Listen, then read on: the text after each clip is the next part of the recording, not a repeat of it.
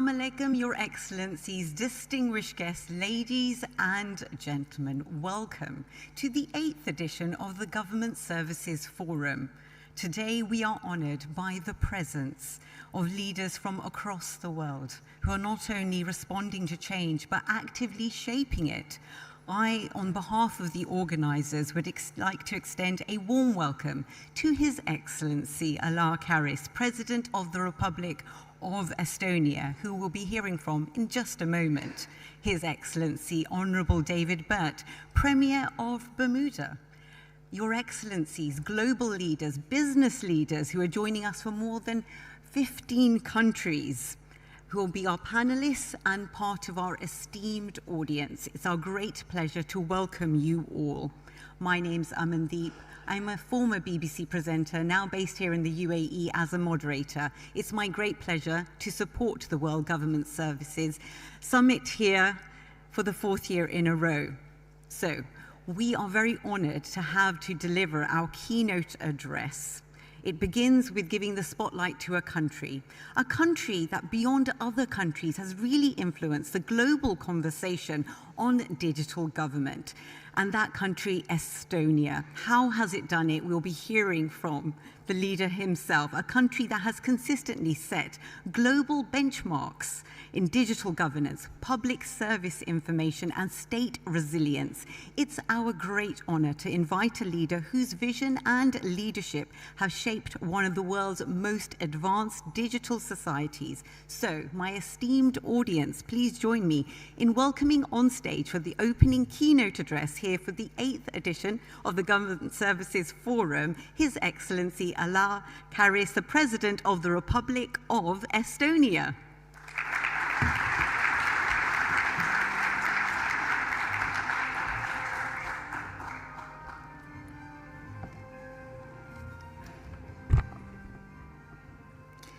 Your Excellencies, distinguished guests, ladies and gentlemen, it's my great pleasure to speak to you here today. I'm especially glad that our focus is not on the anxieties of the world or on geopolitics, but on technology and innovation, and on how we can make them work better for people and for society. I'm also very pleased to be here in the United Arab Emirates, a country that, much like our own, has shown over the past 30 or 40 years that can be achieved with vision, energy, and determination. Your experience proves that rapid progress and development are possible. Technology and the smart, forward-looking use of it has played a crucial role in that journey. At the same time, we should not allow success to blind us. We cannot afford to rest on our own laurels. Instead, we must look to the future with ambition, albeit an ambition tempered by humility. In my remarks, I would like to dwell on Estonia's story of digitalization, how the opening up of the world and our regained freedom made it possible for our small nation to grow and prosper with a very short space of time. Thank you for giving me that opportunity. Ladies and gentlemen, Estonia is often described as being at the forefront of digital governance and of establishing a vibrant startup ecosystem. Today, 100% of our government services are online, allowing citizens and businesses to interact with the state securely, transparently, and at any time. Digital identities are used daily. Prescriptions are issued electronically, taxes are declared online, and data moves seamlessly and securely across institutions. An instrument part of this has been the X-Road, a secure, decentralized data exchange layer connecting more than 3,000 public and private databases. 30 years ago, Estonia had none of advantages usually associated with technology leadership. What we did have was a strategic choice to invest in people, to trust in innovation, and to design governance for continuous change.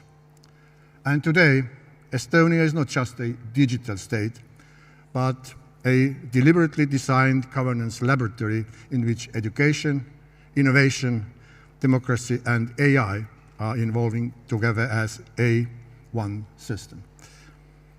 One of the deepest sources of Estonia's digital success lies in education. Our digital journey began not in ministries, but in schools. In the 1990s, Estonia launched the Tiger Leap program, which equipped all schools with computers and internet access and trained teachers in digital skills. This generation is now leading Estonian startup system, driving innovation and shaping our digital public sector. Today, we are taking a similar strategic step in our era of AI. Through the AI Leap, we are embedding AI-supported learning across the entire educational system. The focus is not on using AI more, but using it more wisely. Students and teachers nationwide have received access to advanced AI tools supporting by training not to teach AI for its own sake, but to support the better learning in every subject. We are taking this AI opportunity to rethink the essence of education and the skills we need to offer our young people in today's world. Specially developed education tools help students develop independent and critical thinking, deep understanding, and the necessary digital competences. Teachers use AI both to simplify their work and to develop more effective teaching methods. By equipping citizens with AI literacy, critical thinking, and creativity, we strengthen both our innovation ecosystem and our open society. The second cornerstone of Estonia's success has been public-private partnership, closely intertwined with trust. From the very beginning, we have designed digital governance as a collaborative project with the private sector. Our national digital ID system, for example, was developed with private companies, including banks, which helped establish trust and accelerate its adoption. This approach allows citizens to experience immediate value, building the sort of confidence that later enabled the expansion of digital public services. That partnership model has shaped our entire innovation ecosystem. Digital transformation can only succeed if it strengthens trust. In Estonia, transparency is built into governance by design. Firstly, we have introduced the one only principle. Citizens provide the data just once, and government agencies reuse it securely. Secondly, Estonia implemented a data tracker wherein every citizen can see which official has accessed which of the records when and why. Thirdly, Estonia is very open about sharing information regarding cyber incidents, vulnerabilities, and potential threats. The Estonian Information System Authority published daily, monthly, and yearly overviews of the situation in cyberspace.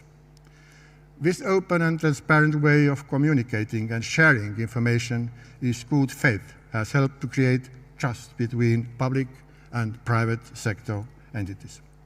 This openness reinforces confidence, accountability, and democratic legitimacy.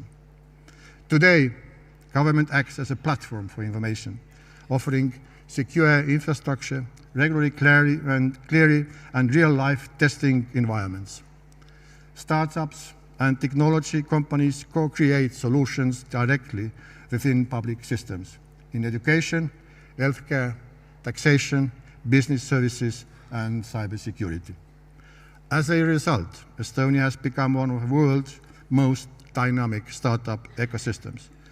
More importantly, innovation is embedded in how governance itself evolves. Estonian advantages lies in having built digital solutions horizontally across government. This allows us to seamlessly embed the new technologies, including AI, across institutions. We are now moving from a digital government towards intelligent governance, where public services become proactive, personalized, and based on live events. AI enables the state to anticipate needs, reduce administrative burden, and focus on outcomes rather than procedures. Families receive support automatically when a child is born. Entrepreneurs are guided through the business life cycle, and social services intervene earlier to prevent vulnerability. Our ambition is to make public services intuitive, invisible, and supportive, allowing citizens to focus on their lives rather than on bureaucracy. This brings me to a central ambition of Estonia's digital strategy. Estonia is building itself up as a safe and trusted testing ground for AI-enabled governance, a sandbox in which new models of digital statehood can be developed, validated, and responsibly scaled globally. Our size, digital maturity, and innovation culture allows us to test solutions quickly, refine them responsibly, and share them openly. In our sandbox, we are developing agent-based public services, live event governance, and AI-supported policy making, always anchored in transparency, ethics, and human-centric design. The same logic guides Estonia's AI initiative, faced with demographic pressure and accelerating global competition. We cannot rely on scale alone. We must rely on intelligence, both human and artificial, working together. AI is designed to apply AI systematically across government and the economy so as to boost productivity, improve services, and support higher value work. It is not about replacing people, but about empowering them and ensuring that Estonia remains resilient and competitive despite structural constraints. Estonia views digital space as our shared global domain. No country and no community should be left behind in a digital transformation. That is why we actively support international cooperation through initiatives such as COSAC, the Global Forum, or Cyber Expertise, EU CyberNet, and UN frameworks. Our aim is to help countries build secure, inclusive, and interoperable digital public infrastructure. Our digital footprint has reached some 150 countries. Ladies and gentlemen, in today's geopolitical environment, digital systems are no longer mere infrastructure. They are strategic assets and targets. Russia's aggression against Ukraine has clearly shown that cyberspace is now a front line of conflict. For Estonia, this means embedding cybersecurity, resilience, and legal accountability into every digital and AI project from the very beginning. Security is not a constraint on innovation.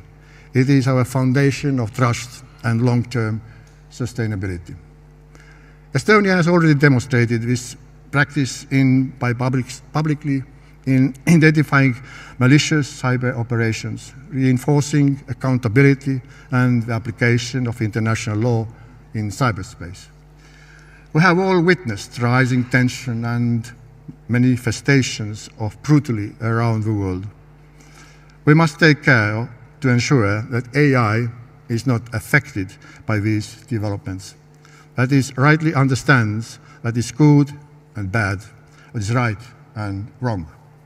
AI should understand and interpret the principles embedded in the UN Charter: territorial integrity, sovereignty, peaceful settlement of disputes, the right to self-defense, human rights and dignity, international law, the same way that the founding fathers understood it and member states understand it today.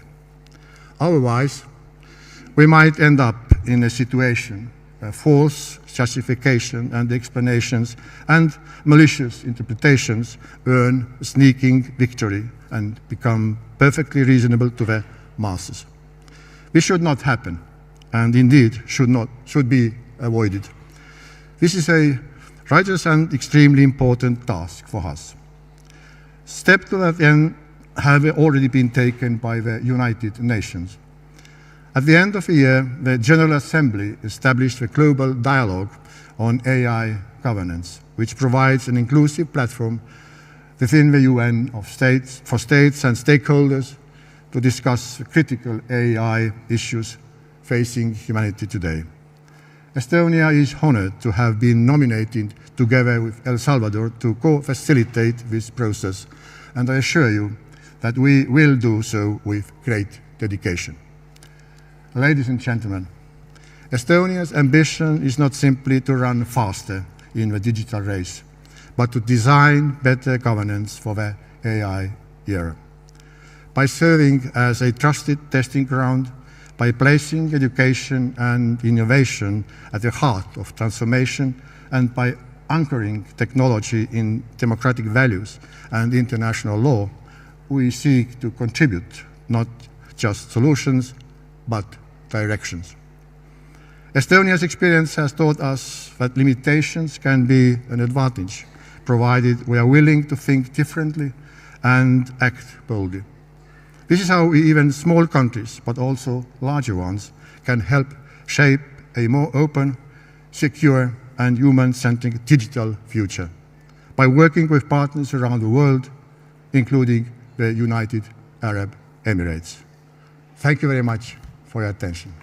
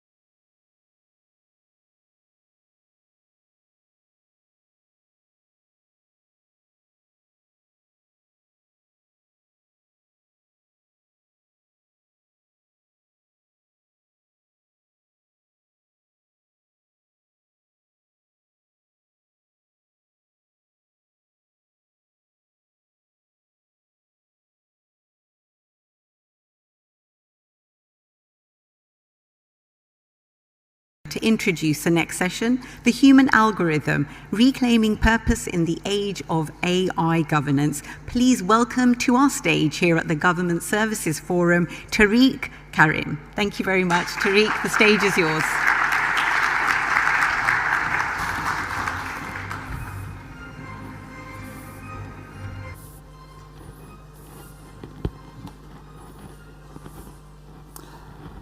Ladies and gentlemen, Your Excellencies, it's a great pleasure to be here talking about an important subject, of course. What are we going to do with the AI revolution? So I'm sure last year someone told you 2025 is the most pivotal year in history. And I'm sure someone would tell you exactly the same thing next year. But think about this. We are the last generation before AI, the last generation that used purely human cognitions. We're just writing and thinking by ourselves in some ways. And I'm sure you remember all these sci-fi movies where someone is talking to a computer, and 10 years ago that felt weird. And now any movie where you don't talk to a computer feels weird. It's kind of funny. Is this a sci-fi movie or Elon Musk's last presentation? It's very funny. We change the world. So today I'm going to talk about AI, of course, the internet, the lessons I've got, and what should we do about it? So very briefly, I've done different things. I've been working in France, in Silicon Valley, but I'm mostly known to be part of what was called the Web 2.0 era. So that's me in green with the founder of Twitter, Google Docs, Wikipedia, etc. It was an incredible time because we could build things, and in some ways, today is very similar. So this is NetVibes and this is Jolly Cloud. I was also very early on because Google always had a product competing with us, so it's an interesting situation. So as I said, we're the last generation before AI, and the mission for us is, of course, all of us to succeed at this transition. We have to get it right. We don't have second chance, unfortunately. And we have to do this while we're living, as you know, in a very turbulent and uncertain world. So, in a nutshell, I'm going to go very quickly here because I think all of us understand that technology changed geopolitics, and geopolitics is also changing technology. This is a new environment we have to live in. And before getting to the AI, I'd like to give you a few lessons from what I used to call the old internet, because I think there's a lot of interesting insight from this. So the internet, sorry, I'm going to be here so everyone can see properly. The internet is, as a good theater piece, a three-act story. The first one was the growth story. It's very interesting because, as you probably remember, everybody talked about the dot-com crash. By the way, it was not a dot-com crash. It was actually a telecom crash. We have built so much infrastructure, and nobody was using it. It probably means something today also because we're talking about similar things in the AI space. But something interesting happened. Google was a small company, and nobody knew about it until they published their first request to go to public. And people understood the most important thing of the internet. The value was not in the infrastructure. The value was in the software. And Google had invented one of the biggest cache machines of all time. And what is interesting is that allowed us to come to the second stage, this consolidation, the rise of big tech. And the most interesting thing is that two technologies, the mobile and the cloud, allowed anyone to build a startup and be able to scale. So suddenly we were like having millions of users, and because of the cloud and because of the mobile, you could have companies like Uber who could be global almost in a day because the technology was, and software was the value creator. The real secret of this era was the cloud capital, the idea that somewhere you have data centers, they cost hundreds of millions, but then you run software that generates billions, that you rent. This is what we usually call software as a service. These people made a fortune because, of course, they were providing all the tools to create that ecosystem. But the reality is that you were basically in two situations. Either you pay the rent to your software, or you collect the rent. And this has completely changed the dynamic of the world because you basically had two spaces, the US and China, who basically were providing the technology, the cloud, the services, the app store, the operating system, etc., etc. Everyone else is basically purchasing technology. That's an incredible model. This is the model we've built. The question we should ask ourselves is, now that we have AI, is it the same thing? Is it the same business model? Is it as profitable as it used to be?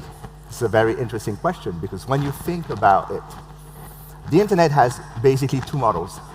I simplified, it's bundle or unbundling. Before you have the cable, you pay a certain amount, you have all the channel, and then you have Netflix who say, you know what, now we're going to pay less and you have specific services. So these are always coming, we always switch from bundling, unbundling. You have all-in-one, and then you have to pay all the apps, etc., etc. And the other thing that is interesting is when you build a company, you have to think about two things. Either you build on top of someone. Let's say you do an app on the App Store. You're building on top of the Apple ecosystem. Or you decide to create the entirety of your business, and you control the entirety of the business. These are the two main way of creating products. In the age of AI, if you remember 2 years ago when someone told you, I have an AI company, what they actually meant is, we've built the product on top of OpenAI and it actually creates some intelligence. The problem, of course, is that this can be cut. Now with the open source revolution, and this is very important, you can have your own system that you control entirely. You can say, in my company, or as a country, we have our own AI, and I'll come to that a bit later. Of course, the question of the platform is always the same. Is it open or is it closed? If you take the App Store, today, if you want to publish an app, you need the permission of Apple to get it out. If you're using the web, no one's permission. You can just start doing things. Similar thing happened in the AI. So in short, you have two models. You have the closed model, which started with OpenAI and Claude, and the open model with open source. And it's interesting to have both, because you need to have a balance between I do not control anything with I control everything. The question is, we are entering an age where the old model, you're only allowed to do things on top of OpenAI or Claude. Now you can actually build everything yourself. So this number has changed. It was $1 trillion, 3 trillion, now it's 10 trillion. It's probably going to be 15. But the question is, of course, how do we make money? This is, you know, of course, this thing. Is it a bubble? Is it a realignment of capital? At the moment, there's about 2,000 data centers being built around the world. Everybody wants to be part of it. Everybody wants to get there. The question is, who will be succeeding? This is an interesting question. The reality is, the reason AI is so interesting is, first of all, a lot of people believe that the next hard problems of the world can only be solved by AI. You know, new antibiotics, anything that is complicated, you just use a lot of GPUs and you throw this problem and you get it solved. There's also the idea now, you know, with CloudBot and the agentic, the idea that AI can let you do things, that someone, just by himself, with an army of AI, can create $1 billion company. Everybody in Silicon Valley is working on this and talking about this. And of course, you have a synthetic workforce. You could say in an army that drones are actually an AI, a synthetic workforce. You're going to have support, anything, task that you could do with humans, now you can expand with AI. And a lot of people have a strong belief that, especially now with the technology, you will be able to at least expand your crowd. So the funny thing about AI, there's the two things you need to understand, is that the system still works. You put a lot of data, you put a lot of money in GPUs, you put it up, and it works. And so far, we call it the law of scale. This law still works, even today. The funny thing is, and this is the most important thing to understand, is how people build startups now because of that. So I'll give you an example of a company called Lovable. Lovable is a company, you just type, I want to do this app, you describe the app, and it generates the app. When they started, they used the old version of Claude, you know, anthropic model. The product was good. They didn't change anything in their product. Claude comes to Claude 4, and now, by the way, it's Claude 4.5. They don't change anything about the product, and suddenly, the product is 10 times better. The interesting thing is, if I was taking an automotive, comparison, it's you just focus on the outside, and the engine is provided. And you start with like a small car, and now you have a Porsche, and then you're going to have a Ferrari, and then a plane. Every time the models improve, the software improves. And a lot of people today are building startups around this idea. Of course, to win the battle, you need all the talents, all the data. We're running out of data in 2030, all the compute, and of course, all the energy. So the thing about AI, it requires cooperation and regulation, and of course, you need to be agreeing on what's going on. And the question is, we have to agree on what's going on in a very unpredictable world. Come to the third act, the breakup phase. We're in an interesting place. We have conversation around deglobalization, the splinternet. I'll come and speak a little bit about innovation divergence and also the AI capital debt. But this is, by the way, the journey of a chip. You know, we always say a chip is only Taiwan and the US. No, of course. The laser you need for ASML is made in California. The lens is made in Germany. You have hundreds of companies. It is a global cooperation. Without this, no chips. The other interesting thing, as you're probably aware, is that the internet used to be a commercial place. Now it's almost a militarized place. You know, we have submarine cables who've been, undersea cable have been severed. You have an incredible activity around this. But what I'd like to point out is what happened with DeepSeek, because a lot of people talk about, you know, DeepSeek it's a cheaper version of OpenAI, etc. The reality is, when I was doing web, the idea was Silicon Valley is doing something, and everyone else is copying. And suddenly, in China with this model, they innovated differently. And now, if you're using ChatGPT, when you see the thinking of the machine, this is an innovation that came, of course, from this. So now, innovation will be different in different places around the world. And the question today is also which kind of ecosystem you want to be in. Do you want to be in an OpenAI, NVIDIA? Do you want to be in a DeepSeek, Huawei, Kimi? And I think people will actually look at both and become what I call swing states. You can lean into one or to the other. But it's an interesting situation right now as a decision you have to do. The other thing I'd like to talk about is the fact that if intelligence is, think about it, now we have to pay to think. This is the new model. And as a country, you want to make sure that every citizen has access to this. So do you make it a public infrastructure? Is it a private infrastructure? These are questions that are happening right now. When OpenAI talked about a bailout, it's not something they discuss randomly. They understand that AI will be as water as part of infrastructure. And these are conversations that are happening right now. So I'd like to give you a sneak peek of what's happening in 2026. A lot of people believe that they should be in control of AI with the question of digital sovereignty and all these issues. This is a box you can buy today. You put it in your home, and you have your own AI system out of the box. You don't need anyone else. If the internet is cut, it still works. And this is the same thing for enterprise. You're going to see more and more people doing this. And there's one reason. Because the running of AI, what we call the inference cost, is going up to the roof. So if you want to control the investment you do, you want to make sure that you have your own data center. I'll give you an example of a university. You want all your students to learn vibe coding. If you use a regular commercial plan, it's going to cost a lot of money. But if you actually have your own data center, it's like a buffet. You can have it as much as you want, and you can have people use it as much as you want. The number one issue of AI this year is how to reduce the cost and controlling your infrastructure.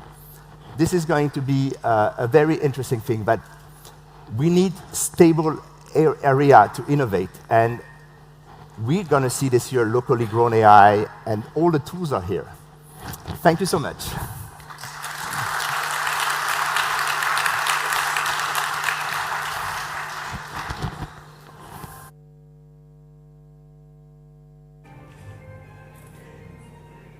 Thank you so much, Tariq Rim. There's a powerful power talk for us. So many key takeaways again. A thought-provoking deep dive into that human algorithm, reclaiming purpose in the age of AI governance. Now, as we promised you, our esteemed audience, we have an action-packed program here for our Government Services Forum. As you can see, the stage is being set by the wonderful team that have been working diligently around the clock for both the content and the creation behind this forum. We have a high-level ministerial panel coming up in just a moment as we set the scene for you. Now, I hope that you have been enjoying our thought-provoking keynote address and power talk from the very start of today. The organizers have been very inspired by the high-level direction that's been provided to us by the leadership in the country. They have encouraged me to share a quote. You may recognize the title of the book, Life Has Taught Me. It's a chapter in a message to my grandchildren, His Highness Sheikh Mohammed bin Rashid Al Maktoum, the Vice President, Prime Minister of the UAE and ruler of Dubai. He advises his grandchildren and by extension all future leaders on how to conduct themselves in public life and says, whatever role you play in your future, let your actions be filled with sincerity and integrity. And he adds, be like the rain wherever it falls. It brings benefit. Be like the rain. It does not distinguish between rich and poor, old and young, human, animal, bird or plant. Be beneficial to all without bias or discrimination. And it's this spirit that we really want to embrace here at the Government Services Forum, in bringing our government leaders, our technology partners together to celebrate not only innovation, but this notion that the innovation that we create should be for the capacity and capability of all good across the world. You'll be hearing a lot from our global leaders that we have gathered, gracing our stage, but also where we can share the journey the UAE is also on.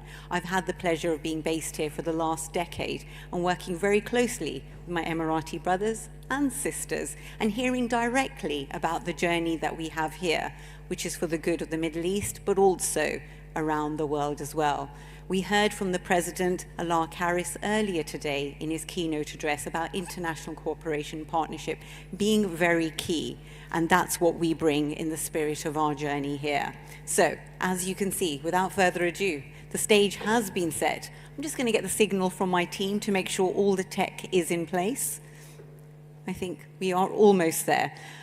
Our first ministerial panel, we're looking at breaking red tape, delivering results, the road to zero bureaucracy. We're going to be defining what we mean by zero bureaucracy and also the journey that we're going to be on here. Bureaucracy remains one of the greatest friction points between governments and people that they serve. Yet across the world, leaders are proving rules can be simplified without compromising integrity and trust that can be strengthened through smarter systems. This ministerial panel brings together leaders who are actively not only dismantling red tape and redesigning justice and public service systems, but delivering faster and simpler and more meaningful outcomes. So we are very pleased that we have both this ministerial panel, but also our guests joining us. So one last tech check to make sure that we are absolutely ready to go. We are. I have the thumbs up. So on that note, I have to say I'm very pleased. Not only am I emceeing the forum, but I get to moderate this panel. So may I please introduce my wonderful guests to the stage, and may I ask my esteemed audience to give them all a round of applause as they take to the stage. The Minister of Digital Economy and Innovation in Gabon, His Excellency Mark Dumba. Please, Your Excellency, come to the stage.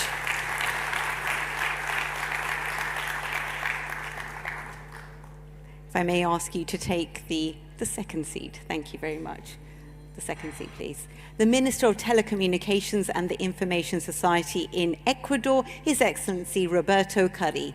Please, Your Excellency, come to the stage. The Chairman of the State Agency for Public Service and Social Innovation in Azerbaijan, His Excellency Ulvi Mediev. Please, Your Excellency, join us at the stage. Fantastic. And our very own Minister of Justice here in the United Arab Emirates and the President of the Federal Judicial Council, His Excellency Abdullah El Nawaimi. And I shall take my position here. And gentlemen, if I can ask you to just position the mics close to you so that we can catch every single word that you have to say. Fantastic. It's wonderful to have you all here. So I believe I've kind of set the scene in terms of zero bureaucracy. But let's define it as we answer our questions and also give our esteemed audience an insight into a global perspective. Gentlemen, it's such a pleasure to welcome you all here to the Government Services Forum. We are honoured by your presence. May I begin By showing a bias, I did declare that I do live here in the UAE, and it's a pleasure to work with all the teams across the country, the international and Emirati talent that we have in this country. So the Minister of Justice here in the UAE, Your Excellency Abdullah, may I begin with you? Yes, please. We mentioned zero bureaucracy. It's been wonderful to get your perspective on it. What do we mean by it? Let's define it. But also, let's hear about the UAE's journey when it comes to the zero bureaucracy agenda, the shift from process-driven to outcome-driven governance. Please, your thoughts. Thank you so much for having me. It's a great honor and a pleasure to be among my colleagues who made it all the way from Gabon, Ecuador, and Azerbaijan. I'd like to answer with a quote by His Highness Sheikh Mohammed bin Rashid, the Vice President, the Prime Minister, ruler of Dubai. His Highness was clear when he mentioned, I just wanted to make sure I get it right. So His Highness said, do not freeze procedures, and do not sanctify laws, and do not believe that systems are more important than the people. So the ultimate purpose of legal procedure and system are to serve the people. So His Highness' message was very clear. It was beyond a strategy or a vision or a roadmap. So if I may begin in the UAE, so to answer the question straightforward, the most complicated, probably a regulation when it comes to the Ministry of Justice, probably the criminal and the civil procedural law. And everyone would think that usually working on a zero bureaucracy in a Ministry of Justice is difficult. But let me talk about the journey of the Ministry of Justice, which began back in the year 2021, when the government first introduced the project of the 50s. So among those projects were two pillars that the Ministry of Justice worked on. The first one was updating our regulations, and the second one was re-engineering to all of our legal and judicial services. So the journey actually began ahead of the zero bureaucracy program. So by the time the government announced the zero bureaucracy program, we at the Ministry of Justice have almost updated 70% of our legal and judicial services regulations, along, of course, with the legal services, the other legal services. So by the time the government announced the zero bureaucracy program, and we had almost updated the 70% of our regulation, and going forward, by the end of the cycle itself, we managed to reach 90% of updating our regulation. So the regulations has never been an obstacle or a challenge, irrespective of the nature of the services that provide. So to answer the question, yes, usually the legal and judicial services are very much interconnected with the regulation, but it has never been the case or a challenge for us, at least in the Ministry of Justice. And that's remarkable progress, Your Excellency, from 70% to 90%, and it's wonderful to get that insight in terms of charting that journey you mentioned from 2021. Arguably, the pandemic, and I'm sure all of our panelists would like to join in on this point, accelerated that digital acceleration.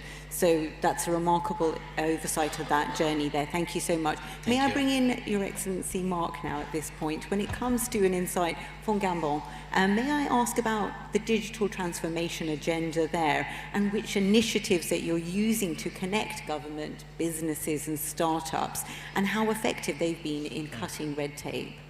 Thank you so much for this really good question. So the way we're looking at eliminating bureaucracy in Gabon is in August, we passed a law on digitization that makes it mandatory for every government agency to digitize.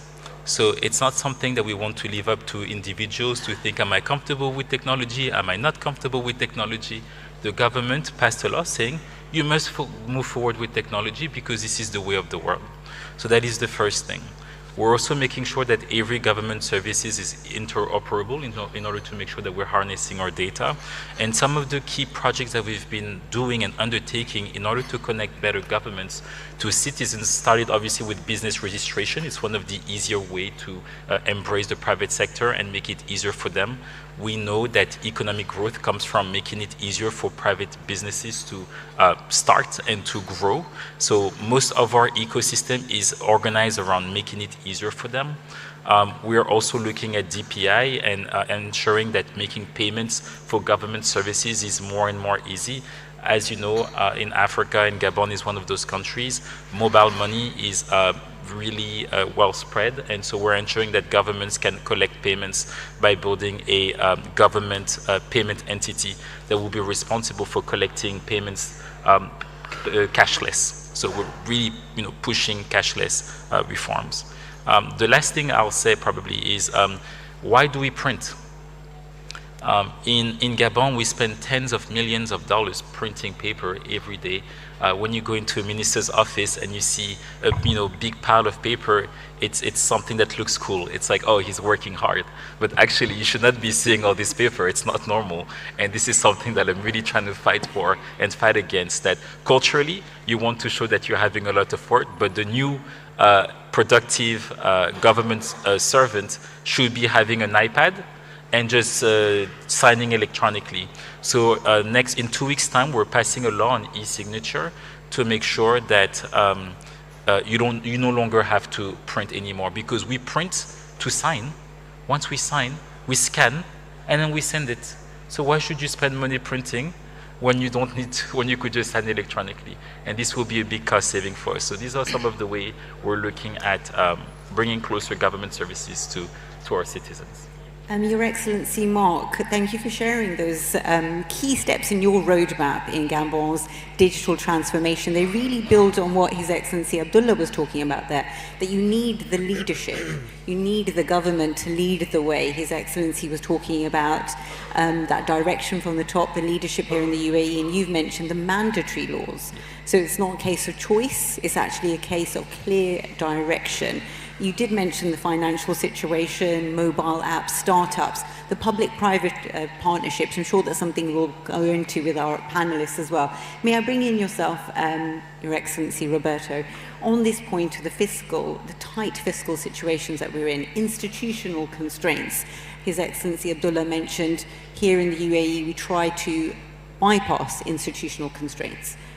What's happening in Ecuador? You're the Minister of Telecommunications and the Information Society there. Give us an insight in terms of the significant digital investment and the transformation there. Thank you. Good morning, first of all, to everyone, and thank you for the space. In Ecuador, we have a very pragmatic approach. It's really hard, I guess, that most of the countries or companies we have, there's not enough cash to do everything that we would like to do. So when, for example, in the private sector, if you have to decide, if you have certain amount of resources and you have to decide what to do to manufacture a new product or to have a new line of production, you have to decide what will have the biggest impact in your income or the biggest impact in your reducing your costs. If you move that to the public sector, then you will think, if I have 3 or 4 approaches, what will be the best approach to improve the citizens' life in the best way? What will they have the biggest impact in the short term? So that's the way that we see it. We try to have a pragmatic way to see which project will have the biggest impact on our citizens to improve their lives, to improve their day-to-day lives with the budget that we have at the time. Now, to do something is better than to do nothing. So when you start with something, then you can start from there and start building from there the other project next year and the next one and the next one. The other approach that has worked to us is to review all the processes that we have. sometimes by redesigning processes, you find improving, then again, processes that has a big impact in the citizens with a small investment. So that's the way what we are trying to improve and the zero bureaucracy in our country.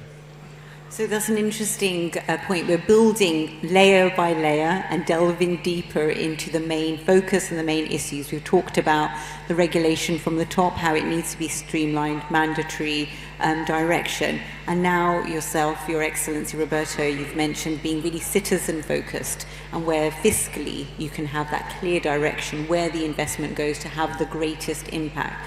Thank you for outlining this. May I bring in Your Excellency Ulvi at this point. You are the chairman of the State Agency for Public Service and Social Innovation in Azerbaijan. Hearing from our esteemed panelists, it'd be wonderful to hear about Azerbaijan's journey, building on this notion, mandatory regulation from the top, fiscally challenged, institutional constraints. When it comes to reducing procedural complexity for citizens, what would you advise? Thank you very much.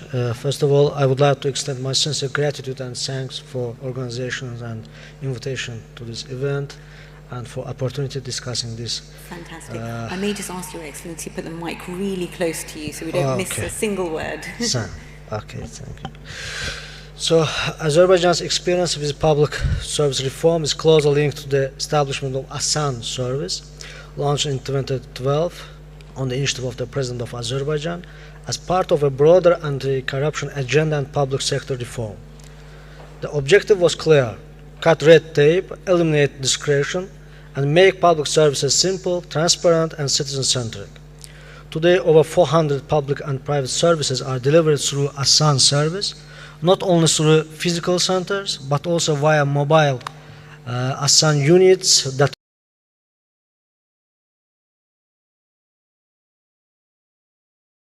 how to understand the languages of dolphins, whales, orangutans, tool-using crows.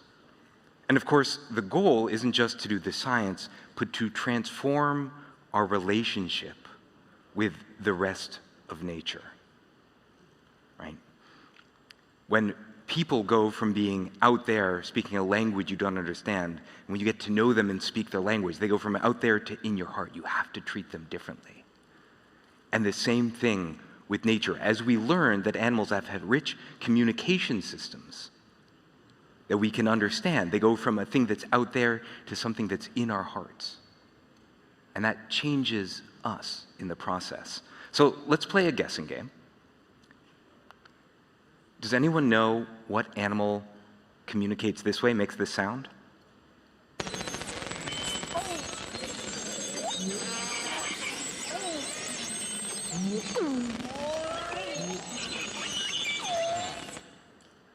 Any guesses?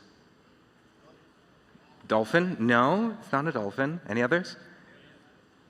It is a kind of whale. These are beluga communicating. And to me, this sounds like an alien modem, right? This is a couple of belugas communicating back and forth.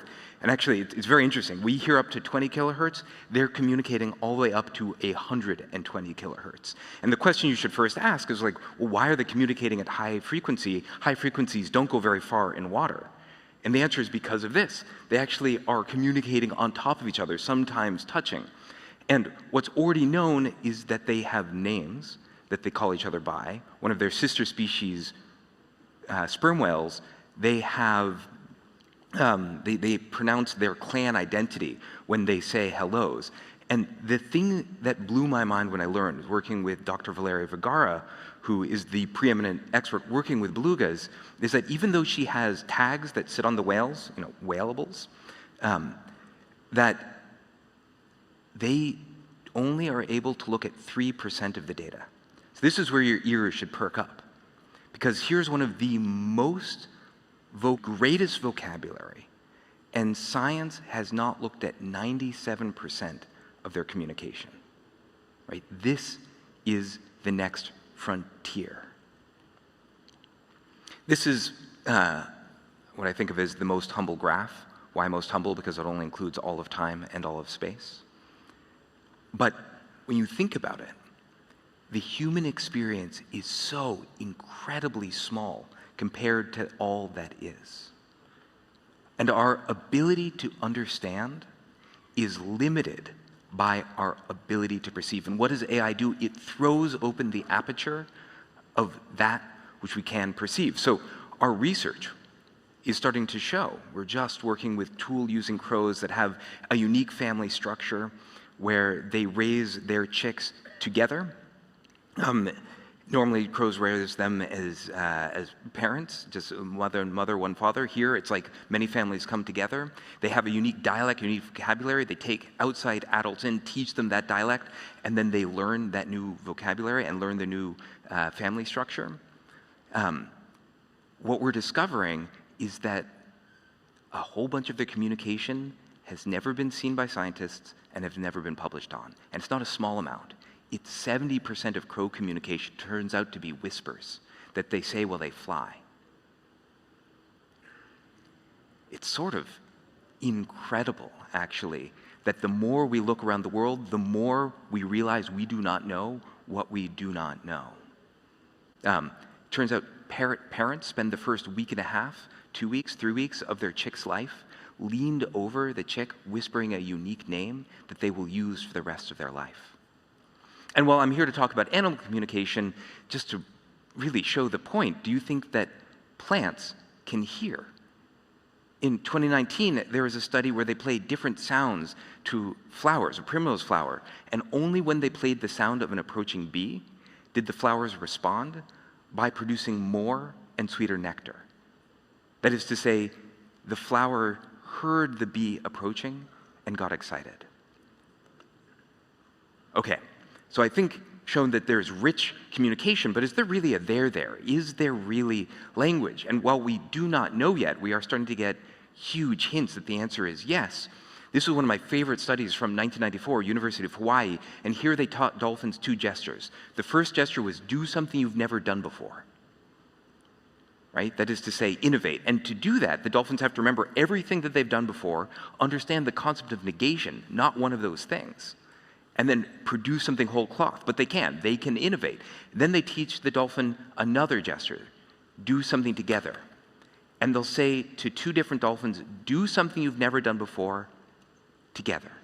Innovate together. And the dolphins go down, exchange sonic information, come up, and do the exact same thing at the same time that they've never done before. So while that doesn't prove representational language, it sort of puts the burden of proof on the other side. But then the question becomes, well, how would you possibly translate a language without a Rosetta Stone when you don't have any examples? And I want to show you all sort of how AI sees, to give you an intuition for how AI works. This is actually how AI sees English. So this is the top 10,000 most spoken words. In this galaxy, every star is a word. Words that mean similar things are near each other. Words that share relationship share a distance and direction, a geometry. So king is to man as woman is to queen. So in this shape, king is the same distance and direction to man as woman is to queen. When you ask the AI how to build this shape, well, it starts to look like this. Imagine there's a point which is dog. There's words for friend, guardian, man, wolf, fur, yelp, howl. Those set of relationships fixes that point in space. And when you solve the massive multidimensional Sudoku puzzle of every concept to every other concept, out pops this rigid structure that represents a language. And then this was the insight in 2017.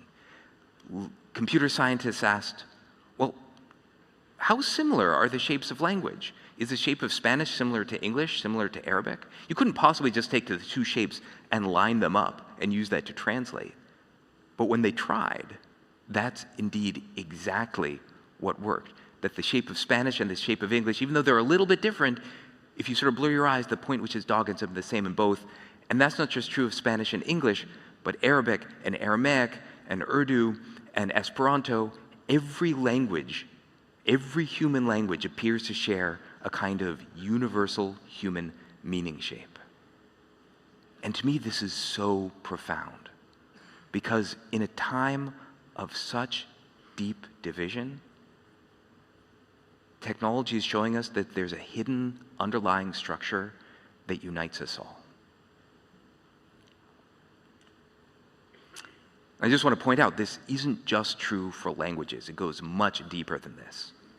So everyone, I'm sure, has used Dolly or any of the other Nano Banana, where you type in language and you get an image that's never existed before. How does that work? Well, this is how it works. You ask AI to build this shape that represents the internal relationships of language. You ask it to build the shape that represents the internal shape of images, the relationships.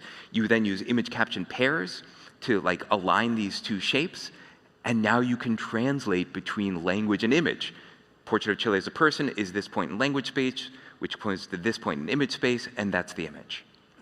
That's how it works behind the scenes. This, by the way, was my face when I learned how all this worked. And it's not just language and image. Everything can be treated as a kind of language. Robotics is a sequence of motions. It's a language. That's why robotics is suddenly moving so quickly. Videos are a sequence. They're a language. DNA is a language. We are learning how to translate to and from every possible language of nature, and that's how we know now that everything that can be translated will be translated. That is, this is no longer a matter of, is it possible to translate animal communication, but when will we translate animal communication? So hopefully now I've sort of demonstrated how we might translate. I've demonstrated that there really might be language. But the question is, okay, so maybe they're communicating, but they're just talking about but where's the fish? How deep could it possibly go? There's something called the mirror test. This is where you take an animal, you paint a dot on the animal, they look in a mirror, and if they start trying to investigate the dot, well, you know that they're connecting that there in the image, in the mirror, that image, that's me. That's self-awareness. These are dolphins looking into mirrors. So you can see they open their mouths, they're trying to investigate themselves, and they're having possibly the most universal mammal experience, which is you look in the mirror and you check out your abs. It turns out, by the way, that a couple species pass the mirror test, have clear self-awareness, including elephants, but researchers didn't know that elephants passed the mirror test for a long time until they realized that they were using small mirrors, which to me is so very human. So when animals communicate, they may well be communicating about one of the most profound aspects of our experience, that of self-awareness, of consciousness. And this was the founding thought behind our project, Earth Species, which was, can we build these shapes for animals? Can we build these shapes for humans? Can we match the shapes together to do translation? And remember, the parts that match, that'll give us direct translations. The parts that don't match, whales and dolphins have been passing down culture for 34 million years. Culture, dialect, languages. Whatever it is that is the solution to humanity's problems, I'd argue it's not in our imagination, because if it was, we'd be doing it. So we are looking for things outside the sphere of human imagination. Where better to look than in the wisdom of cultures that are 85 times longer than our species?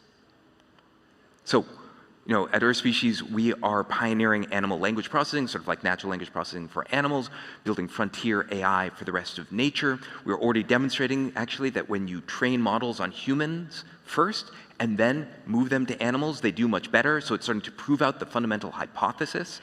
And we're already seeing that these models are accelerating science. They're saving scientists that we work with up to 3 months of doing their work, accelerating across the entire tree of life. That's sort of the side effects, is you need a scientific revolution to drive the Copernican revolution. And the thing that we're seeing is just like when the Hubble telescope was pointed at an empty patch in sky, and what it discovered was not nothing, but everything. That when we are building the new scientific tool and pointing it at a place that science thought was empty, rich animal communication and language, that what we're discovering is not nothing, but actually more than we could possibly imagine. The goal, though, isn't just the science. The goal is a fundamental shift in the relationship with humanity to itself and the rest of nature. And so there is an incredible album called The Songs of the Humpback Whale.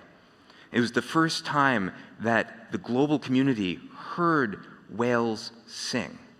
And that album went on Voyager 1 to represent humanity just after the golden on the golden record just after human greetings, gets played in front of the General UN Assembly, and becomes the reason that we banned deep-sea whaling. These shifts in perspective really can change almost everything. And I want to leave you all with another thought, which is that AI, almost all of it, ChatGPT, Claude from Anthropic, Gemini, they're all trained on human data. They are about modeling and extending human intelligence. But that's only half of all of the intelligence we have access to, probably less. We also need to be working on extending nature's intelligence. I've been very inspired here as I've learned about the concept of umana, the idea, as far as I understand, the North Star of being able to play the infinite game on a finite planet, to treat the land we live on as borrowed from our children and then borrowing it from our grandchildren. And I'd argue that despite all of the brilliance of our species, we have not yet figured out how to actually play the infinite game on a finite planet. But ecosystems have. And so before we get to AGI and superintelligence and AI recapitulates all the problems that humans have created, it seems critical that we learn how to have AI think in the styles of ecosystem and nature. If AI trained on human intelligence can do everything that we're seeing, imagine how much more rich and what we might learn, the wisdom of being able to model and extend and have AI extend nature's intelligence.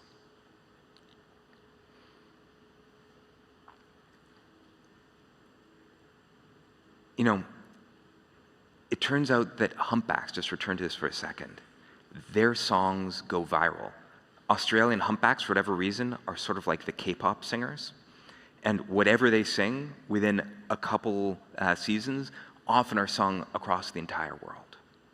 And this speaks to the ethical responsibility of what happens when we start breaking the interspecies understanding barrier in the next 4 years. Because if we just make a synthetic whale that sings, we might disrupt a 34-million-year-old culture. You know, create viral memes. We probably shouldn't do that.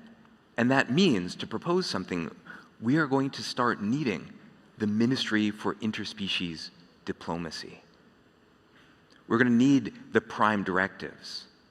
How do we interact with the other cultures and species of Earth as we begin to understand them?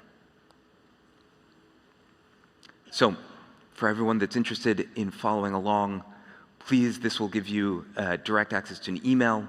We're in the middle of we're a nonprofit. We're in the middle of an $80 million nonprofit fundraise led by Reid Hoffman and Steve Jurvetson. If you're interested in helping think about the kinds of Geneva Convention for cross-species communication that we're going to need, what happens when we learn the wisdom of the other cultures and species of Earth, please let me know. I'll just finally end with this from the late and incredible Jane Goodall when she was talking about Earth species. Ever since I was a child, I've dreamed of understanding what animals are saying. How wonderful that is now a real possibility. The invention of the telescope was an incredible moment in humanity's history because it let us look out at the patterns of the universe, and what did we discover? We discovered that Earth was not the center. This time, powered by AI, our new tools are going to let us look out at the patterns of the universe, and what are we going to discover? That humanity is not the center. And that is the fundamental shift I think we need for all of us to thrive. So, thank you so much.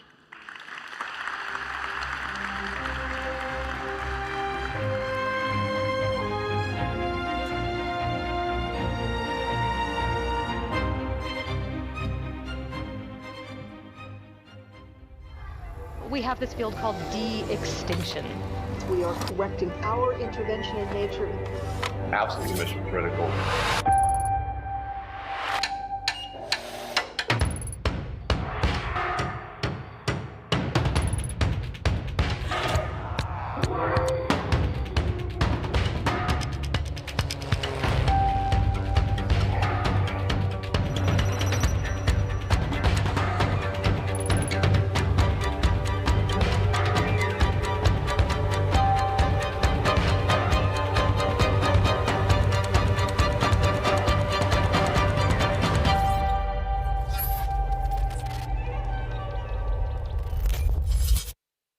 Ladies and gentlemen, the next session is a conversation titled, Can Government Keep Up with Human Imagination? With Ben Lamb, co-founder and CEO of Colossal Biosciences. This session is moderated by Jeffrey Katzenberg, founding partner of WonderCo.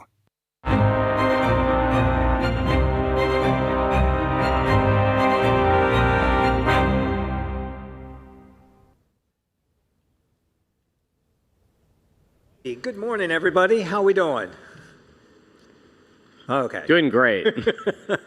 So I'm actually really excited to be here this morning of what I think arguably may be one of the most unique and inspiring stories that we'll all get to hear over these couple of days of this incredible conference. I met Ben about 4.5 years or so ago. I was introduced to him as this tech founder, very successful, done a number of startup companies, and he had a new idea. And his new idea is that he was going to bring back extinct animals, and in particular, the woolly mammoth. And I thought, well, that's just insane. Yeah. I don't know if our first call went that great. But.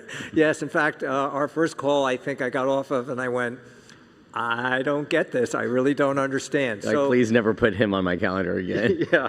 So here we are 4.5 years later, and honestly, what he has done and is doing is quite unique and quite brilliant, and I think of enormous import for our planet. So Ben, if you would, maybe just start off with like, well, what motivated, why did you decide to pursue this idea of de-extinction of animals? Well, I met this guy named George Church, who's arguably the father of synthetic biology. He's the head of genetics at Harvard. He had invented a lot of the read-write technologies that are now kind of like taking over the world when it comes to genome engineering. And he taught me that in my first call with him, he inspired me that we have all the tools and technologies that are needed to actually make this possible, number one. But number two, he also shared with me that we are kind of at this critical inflection point for biodiversity and how we're going to lose up to 50% of all biodiversity in the next 25 years if we don't do anything about it. And this was an interesting way that we could help biodiversity, create technologies for human healthcare, and maybe even inspire the next generation. And I left that call, and as being an entrepreneur, and I'm sure other entrepreneurs in this room have made this statement as like, oh, I want to change the world. I want to make an impact, right? But most companies get bought or fail or whatnot. And what's interesting was that this was a true opportunity to change the world. So I felt as an entrepreneur who had said that 1,000 times in pitch meetings, that if I didn't go pursue this, I would be a hypocrite. Like, this was an opportunity that the universe and George presented to me to, go try to change the world. And so I was pretty hooked from day one. Yeah, but here's the thing, which is you're not a scientist. You don't actually have any background in that. So what hooked you into that? I mean, I understand the ambition of the idea, and that would drive you to it. But what made you wake up one morning and go, I can do this? You actually don't know anything about it. But I think that childlike wonder helped me, right? Because I'm insatiably curious. I love technology. I love the next frontier. But I don't know anything about biology. So it allowed me to ask the right questions. I'm really good, though, about building teams of much smarter women and men than me. And so what was exciting and alluring to this is it's a systems model, right? And so if we got it right, just like satellites or just like software, we just had to build the system, and then we had to put the smartest people on the bus to go drive it. And so I got very attracted to, I had those skills, right? I was like, I can hire, I can raise capital, I can make sure that I unify and kind of break down rules. I sometimes joke the hardest thing we've done at Colossal is not the direwolf. It's actually reprogramming scientists to work in like Jira and software tools. But we made a lot of progress, and I think those were the kind of skills that I brought. But it was just this sense of wonder. And what's interesting is that this sense of wonder from these projects, it wasn't just in me. I quickly found that investors, press, friends, and kids and parents had that same sense of wonder in this project. So I really felt like it was a unifying humanity project from the get-go. So for 25 years, I had a really amazing partnership with probably, arguably, the greatest storyteller of our time, which is Steven Spielberg. And he got drawn in the imagination through Michael Crichton of making this movie Jurassic Park, which went on to create these incredible. So his was, you know, sort of fantasy, and I'm just curious, why did you think achieving this in reality would matter to mankind? How is this going? What is it going to mean to all of us when you are successful? Notice I didn't say if you are successful. I love that. I said when you are successful. Why is this going to matter to us? Why should we care? And we've had some early proof points, so I think directionally we're on the right track right now. You know, I think that we as humanity need moonshots, right? You know, I think that everybody for a long time looked to NASA as like the global moonshot, right? Regardless of what geopolitics were, I think the best brand the United States ever made was NASA. And so I think that we need that, and I think we need that in many categories, right? Like whether it's communicating like with animals like you guys just heard about, or whether it's like reaching for the stars, or whether it's being able to truly bring back extinct species and control biology and directed evolution. I think these are those moonshots that inspire us, that you know, the halo effects of the work are almost as powerful as the actual technologies themselves. And so I think that in our success, we have no idea of what little girl or little boy may end up achieving in terms of like curing cancer or whatever, because they got excited about biology. And that's one of the most, that's kind of one of the biggest drivers for me, is that kids are so inspired by this project that they want to lean in and tell their parents. Actually, 30% of all of our investors came to us because their kids told them about the project. So it's amazing for me. Yeah. So so your ambition here in terms of what this will mean for us is much more than just bringing back extinct animals. Yes, that is a sort of bigger than life fantasy brought to reality, but what does this mean if you actually look in beyond bringing back extinct animals? What does it mean for the world we live in today? For you to succeed at this, what is the larger outcome? So larger outcome outside of inspiring youth and bringing back extinct species is actually the direct application of conservation. So we're going to lose up to 50% of all biodiversity in the next 25 years. It's an existential crisis. And so these technologies, like on the path to bringing back the mammoth, on the path to bringing back the dodo, can be directly applied to animals now. So in a very short period of time, we've already built vaccines and other technologies which are already being applied today in conservation. So we have about 75 global conservation partners. We raised $100 million for our foundation to support those conservation initiatives.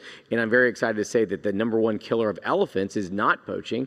It's actually a terrible disease called EEHV. People had worked on it for a long time, but now with us and our technology and our funding and support, we were able to develop a vaccine, and it's already being administered to elephants and conferring resistance. That one single innovation will save more elephants than all of elephant conservation that we've done for all of history. And so those are the direct applications that we are getting today for conservation from this work. So I think it's important for everybody to understand here that these sort of epic media moments, if we can, which are getting people's attention, is on the cover of Time magazine, is on 60 Minutes. We're here talking about it at this conference. It gets your attention, but the real value proposition here is something much more ambitious, and the outcomes that will come out of that, I think, have enormous value and implication. Talk about Noah's Ark, if you will. So Noah's Ark 2. Noah's Ark 2.0, right? We were very, very fortunate to work with the Dubai government in the UAE and Sheikh Hamdan and his team to work on this concept of a biovault, right? Because there hasn't been the equivalent in the same efforts in preserving species for scale like there has been with the seed vault. And so one of the concepts that we have at Colossal is not just de-extinction, but also species preservation. So the idea that we can go build a distributed network of biovaults where we can actually preserve cells, tissue samples, egg and sperm, embryos and whatnot, not just of one species, so not just like 2 by 2 like with Noah's Ark, but as many as we can get, and we can also do all the genetics and understand genetic diversity so that you can understand bottleneck. We can build a backup plan, right, for conservation, for science, and you know the sad story though is that while we're losing species, conservation does work. It just doesn't work at the speed of which we're eradicating species, right? And so we need a backup plan. And so this idea that we could build this distributed biovault network and launch it here in Dubai and in partnership with the Museum of the Future was something that was very, very exciting, because it's also not going to be just some weird biovault that's in the corner that no one hears about except a couple of elite scientists or conservationists. We're wrapping an educational experience around it because we want to bring kids in and parents in and make them citizen scientists for conservation, but while also kind of having that to be the gateway to talk about, you know, genetics and other things. Right. So again, maybe just a little bit more insight into, is this just a big refrigerator? Like what is a biovault? So it does have large cold storage and cryopreservation, including liquid nitrogen and others, but it also has the cell lab, right? We're actually not just freezing cells, but we're creating immortalization for the cells and whatnot. It also has a genomic sequencing core, a data core, right? And you know, I won't pick on anyone, but you know, the GLP-1 craze that went out there and has created $1 trillion market, that came from studying a non-model species. And so much of pharma and biotech is studying individual, you know, mice and pigs and non-human primates, but not enough work is going into studying these non-model species, these things that aren't in the lab. But some of the biggest breakthroughs can come from that. Like elephants don't really get cancer, right? Birds have a much better immune system than us. Gila monsters, this little venomous lizard, you know, created the entire Ozempic craze, right? And so if we lose those species, those are huge applications to human healthcare even, that if we lose them, we never knew that they had them, right? So it kind of has a dual purpose of preserving what's here and ensuring that we have a safe backup plan. But number two, it also gives us a way to do data modeling on how that could be applicable to human healthcare and some of the things that we can learn from nature if we just don't eradicate it. Great. So a little bit of a pivot here. There's obviously genetically inside of you a little bit of P.T. Barnum.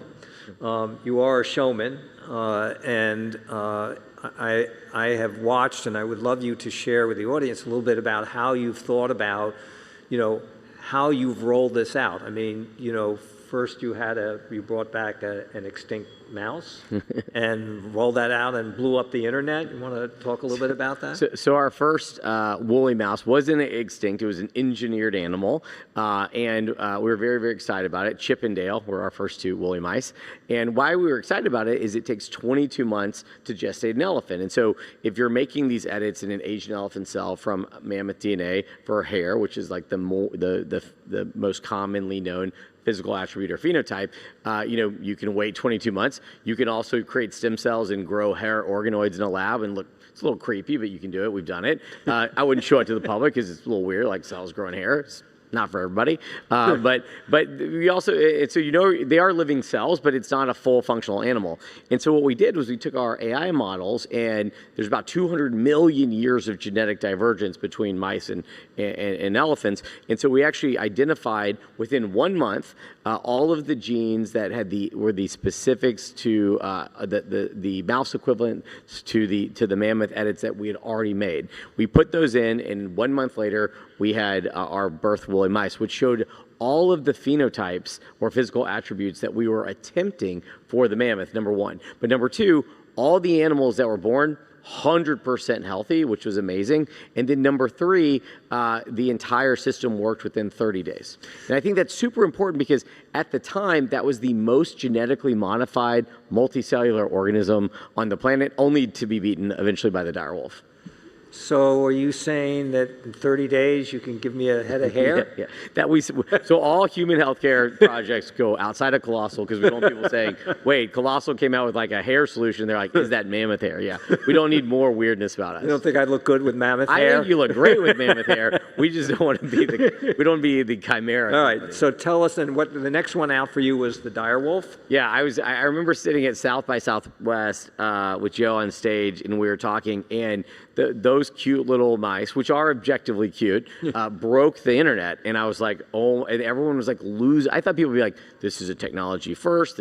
They are scaling the technology. They're being thoughtful about animal welfare.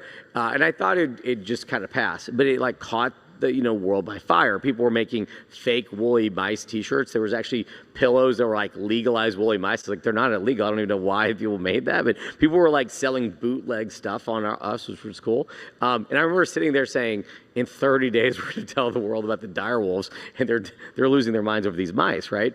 And so we announced the dire wolves, right? So we created 3 dire wolves. We took a 73,000-year-old skull in a 12,000-year-old tooth, did all the computational analysis, and we made puppies.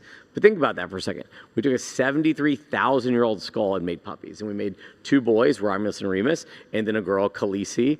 A lot of fans of Game of Thrones informed us that the dire wolves were House Stark and not House Targaryen, and how we made a terrible mistake with the naming. And so we got a lot of feedback. We were trying to be nice. But it created this pop culture moment. And what was interesting, to your point on showmanship and entertainment, was some of the ways that we think about these projects are how they impact the ecosystems, how they can help conservation, but how we can bring the public in, right? Many people, including several people on the Game of Thrones cast, I won't name names, believe that dire wolves were mythical creatures, right? And so if you can bring back an extinct species that has an application to conservation and do it in a fun and interesting way that's healthy for the animal, but you can then bring all of these people into science, why not? And we showed it, I remember showing it to George R. R. Martin, and he literally cried the first time he saw it. He goes, is that what I think it is? And to have that emotional response to then bring people to science and conservation, that's core quest line for us. So I understand that you made Tom Brady, Paris Hilton, and Mr. Beast cry also. Want to explain that? They all reached out to us, let's be clear. So we are not actively pursuing them. We are not as connected in that world as you are. And what's interesting is like Tom became, I'm not a big sports guy, sorry, but I'm just not. And you have to be under a rock to not know Tom Brady. I know. I'm not a complete moron, so I know who Tom Brady is. But at the same time, so Tom reached out because his kids told them about it, right? Which is crazy. Mr. Beast reached out because he said, this is the coolest thing ever. It's perfect for my audience, right? And so we really have had this influx of people that have been interested in leaning in and help tell our story to that next generation because they care about the conservation and the science applications. So looking ahead, in literally less than a handful of years, in a few years, we are going to have a woolly mammoth. Yes, 100%. 100%. No we're going to have a woolly mammoth. So what does that mean for nature, for mankind, for colossal? I think that the way I look at it, and I may be closer to it than others, but I really think of it as kind of like the moon landing for biology. I do. I think that hopefully it's an event that all humanity can come together. We work with 17 academic labs across the world. We fund 80 postdocs in academic labs. We work with numerous governments, right? And so hopefully, we take samples from Russia and Canada and everywhere, right? So we think this really transcends geopolitics and boundaries. I really hope that it is that moon landing moment for biology, and people see what is possible when all these people come together, and all these scientists and AI models and engineers come together to have one common goal. I really hope we have that moment, and I think we will, right? And then I hope it inspires, kind of like how SpaceX has inspired so many people that want to go in to be engineers, right? I hope that we do the same thing for geneticists and conservationists. So last question, which is, if we go 10 years from now, maybe even 20 years from now, what's the dream? What has Colossal achieved, and how has it changed the course of this planet that we're on, and nature, and our relationship with nature? Yeah, I think if we go 20 years ahead, I hope we have successfully delivered on all of our promises for the extinct species and successfully rewilded them back into their natural habitats. with government and indigenous people and the public at large support, number one. Number two, I hope we have a distributed network of biovaults that have backed up all critically endangered and all keystone species around the world. And then number three, I hope we get a little bit further on our artificial womb work, so we have a production system where we can engineer in lost genetic diversity and productionize endangered species development and have a world of abundance of animal life through technology. Ben Lamb, a real visionary doing something that literally will change the world. Thank you, Ben. Appreciate you.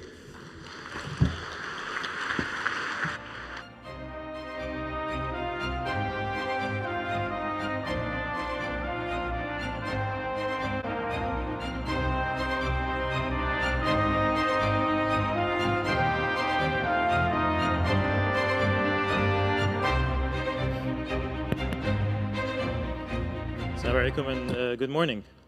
My name is Majid Mansouri. I'm the executive director of the museum, and we have one more thing. We want to bring back Ben. Please come back to the stage. So for those of you who have been here yesterday, we had a experience of the Museum of the Future. Which is amazing. Thank you, and we worked together on it for quite some time. Very excited. We hope you visit. There's a very big mammoth structure. I hope you don't miss. But maybe Ben, you want to tell us a little bit more about it? Yeah, I'm really excited about it, right? As I mentioned on stage with Jeffrey, this idea of a biovault as a Noah's Ark 2.0, as he called it, and doing it here in Dubai is something that we're incredibly passionate about, right? We really do need a backup plan for life. And our vision is to not just do that, as I mentioned, in kind of some cold, dark corner, but to do it in a way where we can actually wrap educational content around it, make it a living lab, right? And so it's a combination of museum and experience, educational content. It is this secure biovault for the world and the core hub, the core hub for this spoke model that we're putting together. But then also, working with Majid and team, making it a living lab so that we can actually be doing conservation work here in the UAE to start, and then in through North Africa and beyond. And His Highness Sheikh Hamdan bin Mohammed bin Rashid Al Maktoum announced yesterday on X that we'll have a permanent biovault at the museum. It's the first of its kind biovault in the world, and our focus is to get as much endangered species from the region biobanked at the museum. His Highness' vision of the museum is that it's a living lab, so we're very excited about that. And it's also really one of the reasons why we thought that announcing it here at the World Government Summit was because all of you can play a very valuable role in working with your governments, and we can help train and support and build capabilities for species protection and biovault, and then leverage this shared resource that the UAE was so gracious in investing in and starting to build with us. But that's why this World Government Summit to us is so important, because you all have so much incredible biodiversity. We're starting here in UAE in the Arabian Peninsula, but then want to quickly expand out.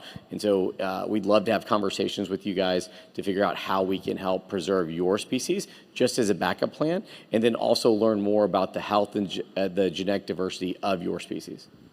And when can we have it in the museum? So I want to have it in 2027 or sooner. Okay, I mean, in the UAE, everything is possible, so we'll definitely make it happen. Awesome. So 2027, we'll open the first biovault here in Dubai. Thank you very much. Thank you.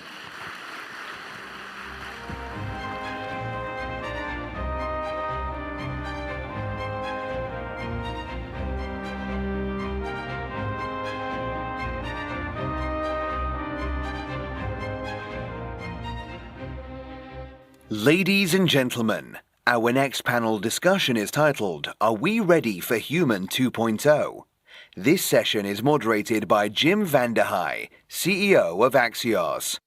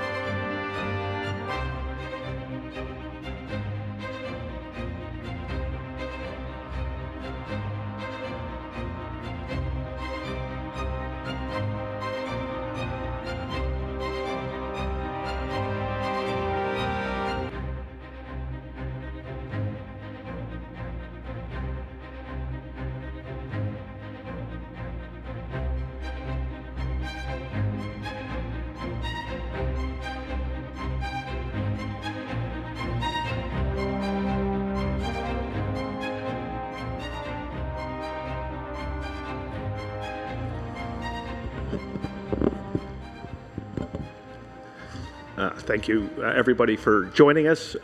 Nolan, really appreciate you coming all the way to Dubai to share your story. I'll summarize your story, and then you can kick things off. 10 years ago, you had a freak accident. It left you without the ability to move or feel beneath the shoulders. You heard about Neuralink, Elon Musk's famous project. You didn't think you'd ever be considered. It sounds like you kind of joked in your introductory notes to him. It turns out they were looking for a needle in the haystack, somebody who was healthy, somebody who was sharp of mind, and somebody who was willing to be the first patient. You're the needle. Tell us what a difference it's made, and tell us exactly what happened, how it worked. You have a chip with little threads planted in your frontal cortex. Mm-hmm. Yeah, so like you said, I never thought I would be selected, ever. I had applied for quite a few studies, spinal cord injury studies, things of that nature, a big database, and I never heard back. So something with Elon Musk's name attached to it, it just seemed like a different world. I never thought I would be in this position, but I guess they were looking for someone like me. I don't know why. I don't know what that means exactly. But yeah, so how it works, like you said, I have a chip that was implanted onto my skull, and there are 64 threads with 16 electrodes on each thread. I think that's about right. Implanted in my motor cortex on my left side of my brain, specifically correlating to my right hand movement. Obviously, I can't really move, but all the signals are still there. When we did an fMRI, it's just what lit up most on the scans. And so now I can control the computer with my thoughts. That's kind of the very basic level of it all. Yeah, And as you control the computer with your mind, what types of things you're doing? You're obviously proficient at video games. What other things are you doing with your mind? Yeah, so video games came first. It was something that I had a passion for before my accident. I had a lot of fun playing games. It's one of the first things that I did after I got full control of the Neuralink. I just played video games for hours, and it was great. But over the years, not having spent a lot of time playing video games for 8 years, I quickly moved on to other things, how I could improve my life, what I could do now that I couldn't before. Controlling a computer, I think a lot of people take for granted what they're able to do, what they can do with just a computer. For me, it became reconnecting with the world in some way, whether that's through social media or texting or emailing. I just was reconnecting with my friends and family and people who I had never met, doing interviews and all sorts of things, and I was scheduling everything. And then moving on to starting a business, what that looks like. Am I capable of it? And it turns out I can do a lot more than I thought I could. And then going back to school, I had my injury a couple months after my senior year of college, and I was a terrible student then, so I didn't finish my degree, but I decided to go back to school. So last semester was my first time back. I took 22 credit hours. I got a 4.0, so I was much more capable than, like I said, I thought I was. Went back for neuroscience because it's something that I am very interested in now, and maybe someday I'll continue that and get some sort of a master's and PhD and be able to affect the field a bit more than I am now. Thank you so much for sharing. It's amazing.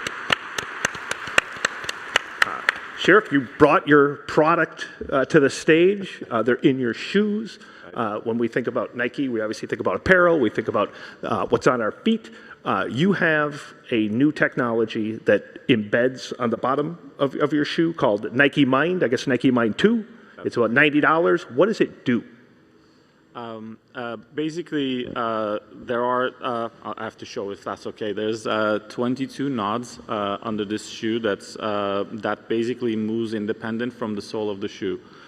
What it does is it activates the sensors under your feet. Inside your palms and under your feet are the most sensors in your body. And when you wear a regular shoe, all those sensors feel the same thing, so no data is transferred to your brain. But when you walk on these shoes, they individually activate those sensors and send data to your brain. As a result, you get brain activity. When you walk around wearing these shoes, you get up to 15% more brain activity. What it does is it makes you feel more present. And at a time that we live in where there's a lot of distraction around you, all the devices, all the data that we're receiving, all the information from all sorts of all kinds, being able to be present becomes more and more important. And not in an opposing way, but in a complementary way. So the idea is actually, as we move forward, we see two patterns. You know, you're either a distracted human, or you're either a person who's able to train your mind and be more present as well. So this product kind of helps you be more present and be more in the moment and feel the surface that you're stepping on. And that's a really important contrast to everything else that's working for you in a different way. So if we switch shoes right now, I would feel instantly different. Instantly, yeah. I would. You know, we should try it. I don't know if the stage is the place. We won't. Yeah. Amazing, Tom. I'm a Aura fan. There's probably a lot of people wearing Auras in the audience. The three on this stage. Three on this stage. Yeah. Give us the state of the technology, what we'll see in the next year, and we'll save for later kind of the more futuristic dimension of it. Well, the Aura Ring is a powerful biometric sensor that you wear continuously. There's a software application that makes predictions for you. And I think the thing that's most powerful about what Aura is doing is that on one hand, we try and modify your behaviors by telling you things that you don't know.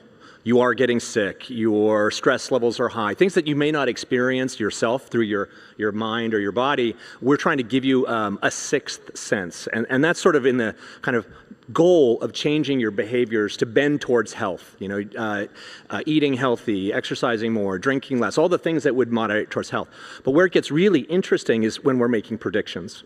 You told me before we got on the stage that you had been told many times when you don't know you're getting sick and Aura informs you that you're getting sick, you have a chance maybe to not kiss your child and infect them, or maybe you rest and you don't actually get a full-blown sickness, you get a less sickness. And I think that capability, it can happen on a micro level, like 2 days from now, you're going to be sick and you're going to want to be sitting on the couch watching Netflix and drinking tea. But I think where it gets really interesting is when you can make a prediction that's about where you're going to be a year from now, 2 years from now, 10 years from now. We can predict all sorts of things about the human body using the power of machine learning and AI, and we can use those predictions to not just make you healthier, but make the healthcare system healthier. Blood pressure is next. When will we be able to check our blood pressure with our Aura Ring? Well, we can today. And so we everybody who has an Aura Ring today, we would be able to make an estimation of your blood pressure. Today we're running a large-scale observational study, 100,000 participants, where we're actually correlating what we're predicting and what's actually happening, measured through an independent gold standard. And I think for us, accuracy is everything. That's why we measure from the finger. If you measure from the wrist, unfortunately, it's not as accurate. You're going to be gaining, the noise that you gain from all of your bones and sinew here. So for us, being able to be accurate about blood pressure is critical. Why is that? Well, because blood pressure is a clinical measure. It tells you whether you have hypertension or if you have hypotension, whether you're headed for a stroke. You can't make that mistake. If I tell you you're going to have a stroke and you don't, that's terrible. What a terrible thing. We would never want to do that. So accuracy is key. One of the cool things about this conference is the focus on the future.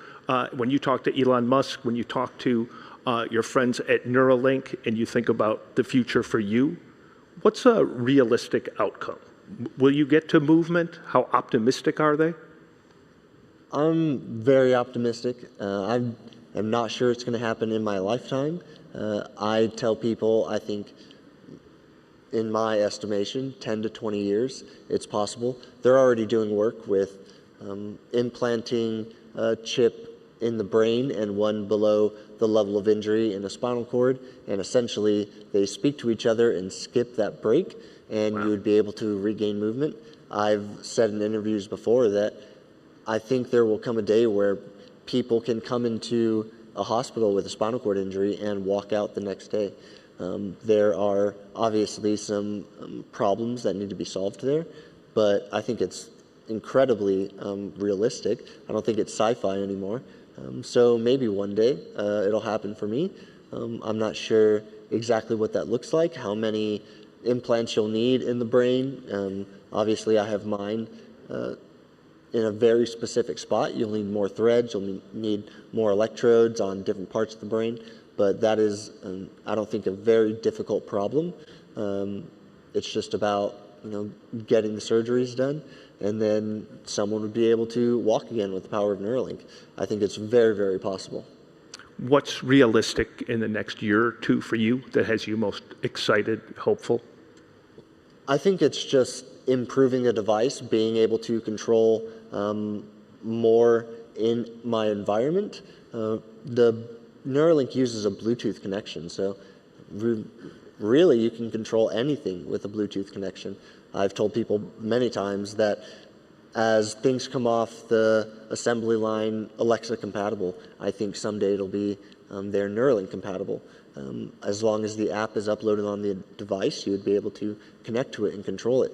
So that's what I'm looking forward to, being able to just control more with my Neuralink. The wheelchair would be a pretty cool next step. I've told them plenty of times that I am more than happy to test it out when they figure it out and not near any bodies of water or traffic. I think that is a really cool next step for them. Very cool. When you think ahead 2 to 3 years, putting on shoes, putting on apparel, it carries a Nike label. What's it going to do that it doesn't do today? Well, we're working on quite a few things, but the ones that we've revealed recently, obviously, building a connection between your mind and your body is one approach. And then we have recently just introduced the amplified product that kind of amplifies your movement, so helps you walk a little bit faster, make your movements a little bit more comfortably. That's actually a piece of electronics, right? There's electronics embedded into it, correct. And then we've also just this week are introducing a new jacket that is inflatable with air, which you can adjust the temperature. According to the temperature outside, you can adjust the air of the jacket. Air is the best form of insulation out there, so you can adjust the amount of air inside the jacket to adjust your warmth. It's a different approach to including for frigid temperatures. Yes. Yep. Amazing. Amazing. And when you think about the ring a couple years from now, I've seen you in different interviews talk about sort of the doctor on your finger, or sort of the doctor with you all the time. 2 or 3 years, like what's happening with our wearables? Is it just a ring? Are there other devices on our body? And what are we doing with that information that would make our life better? I think interesting, there's a real thread of humanity that runs through all of what we've talked about. Your shoes bring you back to humanity. You're being recovered to what is a function that you love by the power of technology. And I think if we do this right, it's actually not about making you less human and more bionic or more technological. It's actually about making you more human. And so for me, I think as we think about the ring, there's things that will be going forward. There'll be a cloud of wearables, and based on the use case, maybe based on your illness or based on your physical condition or your goals, maybe you'll use a different cloud of wearables. Maybe you'll have glasses that work with your ring, that work with a sensor on your body for a different kind of hormone, something like that. There'll be a cloud of wearables, but it'll be different by use case. But what won't be different was there will be a way to understand you over time and in the specific case, meaning that my physiology is not the same as yours or as yours for obvious reasons, but what's the machine learning model that knows me best? And what sort of the predictions can the system make about me that are germane to me? What are the potential illnesses I might have? What's the trajectory of my health? How can I change that trajectory for the better? I think that power will come through a density of data across multiple sensors. And as I said, everyone's already got a supercomputer, and this device can make predictions that are mind-boggling in terms of their ability to understand the future of someone's health or physiology. And I think we're going to be in a world where you're going to be the CEO of your own health journey. Your doctor, who today has 100 patients, he'll have 100,000 patients because he'll be doing this through remote sensing, machine learning, artificial intelligence, and really a new structure for healthcare. Is the biggest obstacle to getting to that, is it the technology or is it the regulatory environment? I think it's a little bit of both. I mean, obviously, you want a wearable that fits into your life, right? You want something that doesn't nag you, or we don't want another digital mouth to feed. And I think that's where the Ring really excels. It kind of fits into your life very well. And I think that's about the sort of, how do you change someone's behavior? Well, it's compounded over lots of small changes over time. That's the power of the Oura Ring. The flip side of it is that I think the world has been, for medicine in particular, in a world of scarcity. There's not enough doctors. There's not enough knowledge. There's not enough technology being made available because the companies that produce it have economic incentives to make as much money as they reasonably should from a device. But I think actually where we want to get to is a place where it's a new model of medicine. And I think the regulatory waters are seeing the changes of AI, seeing the changes of wearables, seeing changes like Neuralink, and realizing that we're on the brink of something that's really transformational. And that I think really the regulatory winds are going to shift to support this new model. Rooms full of people who are optimistic about technology, or at least realistic about technology. As we wrap, a lot of policymakers in the room, a lot of people building products, funding products, so we should be clear-eyed about the pros and cons. As you think about Neuralink, you think about your own journey, what should we watch for? What should we be careful of? You're literally on the cutting edge. Yeah, I think the human aspect is the most important here. We want to preserve the integrity of the technology and the product itself. We need to make sure that what we're doing is improving people with, say, disabilities first. We're helping them first, and then can come enhancement. I think that is a huge first step. We need to make sure that humans retain not just control, but their consent, and be able to give the right, be given the right opportunity to retain as much autonomy as possible through this process.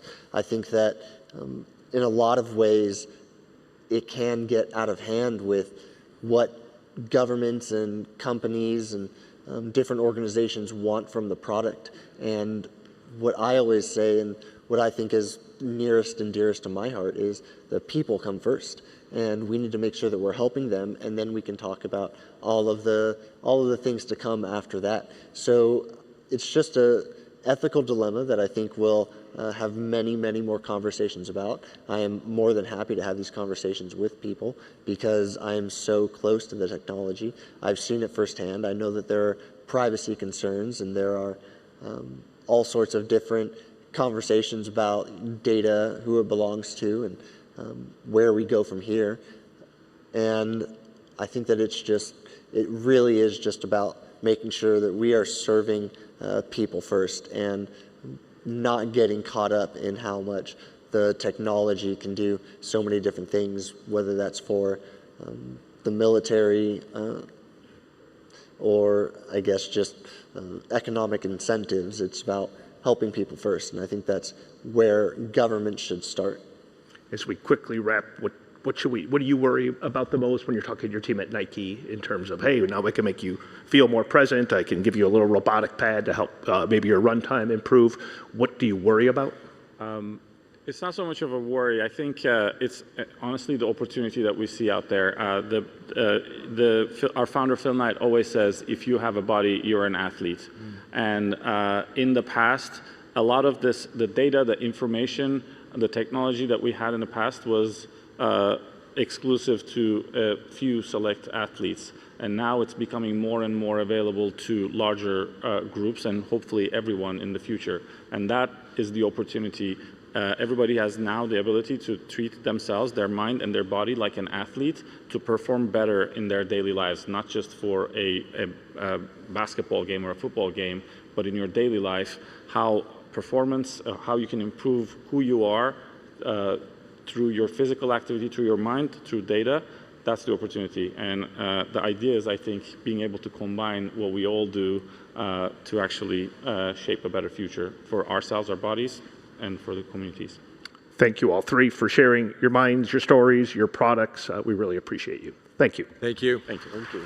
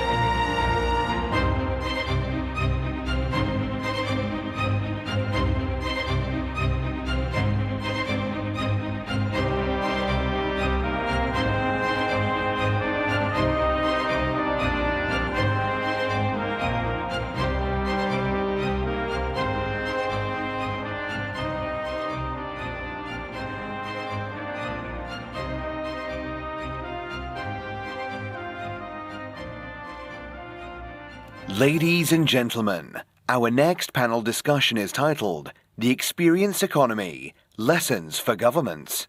This session is moderated by Lou Dickey, Chairman of Modern Luxury Media.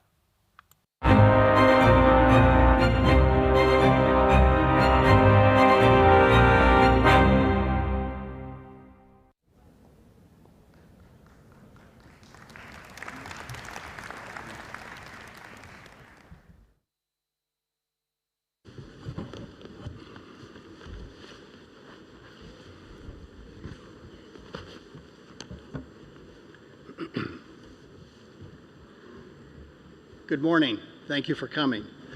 It's an honor to be here at the World Government Summit. For much of the past century, luxury was defined by objects, what you owned, what you displayed, and what you accumulated. Today, however, luxury is increasingly being defined by experiences, how something makes you feel, what it says about your values, and how deeply it connects you with place, with culture, and with story. And this shift really matters, not just for brands, but for governments. Experiences have now become a form of soft power, an important form of soft power. They shape how nations are perceived, how cultures are understood, and how trust is built in a global competitive landscape. And I would have to say that Dubai, in my experience here, is an exemplar for the world in how to do this very, very well. Luxury and creative industries now sit at the intersection of culture, of commerce, sustainability, and identity. From hospitality and fashion to tourism and media, they influence how people experience countries, not just visit them. So today's question is a simple one with complex implications. Who really drives the experience economy? Is it governments through policy and stewardship? Or is it brands through innovation and storytelling? Or is it consumers through changing expectations and values? And our panel today brings together unique leaders positioned to address these questions. Together we'll explore how the experiences are created, protected, and elevated, and how collaboration between the public and private sectors can shape a more sustainable, authentic, and compelling future. And with that, let's get started. So we'll begin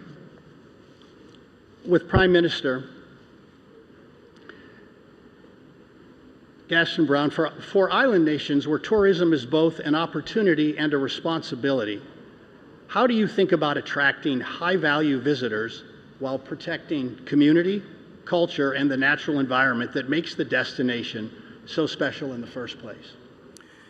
Thank you very much, Excellency. We have been transitioning our tourism product into a high-value product, one in which our culture is actually integrated into our tourism product. We observed over the years that the volume tourism that we were chasing, that it did not create the type of returns to uplift our people, to provide the type of opportunities. But as a consequence of the transition that is taking place now, we have attracted a number of high-end brands, and as a consequence to the experience from visitors is such that we're getting more return tourists, and the visitor spend would have increased significantly to the extent that our people are earning higher salaries and wages. And the actual rating of the destination has improved significantly. In fact, Antigua and Barbuda is now emerging as one of the most significant luxury destinations within the Caribbean, one in which visitors come to our shores and they not only experience the international cuisines, but international cuisines that are mixed with our culture, our own food and beverage, in which there is, let's say, a very delightful combination of international cuisines using local material, even in terms of our foods. I'll give you a case in point. Our spiny lobster, for example, is prepared in such a way that is easily one of the tastiest cuisines, lobster cuisines you'll find anywhere in the world.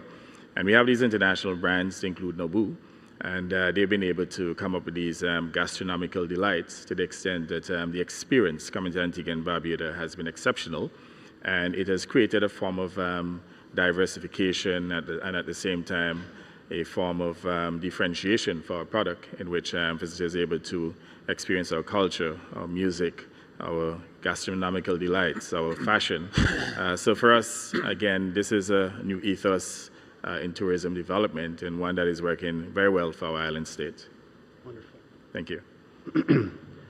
Prime Minister, Montenegro has redefined success by prioritizing well-being, culture, and environmental stewardship over pure growth. What lessons can the global luxury and tourism industries take from that approach as they shape the next generation? Thank you. So Montenegro is a country that is the first country in the world that announced itself in a constitution that it's an ecological country.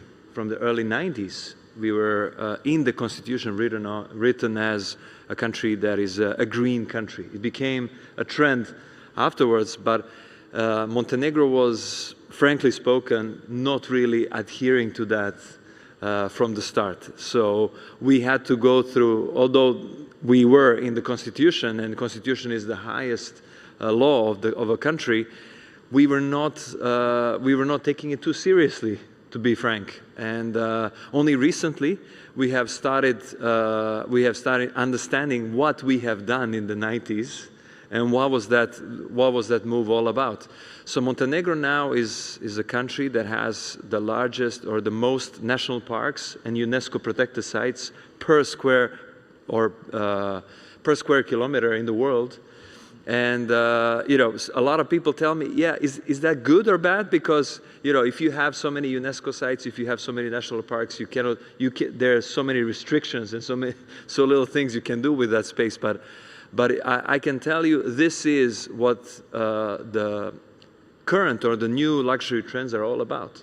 People are looking for something that is genuine, that is preserved, that is keeping the spirit or keeping the history, the culture as it was, and you know, this is what we are trying to sell. And as a prime minister, you know, a lot of people think that politicians are mainly doing the regulatory work or the work around managing the country, but it's also, I think, somebody told me, you are the chief sales officer of a country. So you have to be somebody at the forefront of these, trying to sell the story of a luxury or the way you perceive the luxury of your country. And another thing is, turning the disadvantages into the advantages. So although we are quite centrally located in Europe and we relied on the tourism markets, Europe, Eurasia, Middle East, so this was our traditional markets, but it's not easy to reach Montenegro, frankly spoken. Most of the Germans or Austrians or Central Europeans who are or Northern Europeans who are traveling to the Mediterranean Sea, they would go by car. They don't go to Istria or Italy or Spain or South France by plane. They go by car. So if they go by plane, they will go to Thailand or a place like that. So we were in between. So nobody wanted to go by plane, but actually going by car is not easy. So what we opened a couple of really premium marinas for yachts. So turning the disadvantage into complete its opposite. So now we have arguably the best yacht marina in Mediterranean, and it became like a good entry point and good customer acquisition tool for us. A true luxury experience. Yeah, true luxury experience. Wonderful, thank you. Moving on, Daniel, the luxury fashion used to be about products on the runway. And today it's more about experiences and communities and identity. And as a global CEO, what's been the hardest shift in leading that transformation as you move more towards experiences? Thank you for the question, and thank you for having me here. I think it's a combination of all in today's. You still have to do the fashion shows, but you have to turn a fashion show also into an experience. And a shop for us is not anymore just a point of sales. It has to become a point of experience. And therefore, we have to activate on all angles in every possible way to engage with the end consumer. And as we say, our aim is to turn an end consumer into a fan, because a fan is also very loyal. And that's not easy, but you have to transition. You have to be your point of sales into, it doesn't matter, it's omni-channel. It doesn't matter where the end consumer actually buys your product. If it is in the store, if it is online, or wherever he buys, as a brand, you have to go where the end consumer or the fan is. And that has shifted. So I just to explain that in the fashion show, everybody thinks, oh, fashion show, they go 10 minutes, they walk in, they walk out, and that's it. No, you have to create also those guests who come to our fashion show. It's an experience. We bring celebrities. We make dinners. We make on the place. We have to activate what we do. So what was good yesterday is not good anymore for tomorrow. And you have to do a lot more. And really that's what we try to do, is to work with governments together, to work with celebrities together, to bring all in one place. And I think if you compare in sport, there is the way they do it. Take a Formula 1 race or a tennis game. It's not just anymore a tennis game. It's people want to see more. They want to see the game, but they want to be entertained by a concert or by anything else. And you have to see that is happening everywhere. It's happening in fashion. It's happening in the countries. It's happening with every company. And you have to do a lot more than you had to do in the past. And I think the collaboration between government, business, and end consumers needs to be tight. And we have to understand what the end consumer wants. And that is shifting on a daily basis. And that's where we as a brand, that's where we invest. That's where we want to be at the forefront and be also an example. Have you seen tangible results from that increased connection with the consumers through experiences? Oh yes, social commerce, for example. Any activation you do through social commerce, and there is the button, where you can buy immediately. So the transaction for every activation we do is immediately shown in sales. And the followers, which we do with celebrities, it's just nothing anymore like it was in the past, where you place an ad and then as a brand you were great. You have to do so much more, and that's where you have to invest. Next to the product, you have to invest into the experience, and that's how you become not only end consumers, that's how you become fans. Excellent. Thank you. Benjamin, hospitality is where the national identity becomes personal. And how do you preserve heritage and authenticity in your brand while still innovating for the global traveler who expects modernity, personalization, and sustainability today? All right. Well, again, thank you very much for having us today. It's wonderful to see Dubai opening up to so many new ideas and opportunities, and it's a real privilege to be representing the Peninsula Hotels here.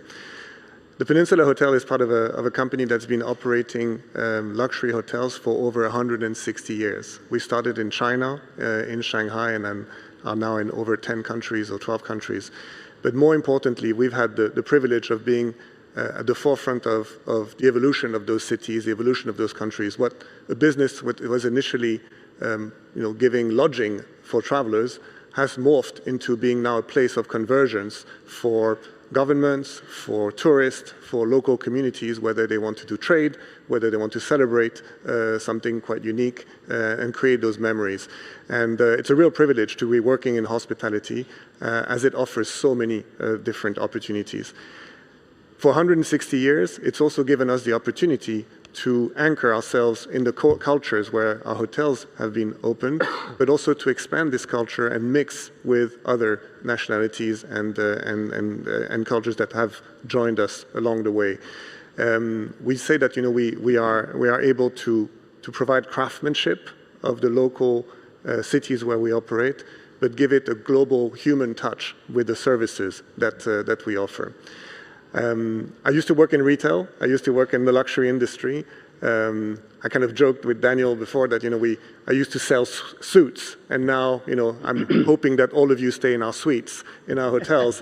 But more importantly, we do see a large shift for what was really before just a lodging, just spending a night in a place to recover from a trip, to now being a place where people will shift their spend of wallet to 2 or 3 nights, bring their families, multi-generations, government delegations. And again, thank you for the Dubai government for hosting us in those beautiful hotels. We wouldn't be able to have this conference if we didn't have such a wonderful hospitality here in Dubai.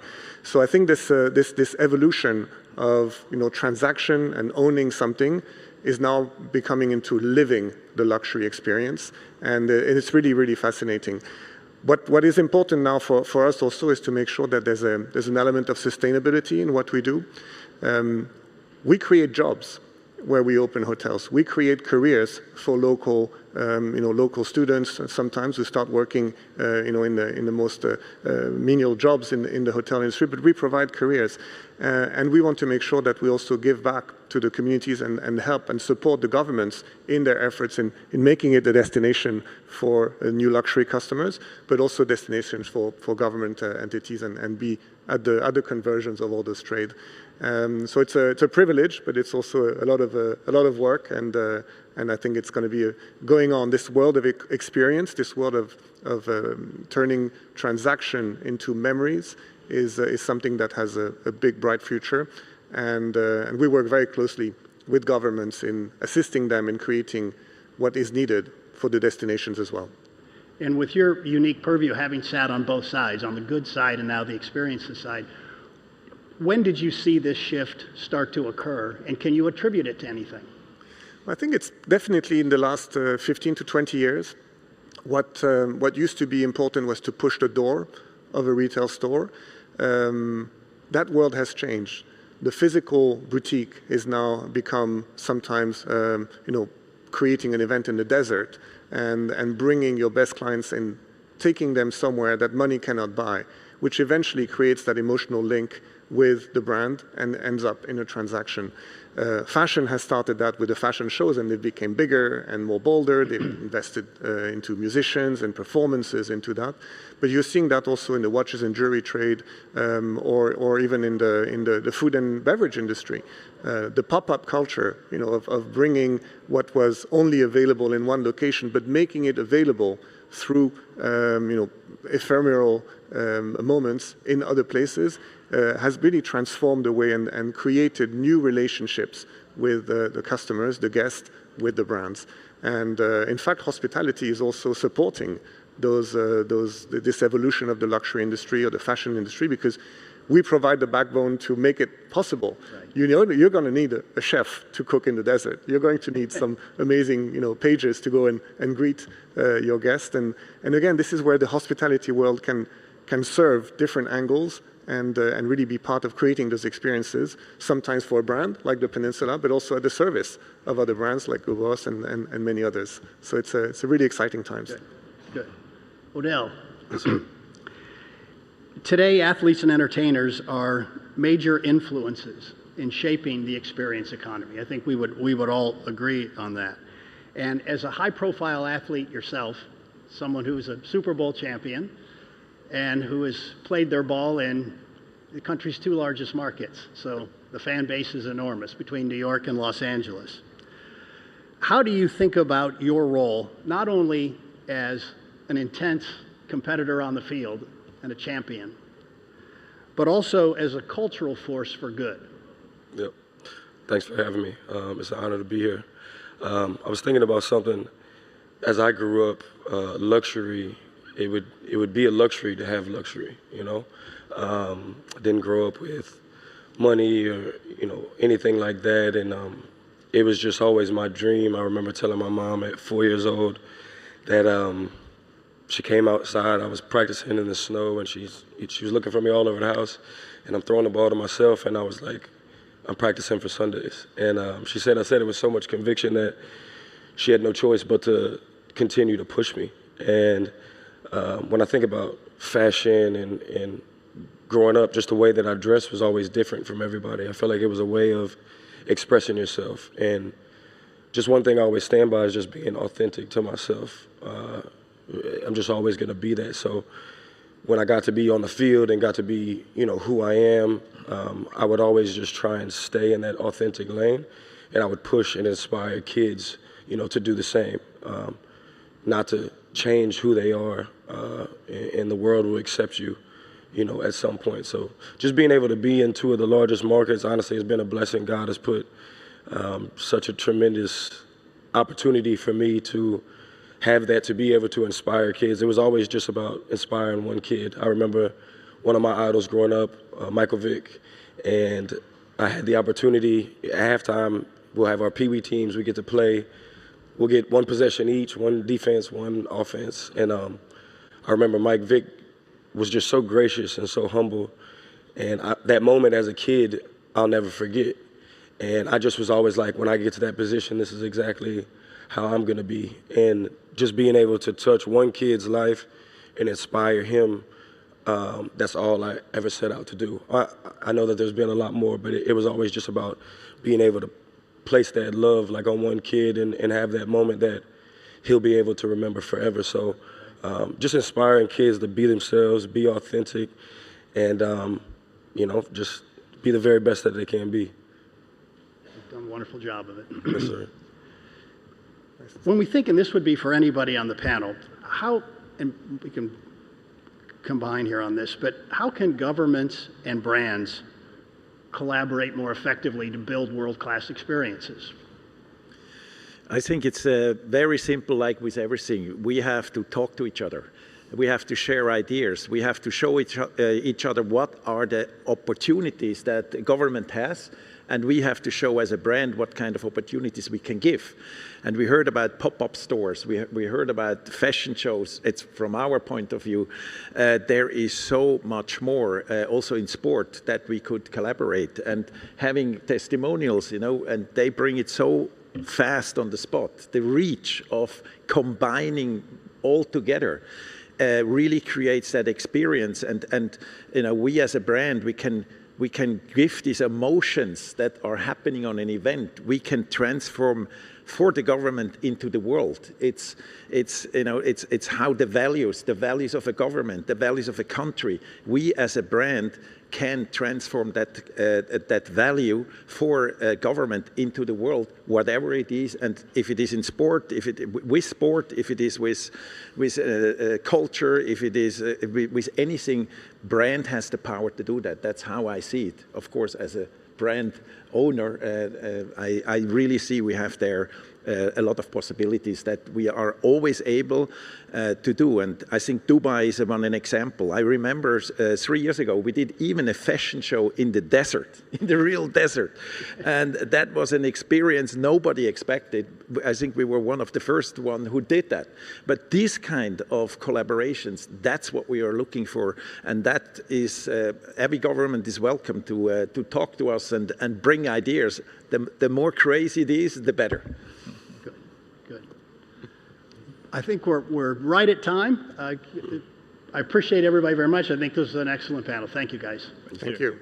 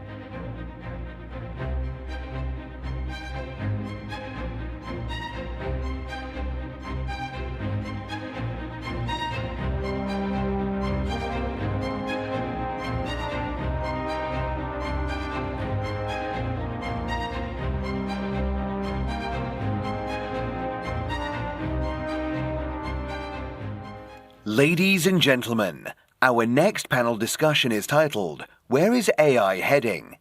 This session is moderated by His Excellency Omar Sultan Al Ulama, UAE Minister of State for Artificial Intelligence, Digital Economy and Remote Work Applications, and Vice Chair of the World Government Summit.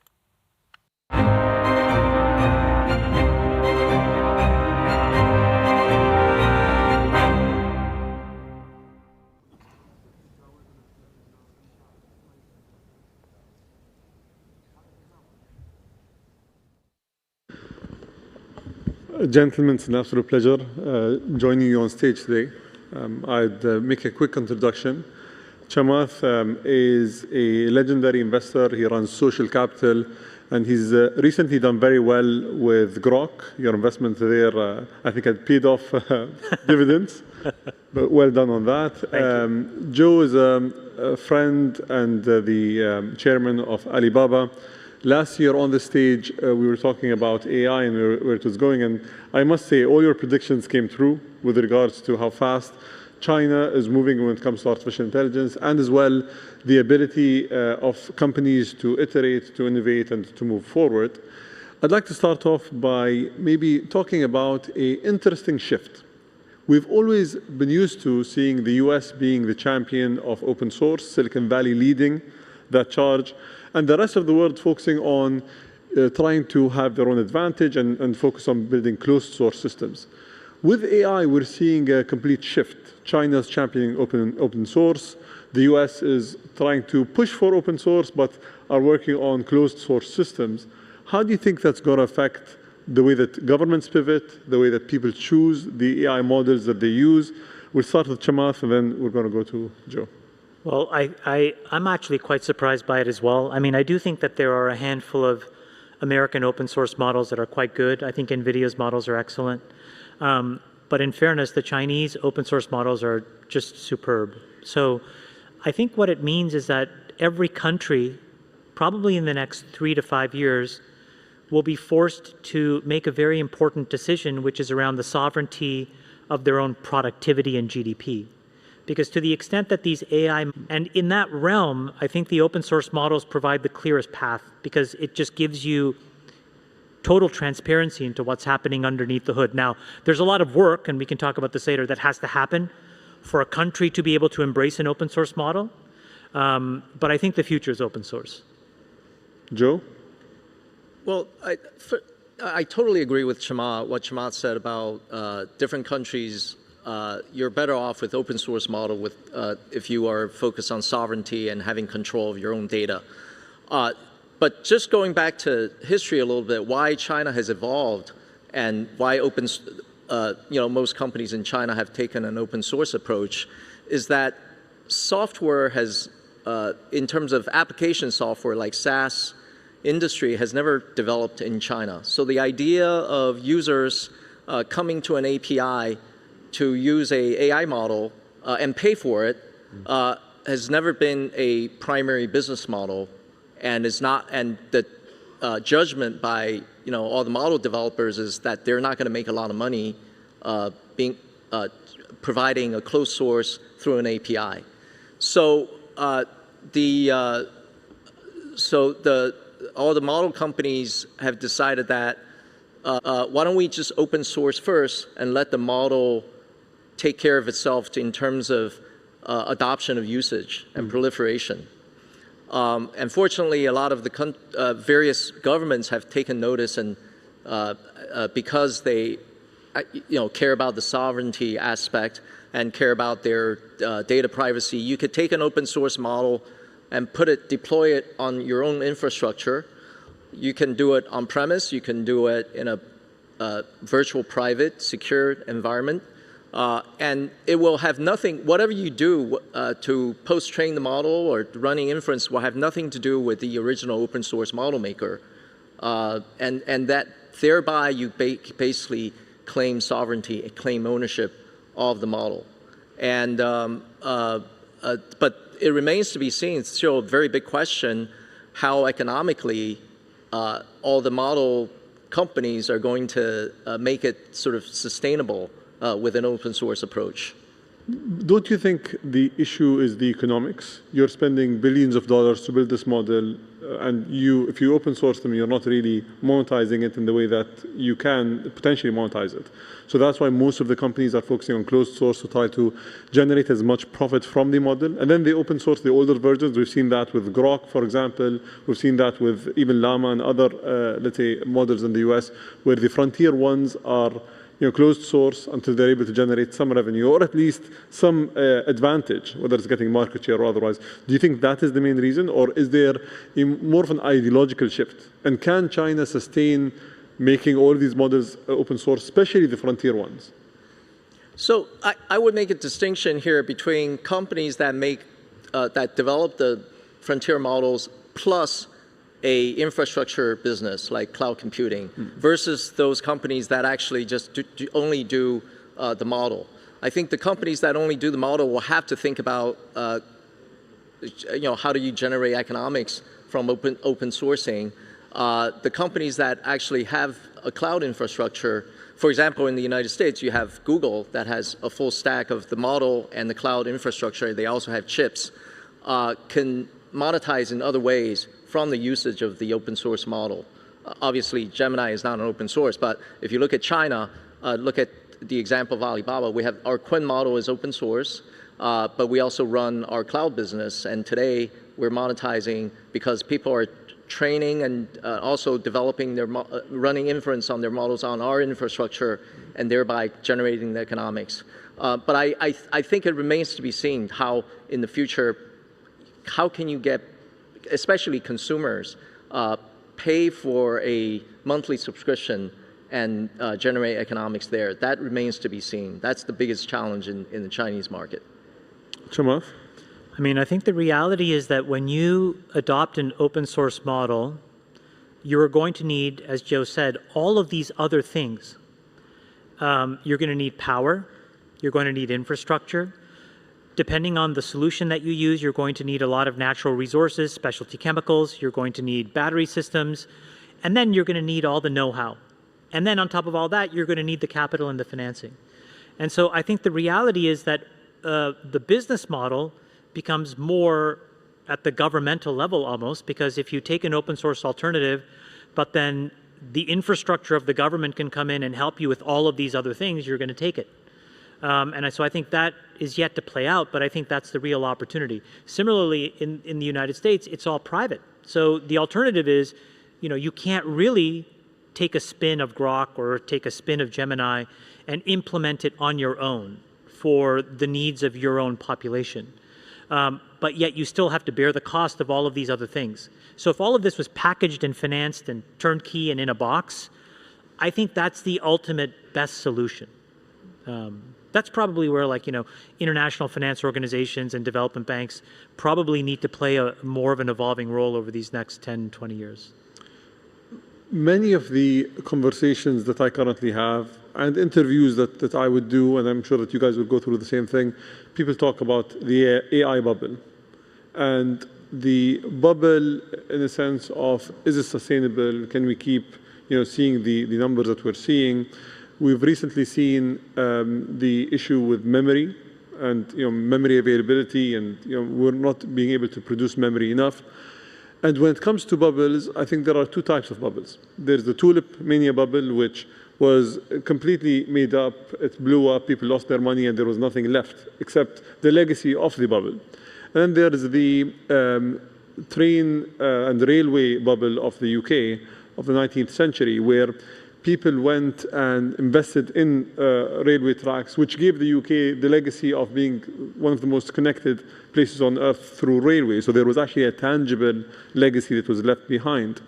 In terms of tangible legacies for artificial intelligence, and I'm not saying it is a bubble, but let's assume that there was a set of bubbles along the way of the progress of artificial intelligence. Do you think that energy infrastructure is that? So is the safe bet investing in energy infrastructure? Is the safe bet investing in chips? I think it's very much a TBD, and the reason is that the capability of these models can actually disrupt the underlying asset that you may think is safe. So the example that I would give you is, we are 1 or 2 generations of models away from a model demonstrating that there's a certain chemistry that can effectuate, for example, a ultra-high storage battery, or that can effectuate a room temperature superconductor. If any of those things come to pass, we all would collectively have to underwrite what the actual value of our natural resources collectively as a world means. It would change how we use oil, it would change how we use nat gas, it would change how we build SMRs. So I think the honest answer is, this is why it's such a profoundly interesting moment. All of the things that we've used to underwrite productivity and GDP will get re-questioned, because this superintelligence allows us to see things that, you know, the frailty of the human condition we can't quite see at today. And I think we should just be open-minded and prepared to deal with that as a community, because I think it's going to be complicated. So there's no bubble in that context. Joe? Yeah, Chamath just raised a very interesting point, which is there's no bubble if you take these models operate on the current path of trajectory, but there's some breakthrough change, then the energy infrastructure, all that stuff that becomes a bubble in itself. It's sort of a bubble that's happens because conditions have changed. I think that's, I wouldn't call it a corner case, but that's something that people should think about. Yeah. But I think if you look at right now, the massive amount of CapEx investment that all the hyperscalers, all the model companies are making, I mean, the latest quarter of reports that people are doubling their CapEx. It used to be last year, these hyperscalers are making $60 to $80 billion per company per year of CapEx, and now it's double, like 120 to 150 billion per year. It's astounding, just within a year, right? But here's the thing, I think a few things are driving it. Number one, people still believe in the scaling law, and now also the idea that inference time scaling is important because more compute resources will be allocated to inference, and inference is where everybody that uses AI will touch influence as opposed to the few model companies that only do training, right? So a lot of CapEx that's going toward inference. And then finally, you have people making multimodal models that deal in generative rich media, videos, images, that will burn a lot of GPU resources. So people seeing this scaling law and multimodal world, and we haven't even talked about world models yet, and that's, I think, the validation that there will need to be more compute that need to be invested in. I don't think these trends are going to reverse or veer off. In the future, people will still continue to, for example, are people going to consume less videos? I don't think so. So in that sense, there's no bubble. But having said that, people are investing, anticipating future demand as opposed to, I think there could be, in certain sectors, you see, like memory, you see shortages today. But just the massive amounts of investment, it's kind of hard to think about ROI. I hate to be the CFO of one of these companies because they have to, they're faced of having to explain ROI to investors. They can't. You can't do that. Yeah. The theme for 2026, for those of you who've gone to Davos and for some of the other conferences and some of the other discussions, is AI agents. And agents are the name of the game. People have to actually try to work with agents, deploy, develop, and utilize the different agents that are going to do different tasks. We have a number of heads of state and heads of government in the room. The question that you're going to get when you say that is, we haven't started with deploying AI already, and you guys are now moving into agents. So if someone wants to leapfrog, someone who hasn't done anything yet, whether it's a nation in Africa or a nation in Latin America or a nation in Southeast Asia, what would your advice be? Should they go into the generative AI model side of things? Should they try to do a specific thing with agents? What would be your advice if you were advising them? Neither. I think you have to pick a model, and I think you need to deploy it inside your own borders with your own power and roughly your own people, and be able to use it for a handful of very useful and practical solutions to everyday problems, whether it's public health or whether it's governmental services, or frankly, the most important and valuable one is education, which is being able to create a system that teaches the young people in your country how to learn in this new world where this supercomputer will be available to everybody. All this other stuff, I think, is very speculative. It's exactly what Joe said. Every frontier has a new language that it uses to justify further investment. And I think today, because there isn't a super clear ROI, agents are the next vernacular that we've chosen to justify the next $200 or $300 billion of investment. The more practical solution, I think, is to be one generation and one step behind that and say, let's go and educate our kids, cure some disease, and make it easier to renew our driver's license. And if you just do that, I think you're going to have a happy population. So quality of life improvement. I think so. Joe?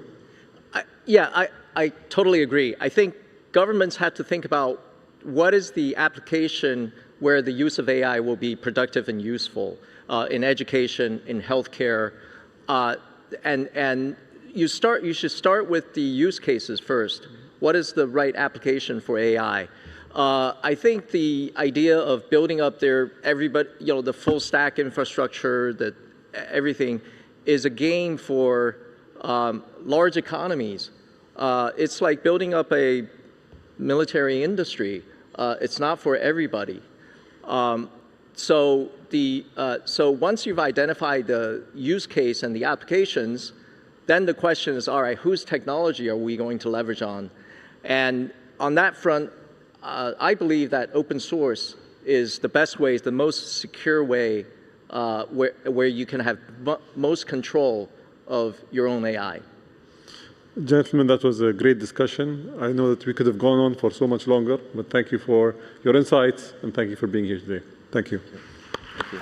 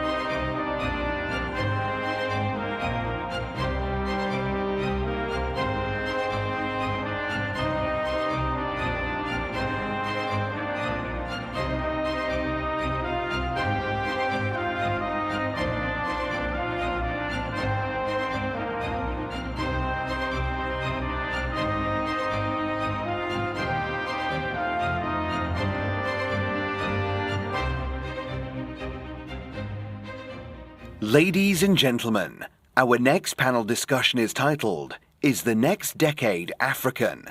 This session is moderated by Tucker Carlson, founder of the Tucker Carlson Network.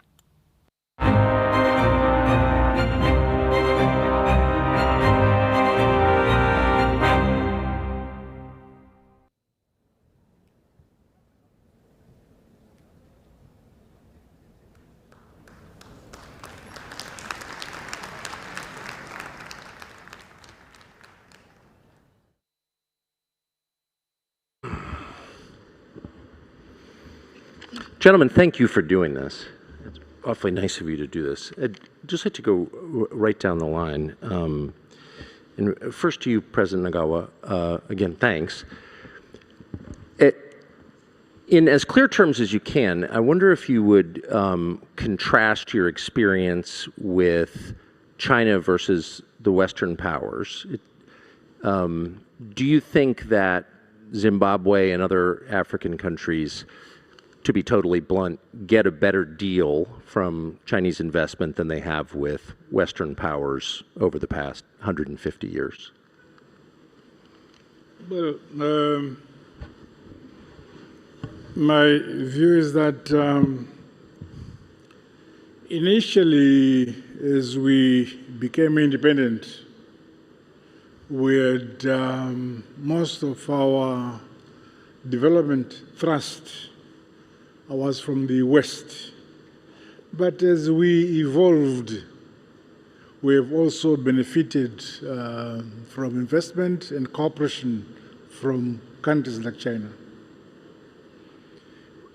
But the basic structure seems the same. Foreign powers extract mineral wealth from various African countries. But do you think that the arrangement that Zimbabwe and other countries currently have with China is better or worse for Zimbabwe than it was under, say, the Brits? I think the premises upon which you construct your question, I don't think is perfect. Not surprised. Yes, Zimbabwe is a sovereign state. Yes. You understand? And we move on the basis that gives us the best results of our resources. Whether it is relation with the West or the East, what is primarily important is what we ourselves as Zimbabweans are satisfied with. We don't need to please the West or please the East. We please ourselves. Good. That seems like a good model for every sovereign country. President Bio, thank you for this. Do you think that there is a substantial difference? I'm just trying to understand from a Western perspective how the East does business in Africa versus how the West does, and it may be too sensitive a topic really even to talk about out loud, but to the extent you have a view you can share, would you? I'm sure relations cannot be measured country by country. Yes. Relations depend on the historical background of countries between one country and another. Yes. That's the basis on which relations grow and are nurtured. For us in Zimbabwe, yes, we are a former British colony, but we are very happy with the relations that have now developed with, say, countries like China and so on. Yes. Despite being a former British colony. I think this maybe one of these topics is too difficult to talk about in public, so let me just ask you, President Bio, about one of the strengths of your country and the continent, which is its birth rate, which so far surpasses that of any other region in the world, and that seems like a strength. How has your country, Sierra Leone, but also many other countries in Africa, been able to maintain a birth rate at replacement when Europe, the US, Canada, lots of other parts of the world have not been able to? Thank you very much. I think we are hard workers, and we work both in the day and at night. And that is such great advice. It is essential to have young people and to keep the birth rate at the right level so that there is sustainability in development. What we do today, or as leaders, we provide the enabling environment, provide them with the tools, the young people to navigate the world, which is extremely tough, complicated, and evolving and changing all the time. So it is our responsibility to bear that in mind. We have to plan ahead. Be ahead of the curve to be able to replace accordingly so that we don't have a gap in our development process. So we have been busy producing as much as we can a lot of good people, and we are investing in their education so that they are fit for purpose for a world that is becoming digital and, of course, going extremely to the edge of technological advancement. If I could just ask you a quick follow-up to you, Mr. President. Do you keep track precisely of how many of your young, educated citizens leave and how many stay? Are you thinking hard about how to retain the smartest, most energetic people? Definitely. In fact, what my administration did was to make sure that we provide basic primary and secondary education free of charge to the citizens. Every child born in Sierra Leone can go to school and finish high school without paying a penny. We don't just provide tuition, we also make sure that we provide other essentials to make it possible so that nobody has excuse not to go to school, because in the 21st century, without education, definitely you can't make it. And we do not just want to make it at the personal level, family level. We want to grow as a nation. We want to be useful citizens of West Africa, the community that I chair today. But we also want to be useful citizens, global useful citizens that can contribute to the world. So we are taking stock of that, and we are educating them, equipping them. In fact, I call education as an equipment, a navigational equipment in a world that is becoming very, very complicated and complex. Thank you. President Boko, as you look at young people in Botswana who are educated and energetic, what's your pitch to them? What's your argument to them to stay in Botswana, not go to South Africa, Europe, the United States? Young people are generally innovative. They are entrepreneurial. They now have become digital natives, and that presents immense opportunities to them. These opportunities mean they can pretty much operate wherever they are, and they must, as a matter of course, remain within Botswana so that they can then spread their reach and influence to every part from Botswana. And so the opportunities that there are in Botswana, the training, the education, the acquisition of skills, the support, the environment that nurtures them and feeds and fuels their verve and vitality is what Botswana offers and what will power Africa. Africa generally is a very young continent with a median age of 19.3. Botswana's median age is 25. And so with such a population, Africa is poised to rule the world. So what are your plans for the world once you rule it? To make it fairer, to make it more equitable, to ensure that intellectual property is internalized in every part of the African continent, that innovation serves humanity, not just a predatory elite, and that everybody can partake equitably and benefit from the fruits of the economy and the vast opportunities that are available in the world. Well, I look forward to being treated fairly under your rule. Thank you. President Nagawa, I wonder what lessons you've been in the government of Zimbabwe for decades in various roles, including through a very turbulent period where your predecessor famously kicked out the whites and then the economy tanked and now it's rising again. I wonder if you would summarize the lessons that your country has learned from that experience. I'm not so sure what you have in mind. But let me say, our economy has faced challenges. I'm sure you're aware. Yes. Zimbabwe has been under sanctions for decades as a result of us claiming our land from the British and making ourselves independent. We seized the land and gave it to our people.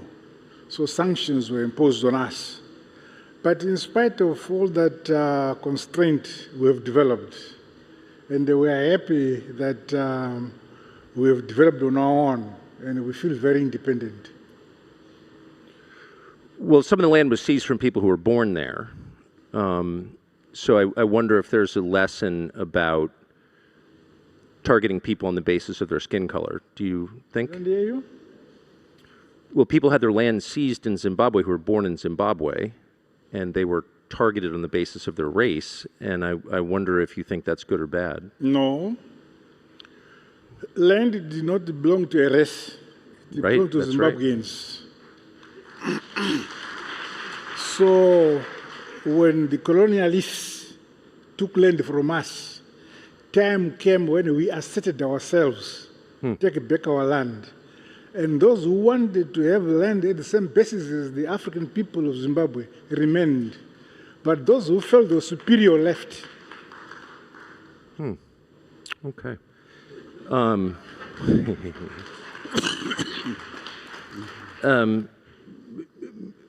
Mr. Bio, it does seem like, Mr. President, that the model of government around the world seems to be changing, and people seem to have lost confidence in democracy, at least in the West. People aren't quite as keen to promote democracy. Do you notice this? Do you think democracy is in retreat around the world? I think the world is in transition. Yes. And normally that comes along with instability. I normally refer to it as we are in a state of flux. Yes. We have been told to go democratic, and those who are leading the way or who have been teaching us to be democratic are no longer committed to that method of governance. So we are left to choose, but I still believe that democracy is the best method of governance, choosing who leads, especially liberal democracy with all the freedoms that go with it, so that human rights and other liberties are observed and maintained. We remain committed to democracy, irrespective of the fact that there are now reversers, even in Africa, around the world. In fact, these days, when you listen to world news and other things, you hardly hear about democracy. You're very right. But we are committed to it because it is the best form until we can provide an alternative that can really sit well with us in society. We remain committed to democracy.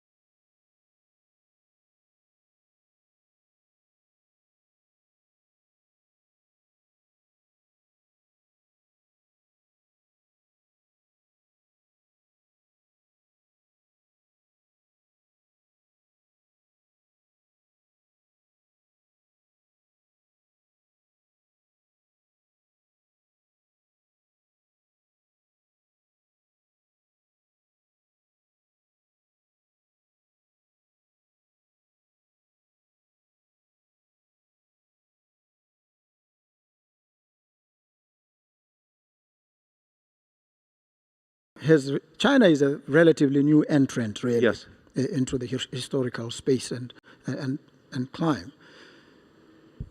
China only lifted itself out of abject poverty over the last 40 years. We've been free from colonialism now in Botswana for almost 60 years. We have had an affinity with the West because of the relationship, the special relationship that we've had with them. And China has only come in, and we relate with China on terms that we define ourselves. We look at what it is that China offers, what it is that we need, and we sit and we get as good a deal as we are able to negotiate in a situation where all the parties come to the table and present their offerings. So I think the relations are shaped largely by what the interests of these African countries, ourselves included, are. Interesting. President Nagawa, what did you think of what happened in Venezuela last month? Venezuela is very far away from Zimbabwe. Yes, it is. yes, sir. But I wonder, I still wonder as a head of state, a longtime head of state, what you thought of that. I mean, you must pay attention to what happens to other heads of state. Yeah, but I don't know what we really read in Zimbabwe actually happens in Venezuela, but from what we read, we are interested to know why it is happening.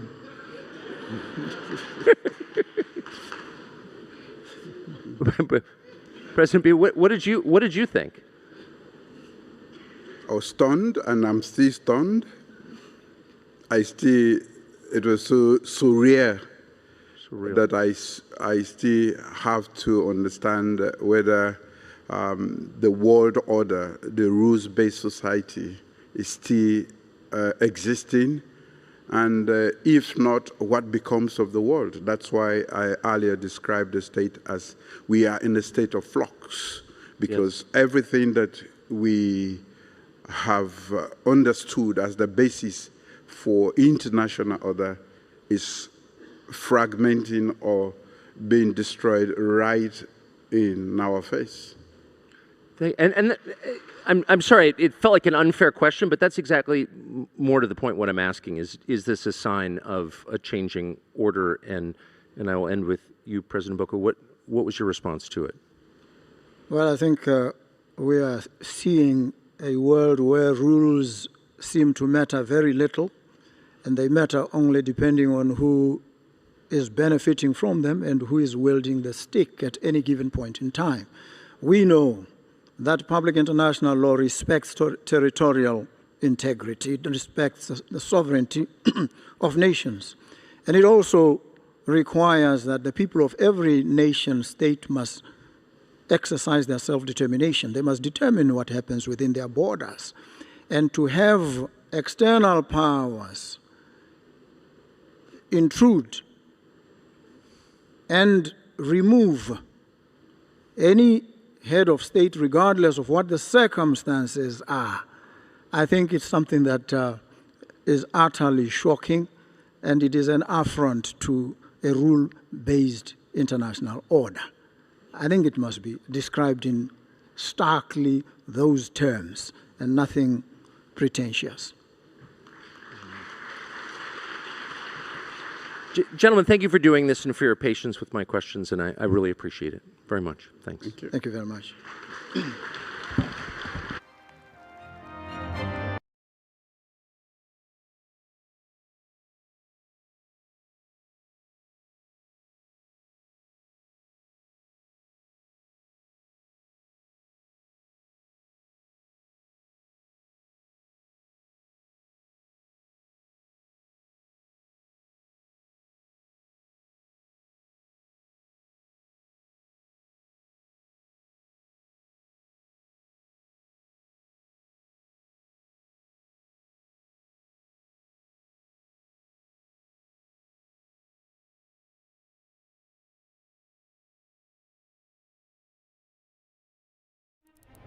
في الماضي صنعت الكلمات والأفعال أعظم لحظات التاريخ، فألهمت الشعوب ورسمت مسارها. As long as you live another day, you have an opportunity to create. كلمة واحدة قد تتحول إلى قرارات. In a world in which everything is global, we need global responses. جملة واحدة قادرة على تشكيل الآراء. To me, development delayed is development denied, and we have to change this. والخطاب الصحيح يمكن أن يغير مجرى التاريخ. If we fail to act now, we will see a climate crisis that is unimaginable. غير أن الصوت الواحد مهما كان مؤثراً لا يكفي وحده. We're going through a time warp. It's going to be shockingly different. هذه تحديات معقدة يصعب على الدول والحكومات مواجهتها منفردة. Shift to artificial intelligence is going to be like a tsunami hitting the labor market. نحن بحاجة إلى منصة تجمع القادة والخبراء والمفكرين، منصة تطرح فيها أصعب الأسئلة وتصاغ فيها الحلول بجهد مشترك. I'm an optimist by nature. If you're not optimistic and passionate, you'll not get anything done. القمة العالمية للحكومات، حيث تلتقي العقول وتتولد الأفكار ويستشرف المستقبل.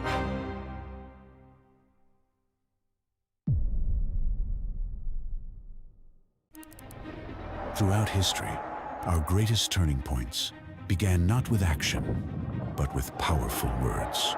As long as you live another day, you have an opportunity to create. A single line can be a command. In a world in which everything is global, we need global responses. A sentence can form an opinion. To me, development delayed is development denied, and we have to change this. And the right speech can shift the course of history. If we fail to act now, we will see a climate crisis that is unimaginable. But one voice on its own can only go so far. We're going through a time warp. It's going to be shockingly different. These are challenges too complex for any nation to face alone. Shift to artificial intelligence is going to be like a tsunami hitting the labor market. They demand a platform where leaders, experts, and thinkers can confront the world's toughest questions together. I'm an optimist by nature. And if you're not optimistic and passionate, you'll not get anything done. Welcome to the World Government Summit, where voices meet, where ideas are exchanged, and the future is reimagined.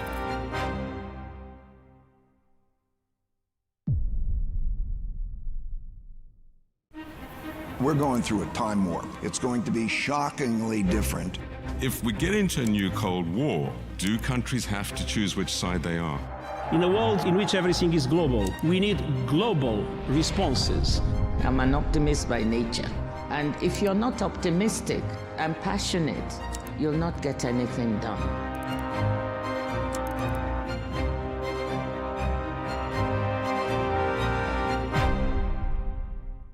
Think of genes as life software. Genetic medicine is the ability to rewrite that code.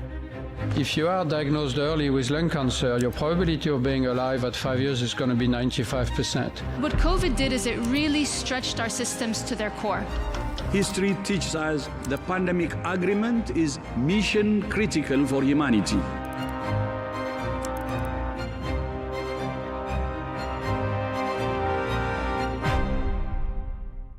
What drives economic development is innovation. Innovation cannot be planned. You just don't know when and where innovation comes. Creative arts as an industry is a generator not only of wealth, but of jobs.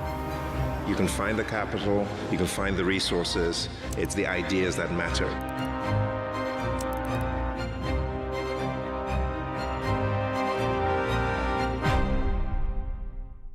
To me, development delayed is development denied, and we have to change this.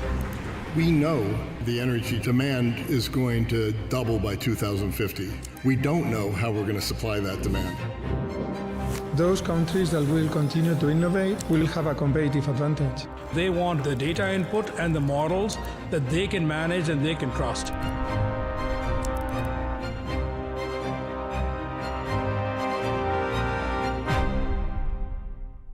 The one-day work week will likely be here by 2040.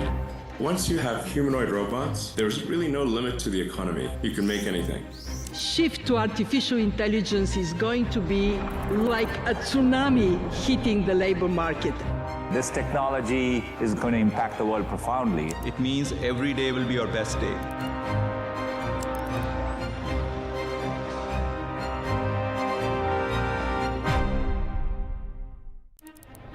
في الماضي صنعت الكلمات والأفعال أعظم لحظات التاريخ، فألهمت الشعوب ورسمت مسارها. As long as you live another day, you have an opportunity to create. كلمة واحدة قد تتحول إلى قرارات. In a world in which everything is global, we need global responses. جملة واحدة قادرة على تشكيل الآراء. To me, development delayed is development denied, and we have to change this. والخطاب الصحيح يمكن أن يغير مجرى التاريخ.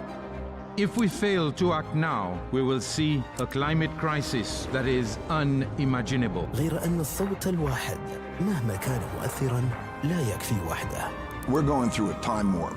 It's going to be shockingly different. هذه تحديات معقدة يصعب على الدول والحكومات مواجهتها منفردة.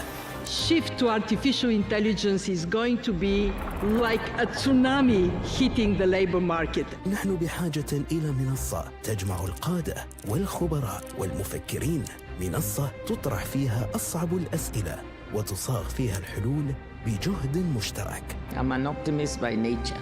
If you're not optimistic and passionate, you'll not get anything done. القمة العالمية للحكومات، حيث تلتقي العقول وتتولد الأفكار ويستشرف المستقبل.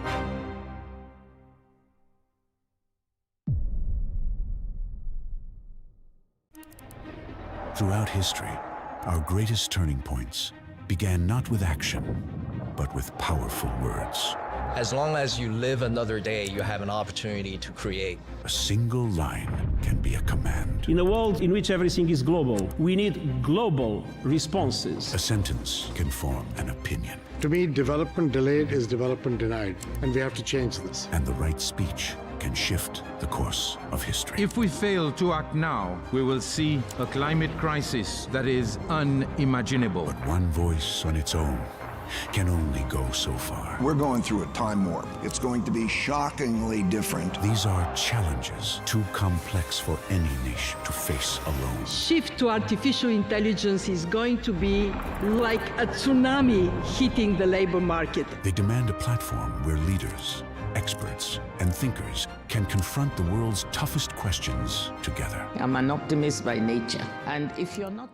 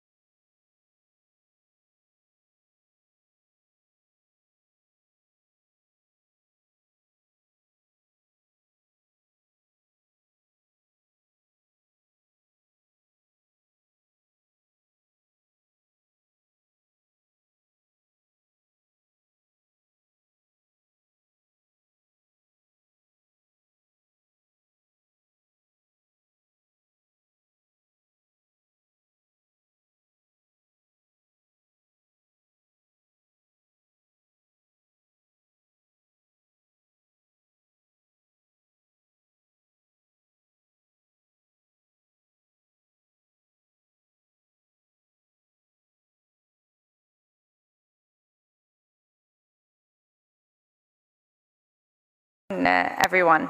Our panel today is a conversation with a spine.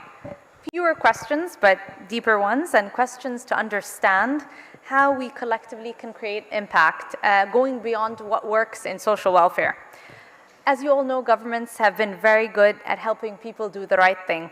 Behavioral science helped simplify decisions, remove friction, and guide behavior. But life is now changing faster than systems can keep up, and uncertainty is constant. And social welfare exists for these moments. Systems provide support, but they also do something more powerful. They shape how people see themselves. So today we're going to talk about welfare systems. And yes, welfare is a safety net, but it's also a teacher. It teaches people whether they're capable, whether they're trusted, whether they're expected to steer their own lives. So this session is called Empowerment by Design because we're exploring a shift from welfare that shapes behavior to welfare that builds human capacity. And that's the conversation we're going to have today with our esteemed guest. So before we begin, I'll just tell you how the conversation will go. I'm going to ask one central question to each guest, and then it's not only to extract answers, but to surface a lot of judgments that will help us all in our decision making. So to David Halpern, you were central to bringing behavioral science into governments, and you helped states shape decisions at scale. So I want to ask you with not what works, but what lasts. So here's the question. What does behavioral science genuinely, when does it empower people, and when does it quietly cross an invisible line, training people to function only when the system exists? Right, it's a great question. Thank you. It's lovely to be here. Your Excellencies and other esteemed guests. So the classic thing that people tend to think of with behavioral science is what's called changing the choice architecture. So we go to the canteen and it's a good idea to put the salad before the chips, was a good example, because we're in a hurry and we're hungry. And one argument is when you remove that, well, will I just go back to eating all the chips? Well, an important point is the canteen is still there today and tomorrow and so on. And it can also start to change your taste too. But will it stick? Will it persist in other ways? And so there's more and more interest in interventions, which we were just saying before, not just nudges, but are called boosts in some ways. And a good welfare one we were talking about at a session earlier today is many welfare systems have built around what's called active welfare. Are you really looking for work? So across the world, by the way, they are better than not asking people, you know. So you turn up and you have to show that you look for several jobs. Now, I've sat in on those interviews. One of the things we did as good behavioral scientists, you're like ethnographers and you spend time out there. And you'd see, for example, I come to my mind, a young man coming into one of these sessions. He knows exactly the routine, what he's supposed to do, fill in the form, tick this thing. He's almost on autopilot. He's been trained by the system to do that. And so we changed it from a system, instead of asking people, what did you do last week, to say, what are you going to do next week? Which sounds like a small change, but it turns out to be really fundamental, because you are now activating someone to be, think ahead and so on. Another key change, though, goes to your point, is instead of the administrator doing the paperwork, we said the person should do it themselves. They should write down themselves what they're going to do next week, not for them. And first of all, you can see when this change came in, people are almost like, wait a minute, what? You do the paperwork, don't you? No, because you're trying to mobilize and activate someone. So these are really important kind of shifts as we try and make, sometimes you create scaffolding, but you make change. And in the end, we're trying to make people not just make better decisions, but be better decision makers in their own right, which I think goes to your point. So you mentioned something about activate. Can you give us an example of what distinguishes the intervention that changes behavior for a moment? So you change the person that you said, you asked him what you're going to do next week, yes, to changing his identity for a lifetime. And so can you give us a bit of a sneak peek? There's something more cooler than nudging called boosting. That David Halpern is working on. So I want to understand, what does boosting do? Does it change someone's identity forever? Does it leave an imprint, a soul print? Very good. So yes, this is, I mentioned, and thank you for pushing on it. If I'm working on a book here, spending some time here and also on Boost. So I'll give you an example, and we were just talking about it, from, again, young people. This is some work in the US, but we see it in many other places. So young people who, in Chicago classically, brought in quite difficult circumstances, and they have learned in their lives, if someone pushes you, you better push back. If someone comes along as you're a young kid and says, can I have your pocket money? If you don't push back, they'll come back tomorrow and ask for your mobile phone, right? So you learn it, and then you learn to react hard. This leads to violence often because it becomes inappropriate as the kids become men. So there was this program called Becoming a Man, developed by Chicago, and it was inspired by a murder, I'm afraid to say, of a young, lovely PhD student from Senegal, actually, who was shot by a 17-year-old. He came out of the library, he had books on, it was late at night, he gets stopped by this kid. He must have just paused, resisted for a second, he gets shot and he dies. Now that 17-year-old was eventually given 120 years in prison. Was that going to make a difference if it had been 200 years or 300 years to his behavior in that moment? So the idea of this Becoming a Man program was that, you know, we need to reach into the minds of these young people. And so this exercise, and I was just explaining if it's not too long, they give these young people, put them into pairs, and they'd say, here's a ball, I'll give the ball to you, I'm supposed to take it from you. You can imagine these kids start scrapping, and they pull and they're punching and whatever. And then eventually it's calm down, okay, let's talk about what happened there. And they'll say, why didn't you just ask him for the ball? None of them ask. Well, why would I do that? You know, he'll think I'm a punk, that was the word. So they said, well, let's ask him. If we'd said, would you give him the ball? You'd say, yeah, it's a stupid ball. What do I care about the ball? But it illustrates a very profound point, which these young people have got a mindset, which is, if it's, you know, someone I push back. And the kids themselves call this program, it's based about cognitive behavioral therapy, but Control-Alt-Shift. Like you do on a computer, when it's not working properly, you press it. So when you become emotional and angry, wait a minute, I just stopped myself. Is there an alternative? So if that's not a nudge now, that's what we would call a boost, a very powerful program, halves violence, halves subsequent arrest in these young people. This is very powerful for lots of things. We could all use a boost in a similar way, sometimes. I'd like to reflect on that. This relates a lot to social welfare because welfare or social welfare changes a lot of outcomes for people's lives. But the question we all need to ask is, does it even shape people? Will they grow? What will happen to their mind? Do they still depend on us? And I think that's where empowerment comes into place.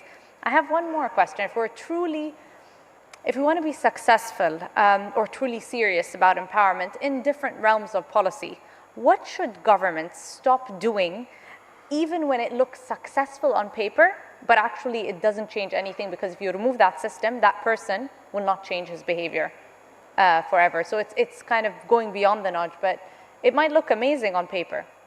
Can you give us an example on that? Well, I think we often see it in welfare systems where people become dependent.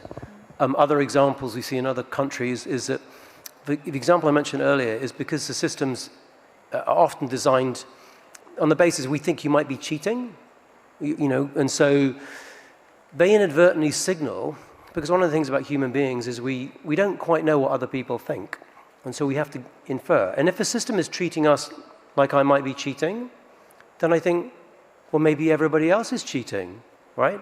It becomes actually potentially toxic. So there are times where if we build this scaffolding to make the change, to get someone back into a labor market or whatever it will be, we should also think about, can we dismantle it and will it persist? And so that's true in many areas where, you know, be it on diet or whatever, why we often move to reformulation, because we want to move the upstream things. We can remove the scaffolding and the behavior will change. Or in the example I gave earlier, that the young person is literally thinking differently. Their system 2, as we would say, kicks in at the right moment. So we can step back. They'll look after it themselves. Thank you, David. Minister Masagos, you govern across culture, policy, real human capacity. And what distinguishes, I think, your work is it doesn't just begin with policy, it begins with people. So I want to place you inside the choral moral tension of social welfare. Mm-hmm. How does Singapore balance providing social support while preserving the agency of these beneficiaries and enabling empowerment with without the scaffolding? Yes. Well, thank you for the opportunity to address the esteemed audience here, and also to have an interaction with people who know where the evidence is. So all of us know how to do it, but governments need to decide who should be doing it, where it should apply, and when. And what we have decided when I took over about 7 years ago, the Ministry for Social and Family Development, is to shift focus on the individual to the family. That was the first paradigm shift we did. Because when we want something to last, or even something to begin, it begins with the family. Values get transmitted through the family. And also, while rights are important, very critical, to ensure rights of children, women, everything must be provided for, we must also recognize, at least in our societies, that duties are as important. So duties is always something we balance with rights, and that happens best in a family. So the family need to be functioning, and therefore, in defining a functioning family in Singapore, we put it quite simply in 3 S's, which we measure with our researchers and so forth. Are they stable? Are they self-reliant? Do they attain self-mobility? Now, this applies to all families. And some families, though, do fall through the crack temporarily, and how then do we bounce them up to attain these 3 S's and not lose these 3 S's? But some family can be entrenched because of their circumstances and so forth. And therefore, where do we start this work? We have now shifted from from waiting for the families to come to us when they have trouble, to knocking doors, identifying who would be vulnerable, and being proactive and upstream. And this is something is very difficult to do because it's more costly and takes a lot of time. And it's harder for research to show that you have prevented something from happening because it didn't happen. And therefore, we have to sort of reshape how we approach this and going upstream. As an example, we now have looking at the data of those who we think in all probability, using AI, using data, large models and so forth, say these are the group of families we should knock doors, and then we want to provide support for them. And here is who should be doing it. And it is not something we have decided, and we think that no government can do it alone. And to bring all the community assets together, including volunteers who become befrienders to these families, corporates who have money, who at one time will just give the money to philanthropies and then walk away and say, I've given millions of dollars, but to measure the impact and to make it a sustainable contribution. Not one time, not 2 times, but how many years for the impact to be felt, then it's reported back to them. And also professionals who need to be uplifted. So a whole of society approach, and then using the sciences that our esteemed researchers tell us over time how it has changed and what we can do, and put that together. I think that's the framework with which our government addressed this problem. And like you mentioned, it's moving from social welfare to empowerment, self-reliant. On that, Minister, I want to ask you, how do welfare systems strengthen dignity and ownership? And if you can give us an example, when you said the focus is on family, did you use behavioral science to nudge them maybe, or you're thinking of a policy that will boost them towards not relying only on the system and not creating this dependency? Because it's also a mindset among beneficiaries. Indeed, indeed. In fact, this is the gist of the design that we have in a program we call Comlink Plus. First, identifying who will be vulnerable, and then inviting them to join the program, not telling them you have to join the program, inviting them. Actually, half of the families we outreach to joined us. The other half say, either leave us alone, or we don't believe this program, or whatever reason, but you want to respect them for that. And the families that come with us, we provide them 3 important resources. Number 1, the befrienders, people who need to be there for no other reason than I care, not because I want to, I have something more than you and I want to share with you, whatever it is. I just want to be your friend. And therefore, people they can go back to when they have problems they need to share about, personal problems. And then we have what we call almost a para-counselors, para-social workers. These are trained about programs. Not the social work type of program, but what programs are available to nudge them to do, for now, 3 things. Number 1, to ensure they keep their children in school. Enroll the children early, because preschool is a very important part of development. If they may have given up on their lives, we want them to see the future in their children.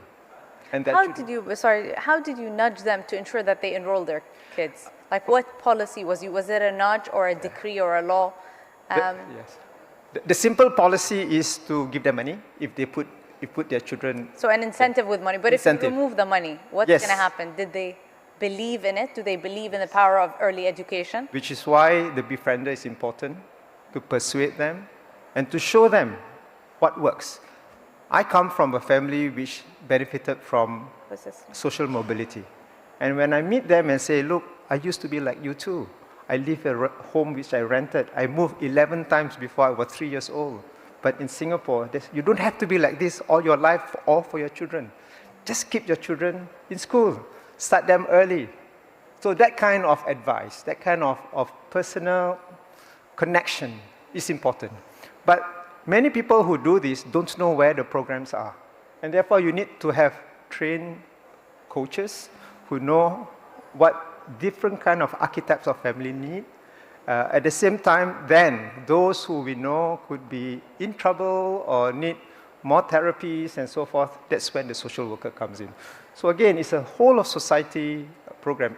Just one point is that much of the incentives are contributed not by the government. It's given by corporates who say, I want to do the preschool program. I will give $10 million every year, but you make sure you spend it, and I want to see the impact.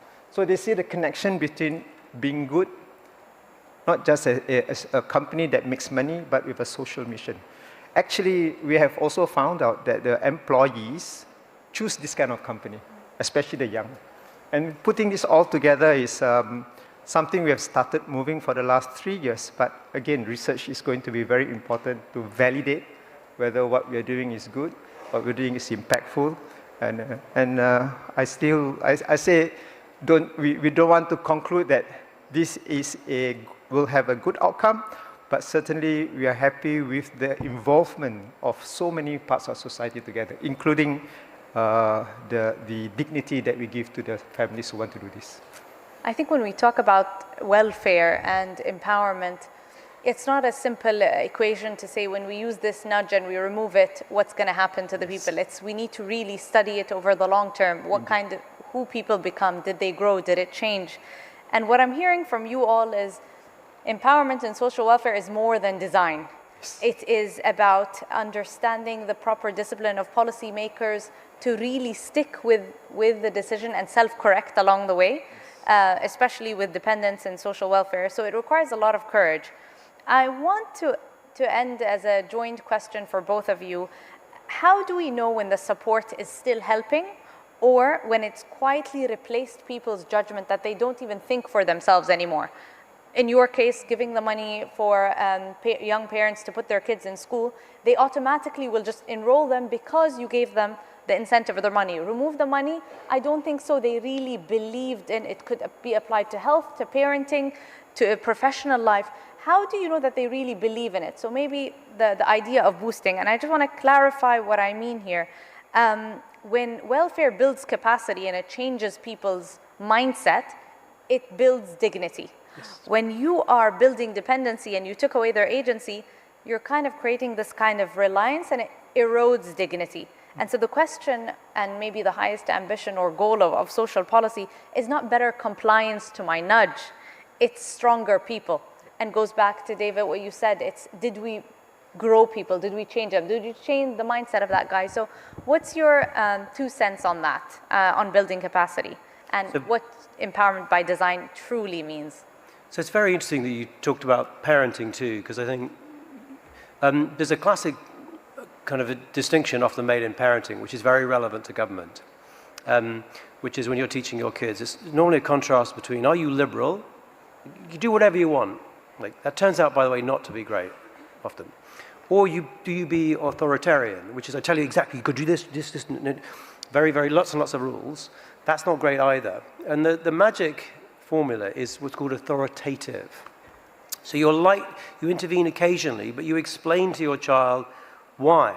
When they're going to put their kids in the electrical socket, you don't just say, no, we never do that. So you shouldn't do it because you explain why.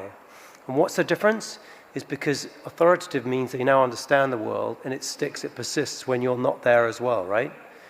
And that to some extent applies to governments too. We need to be in the authoritative space. You talked about, I think, dignity. I tried to give you an example earlier. A key part about that is you're no longer being a policeman, but you're respecting the person's dignity and they're building their own agency. But the last thing which we touched on, I think is incredibly important and often underestimated in Western governments, is the social network and the community. It's the family, absolutely.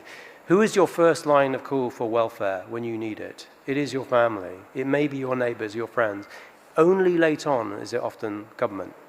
And it often reminds me of some work we've been doing at the moment with communities and community building, is that it's been underestimated the importance of building the community infrastructure. Singapore, famously example of it. And it reminds me of almost a biblical example, you know, of the feeding of the 5,000. How does that work? We sort of see it in everyday life, where you enable people to mutually support each other is an incredibly powerful tool, which you don't see if you only see it welfare through a very narrow individual lens. Yes.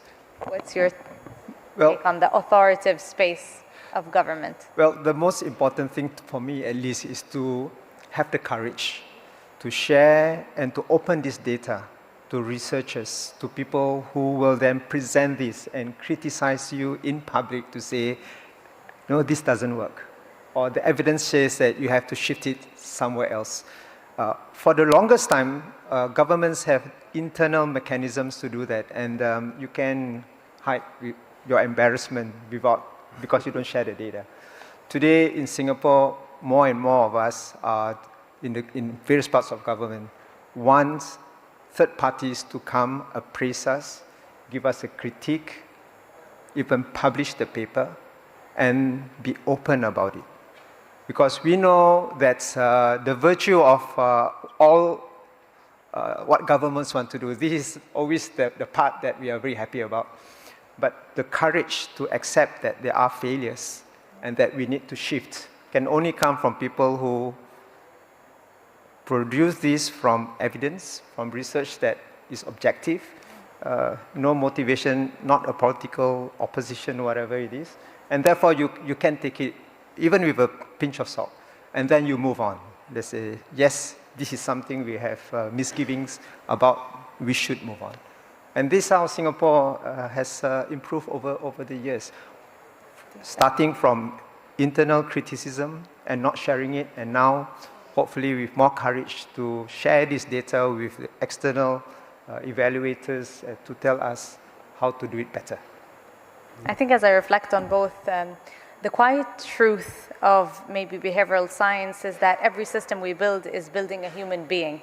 Not loudly, not dramatically, but relentlessly on what it assumes as a policy, what it rewards, and I think also maybe what it requires.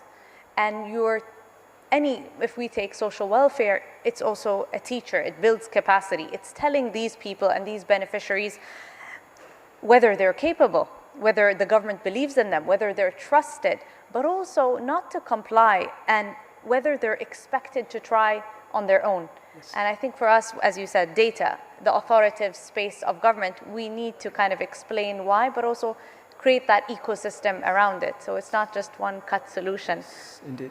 I know this is the end of our session. There's 30 seconds. I just want to say thank you for your time and insights today. And we can't wait to understand what boosting can do to policy, and also understand and learn from Singapore. If there's something beautiful about Singapore, we love the intellectual humility you all exude from all governments around the world.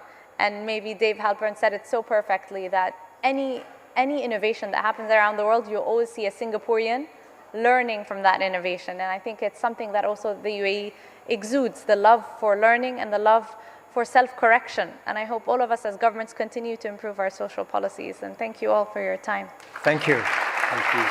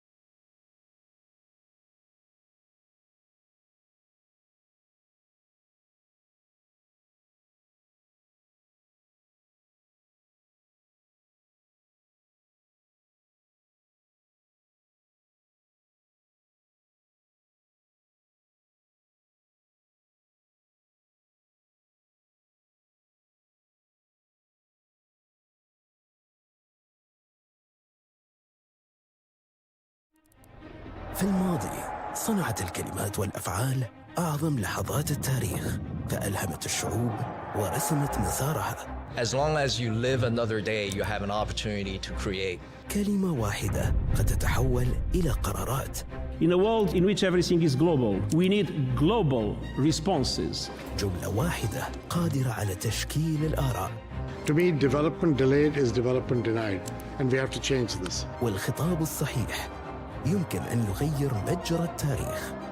If we fail to act now, we will see a climate crisis that is unimaginable. غير أن الصوت الواحد مهما كان مؤثراً لا يكفي وحده. We're going through a time warp. It's going to be shockingly different. هذه تحديات معقدة يصعب على الدول والحكومات مواجهتها منفردة. Shift to artificial intelligence is going to be like a tsunami hitting the labor market. نحن بحاجة إلى منصة تجمع القادة والخبراء والمفكرين، منصة تطرح فيها أصعب الأسئلة وتصاغ فيها الحلول بجهد مشترك. I'm an optimist by nature. If you're not optimistic and passionate, you'll not get anything done. القمة العالمية للحكومات، حيث تلتقي العقول وتتولد الأفكار ويستشرف المستقبل.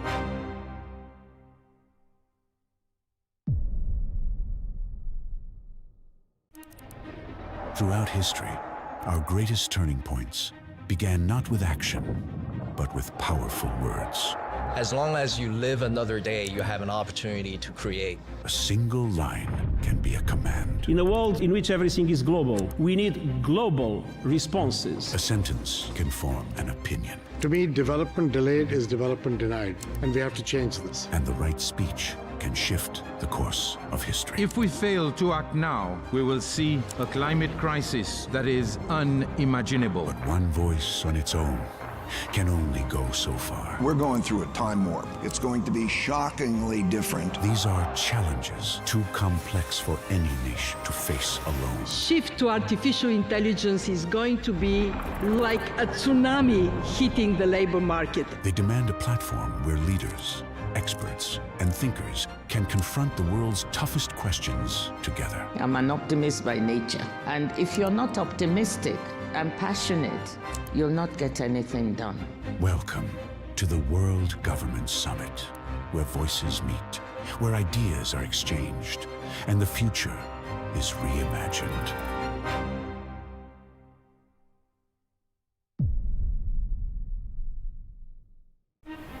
We're going through a time warp. It's going to be shockingly different. If we get into a new Cold War, do countries have to choose which side they are? In a world in which everything is global, we need global responses. I'm an optimist by nature. And if you're not optimistic and passionate, you'll not get anything done.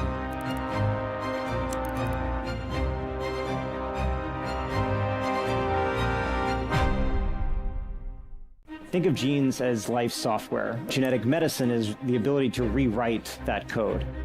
If you are diagnosed early with lung cancer, your probability of being alive at 5 years is going to be 95%. What COVID did is it really stretched our systems to their core. History teaches us the pandemic agreement is mission critical for humanity.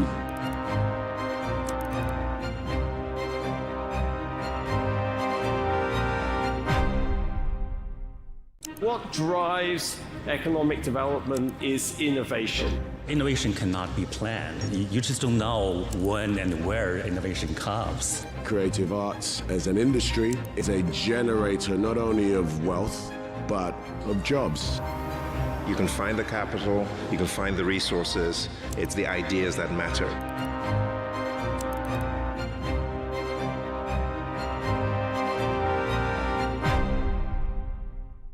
To me, development delayed is development denied, and we have to change this. We know the energy demand is going to double by 2050. We don't know how we're going to supply that demand. Those countries that will continue to innovate will have a competitive advantage. They want the data input and the models that they can manage and they can trust.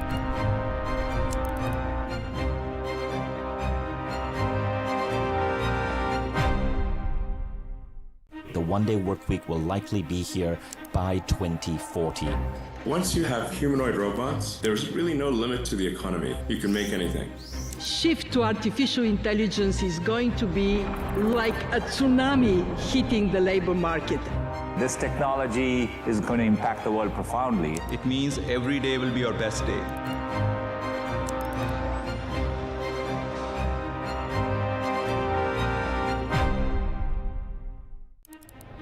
في الماضي صنعت الكلمات والأفعال أعظم لحظات التاريخ، فألهمت الشعوب ورسمت مسارها.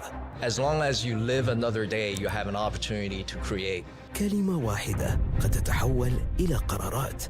In a world in which everything is global, we need global responses. جملة واحدة قادرة على تشكيل الآراء. To me, development delayed is development denied, and we have to change this. والخطاب الصحيح يمكن أن يغير مجرى التاريخ. If we fail to act now, we will see a climate crisis that is unimaginable. غير أن الصوت الواحد مهما كان مؤثراً لا يكفي وحده. We're going through a time warp. It's going to be shockingly different. هذه تحديات معقدة يصعب على الدول والحكومات مواجهتها منفردة. Shift to artificial intelligence is going to be like a tsunami hitting the labor market. نحن بحاجة إلى منصة تجمع القادة والخبراء والمفكرين، منصة تطرح فيها أصعب الأسئلة وتصاغ فيها الحلول بجهد مشترك. I'm an optimist by nature. If you're not optimistic and passionate, you'll not get anything done. القمة العالمية للحكومات، حيث تلتقي العقول وتتولد الأفكار ويستشرف المستقبل.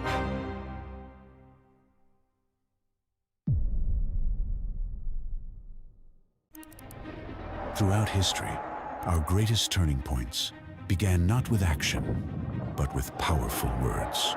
As long as you live another day, you have an opportunity to create. A single line can be a command. In a world in which everything is global, we need global responses. A sentence can form an opinion. To me, development delayed is development denied, and we have to change this. And the right speech can shift the course of history. If we fail to act now, we will see a climate crisis that is unimaginable. But one voice on its own can only go so far. We're going through a time warp. It's going to be shockingly different. These are challenges too complex for any nation to face alone. Shift to artificial intelligence is going to be like a tsunami hitting the labor market. They demand a platform where leaders, experts, and thinkers can confront the world's toughest questions together. I'm an optimist by nature. And if you're not optimistic and passionate, you'll not get anything done.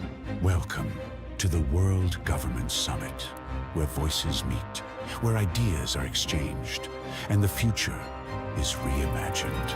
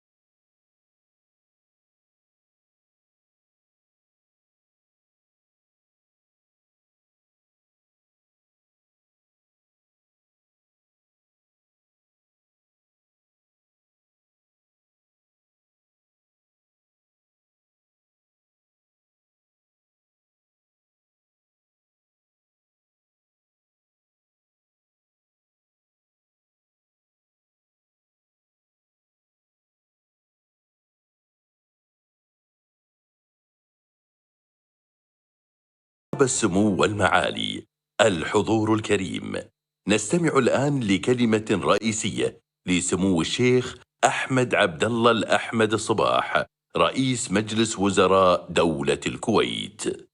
Your Highnesses, Excellencies, ladies and gentlemen, please join me in welcoming His Highness Sheikh Ahmed Abdullah Al Ahmed Al Sabah, Prime Minister of the State of Kuwait. Please note that this session will be in Arabic. Kindly use your headsets for instant interpretation.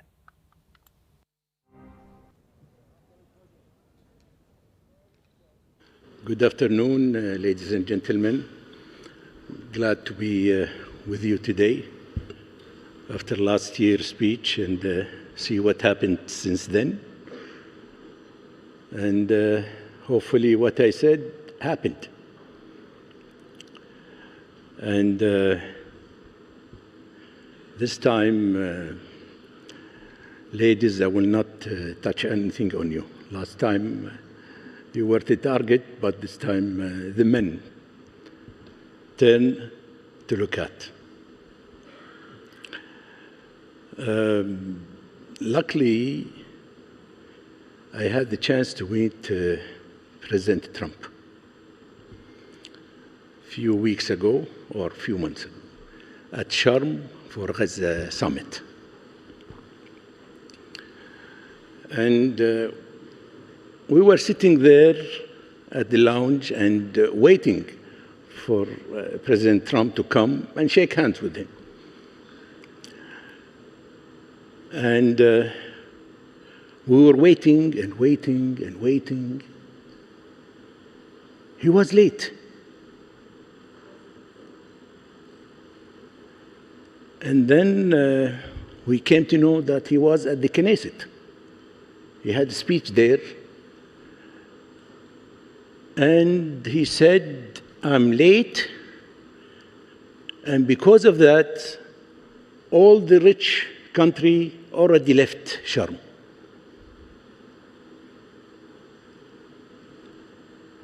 So that was the first warning I received from that sentence. We are a rich country. I'm sure the minute I shake hands, he will give me the message. So I was thinking, what shall I do? What shall I do? And I was watching my colleagues when he arrived, of course. He came maybe 3 hours late. Before he traveled, he was marketing his watch, Trump watch. And I said, okay, I had an idea. As we're queuing to shake hands with Mr. Trump, I've noticed all the Gulf officials, he started the dialogue. And he took his time, and I was reading the faces of our colleagues there, how they were reacting to his remarks. Okay, good. Then my turn came. When I went there, I said, I started dialogue instead. I said, His Highness greetings and the Crown Prince greeting to you. But I should tell you one thing. I have one remark, Mr. President, if you allow me. He said, yes, of course, go ahead. Mr. President, try not to be late next time. Otherwise, no one will buy your watch.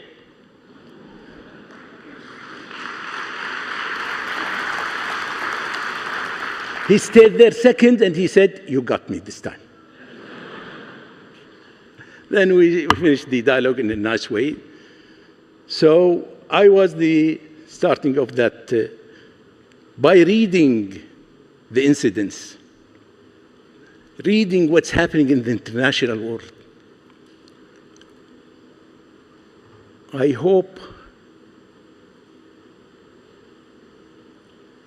everybody will go to his common sense in solving our problems, especially in this area. What's going on in Iran and the negotiation going on now in Turkey, now it's been transferred to Oman. Hopefully, peaceful solution will be reached. Otherwise, if the war started, then we'll be going in the tunnel, and God knows what happens there. Let's hope for the best.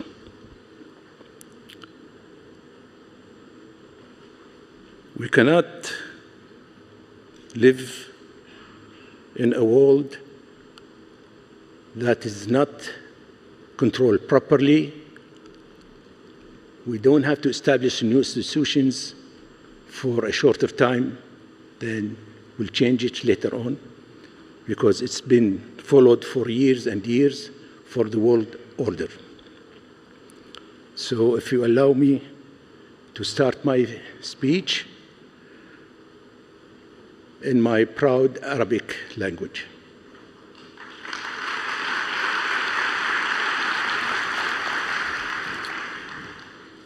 بسم الله الرحمن الرحيم.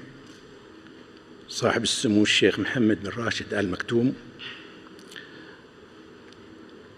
نائب رئيس دولة الإمارات العربية المتحدة، رئيس مجلس وزراء حاكم دبي، أصحاب السمو والمعالي والسادة، السيدات والسادة، السلام عليكم ورحمة الله وبركاته. يسعدني ويشرفني أن أنقل إليكم تحيات حضرة صاحب السمو أمير البلاد الشيخ مشعل الأحمد الجابر الصباح حفظه الله ورعاه، وتحيات سمو العهد الشيخ صباح خالد الحمد الصباح حفظه الله، مقرونة بأطيب تمنياته بنجاح أعمال القمة العالمية للحكومات 2026. كما يسرني أن أتقدم بخالص الشكر لدولة الإمارات العربية المتحدة الشقيقة قيادة وحكومة وشعبا على هذه الاستضافة الكريمة لقمة أصبحت اليوم منصة عالمية رائدة ومختبرا مفتوحا للأفكار وورشة حية لصناعة الحلول وجسرا يربط بين طموحات الحكومات وتطلعات الشعوب. وأثمن ما حظيت به دولة الكويت من احتفاء مميزا خلال فترة 29/1 إلى 4/2 اللي احنا تاريخ اليوم، وما قدمته دولة الإمارات العربية المتحدة الشقيقة من نموذج راق للعلاقات الإنسانية والثقافية بين الشعبين، بما يعكس قيم المودة ويجسد معاني التقارب والأخوة إخوة للأبد. أصحاب السمو والمعالي والسعادة، السيدات والسادة، إن رسم ملامح حكومات المستقبل أمر مهم، لكنه لا يكتمل ما لم تكن هذه الملامح قابلة للتنفيذ. فالتحدي الحقيقي لا يكمن في صياغة الرؤى، بل في تحويلها إلى قرارات وترجمتها إلى سياسات وقياس أثرها في الحياة الشعوب. فحكومات المستقبل لا تقاس بما تعلنه من طموحات، بل بما تحققه من نتائج ملموسة في حياة المواطن اليومية. وقفت أمامكم على هذه المنصة قبل عام وتحدثت عن رؤية مستقبلية لوطن الكويت وتحديات الاقتصاد العالمي الجديد. واليوم أقف بينكم لأشارككم واقعاً صنعناه منذ لقائنا الأخير، واقعاً يؤكد أن التحول ممكن، وأن الوعود أصبحت إنجازات بالإرادة والعمل الجاد والتنفيذ الفعال، لأن حكومات المستقبل لا تبنى على الخطط. خلال العام الماضي اتخذت دولة الكويت خطوات إصلاحية جوهرية لتعزيز الاستقرار المالي وضمان الاستدامة المالية العامة، والبدء بإصلاح الاقتصاد الوطني وتنويعه وزيادة مساهمة القطاع الخاص، وفي مقدمتها إقرار قانون التمويل والسيولة كإطار تشريعي منظم لإدارة الالتزامات المالية والدين العام. ونحن على وشك إقرار أول تشريع ينظم طرح الصكوك الحكومية محلياً وعالمياً بالتوافق مع أحكام الشريعة الإسلامية، بما يمكننا من التعامل مع التحديات المالية بمرونة ومسؤولية، والتخطيط المالي متوسط وطويل الأجل. وقد انعكست هذه الإصلاحات مباشرة على ثقة المؤسسات الدولية، حيث رفعت وكالة S&P Global Ratings التصنيف الائتماني لدولة الكويت في نوفمبر 2025 من A+ إلى AA- مع نظرة مستقبلية مستقرة في شهادة واضحة على سلامة النهج الحكومي في إدارة المالية والمضي في مسار الإصلاح.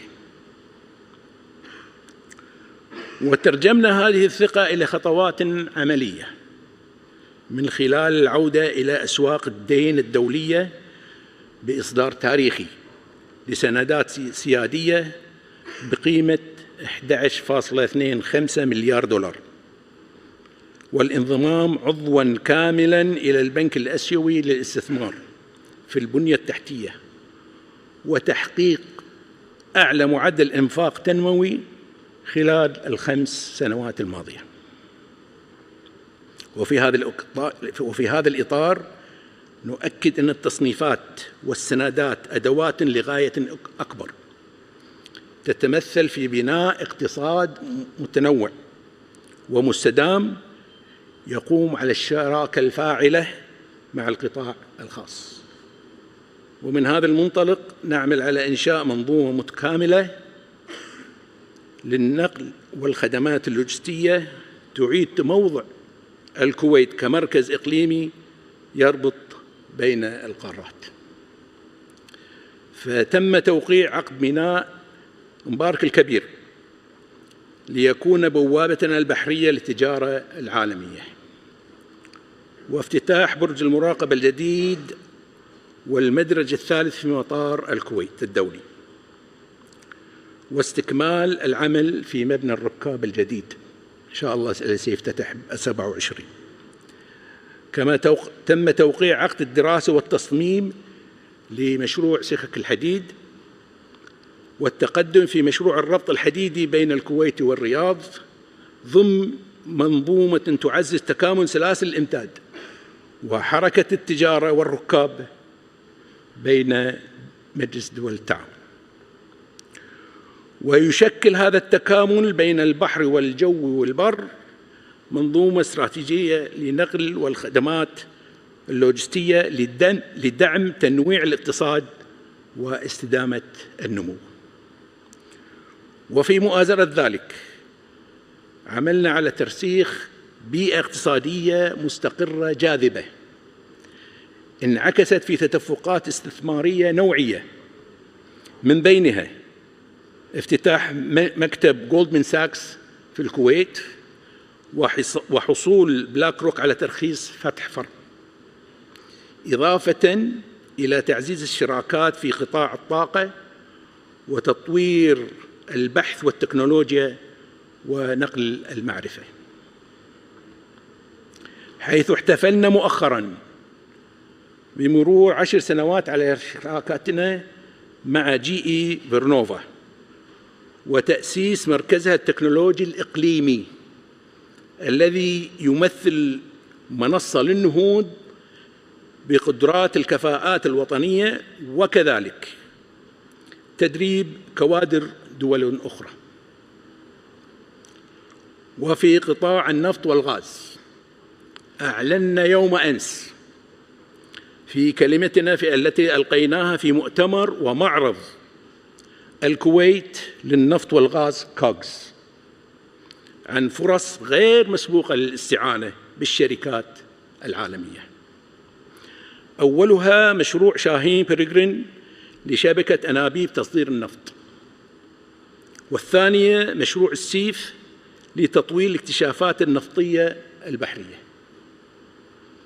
ومع الإبقاء على ملكية والسيادة حصرياً للدولة، وهي رسائل تؤكد انفتاحاً منضبطاً وفق قوانيننا بمنهج واضح.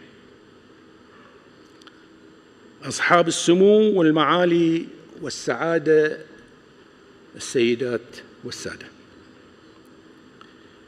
إن حكومة المستقبل لا تقاس بقوة اقتصادها فقط بل بجودة خدماتها، ومن هذا المنطلق واصلنا مسار التحول الرقمي، حيث توسع تطبيق سهل ليشمل أكثر من 25 مليون معاملة، متوجاً إنجازاته بحصوله على جوائز محلية وعربية. وأطلقنا مبادرات رقمية متكاملة، ونقلنا البنية الرقمية لوزارة المالية إلى السحابة الإلكترونية. إن الحكومة الذكية تصل بالخدمة إلى المواطن قبل أن يطلبها، كما شهدت القطاعات الصحية والسكنية والتعليمية تطورات نوعية غير مسبوقة عبر مشاريع وإنجازات عملية تمس حياة الناس مباشرة، وتؤكد أن الاستثمار الحقيقي هو في الإنسان وجودة حياته. وعلى صعيد الحوكمة والانفتاح أجرينا ما يزيد عن 50 تعديلاً على القوانين والمراسيم ضمن منظومة التعديلات التشريعية خلال العام الماضي. وأطلقنا منصة كويت فيزا، وحدثنا أنظمة الإقامة بالتوازي مع تطوير القطاع السياحي وتحسين جودة الحياة ضمن رؤية متكاملة تقوم على اقتصاد متنوع وحوكمة فعالة واستثمار في الإنسان وانفتاح متوازن على العالم. ما تحقق خلال العام واحد جاء بإرادة سياسية واضحة وقرارات جريئة وتنفيذ سريع، وخرجنا ب3 دروس أساسية: الجرأة في اتخاذ القرار، السرعة في الإنجاز، والشراكة الحقيقية. ودولة الكويت التي عرفت مرارة الاحتلال وويلات الحروب تؤمن بأن السلام شرط للتنمية، وأكرر تؤمن بأن السلام شرط للتنمية، وستبقى صوتاً داعياً للحوار واحترام السيادة وبناء الجسور والعمل الإنساني بنهجها الدبلوماسي المتزن والقائم على الاعتدال والحكمة. المستقبل لا ينتظر المترددين، والكويت اتخذت قرارها بأن تصنع مستقبلها، وأن تقود التغيير، وأن تقدم تجربتها بشفافية، وتتعاون مع العالم لبناء تنمية مستقرة ومستدامة. أصحاب السمو والمعالي والسعادة، السيدات والسادة، شكراً لحسن استماعكم، والسلام عليكم ورحمة الله وبركاته.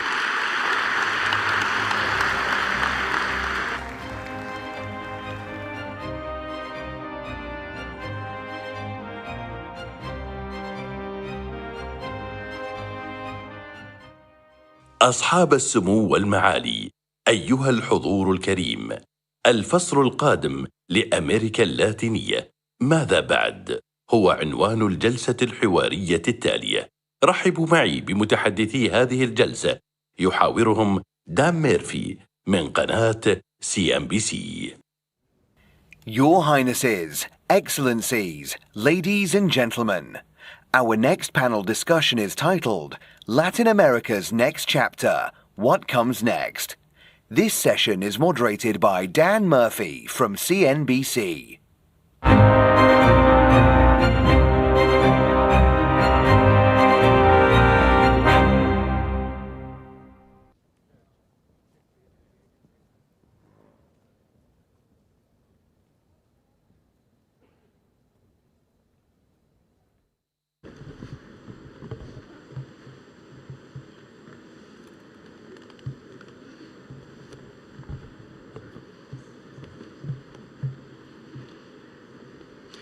Your Highness, Your Excellencies, ladies and gentlemen, a warm welcome to this World Government Summit special event. I'm Dan Murphy from CNBC.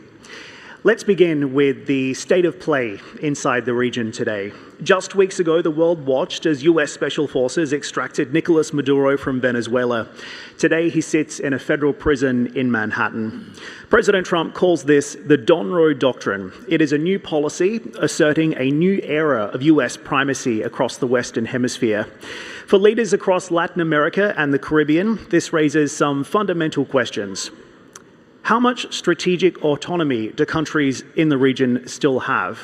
What are the red lines on sovereignty? And how should governments respond when the United States acts unilaterally in their neighborhood?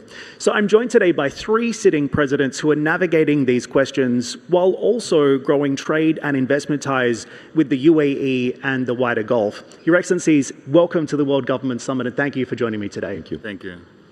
President Pedro, I'll begin with you. From Paraguay's perspective, what precedent did this intervention in Venezuela actually set for the rest of the region? And what is your reaction to the President's approach to the region today? I think that for every country in Latin America, we are very proud about sovereignty and self-determination. Having the intervention of another country is not our first choice of action in terms of foreign policy. But in the case of Paraguay, we know and we learned the hard way. We have to endure a very long dictatorship, 35 years of a military regime that ended in 1989. And we learned that dictators, they don't live with pamphlets and manifestations on the street. They usually go with bullets and with a military intervention. So we tried, and I tried very hard since my inauguration as president in 2023, to restore democracy, see a restored democracy in Venezuela. We participated the Barbados Accord among many countries in Latin America to see a free election, which was not respected during the elections in 2024. So since then, we have been trying very, very hard to find a way out of the problem, because it's a real problem for all the countries. 6-7 million Venezuelans left Venezuela, and this is not for the good reasons, it was for the bad reasons.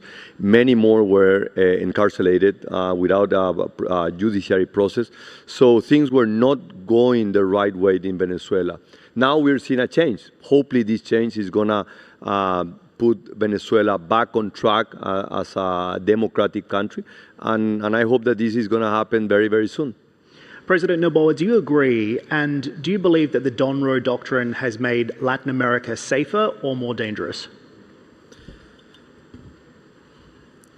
Well, I do believe that it has made Latin America safer, or at least we're on the road to become a safer region.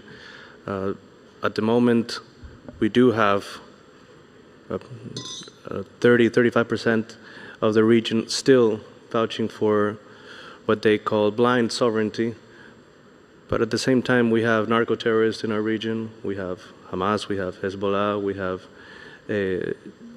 armed groups operating and acting in the drug trade. So I think this is the last resort, and we're using it as a last resort. But we needed something like this. We needed a shock to really change the direction of where we were going. So you welcome this shock, as you've called it? Well, in a country where we fight every day for peace, where we fight every day against narco-terrorism, more than 50,000 armed men and women, and where we have also 600,000 Venezuelans living in our nation, I do believe it has done more good than bad. President Abinader, the Monroe Doctrine was used once to justify US intervention in the Dominican Republic. Are you reassured or alarmed by what has unfolded in the last few months? First of all, let's speak about what was happening in Venezuela. Venezuela, we had relations until the elections. On the elections, you know that it was a complete stalled elections. There was no democracy. We have seen that now they are freeing a lot of political prisoners.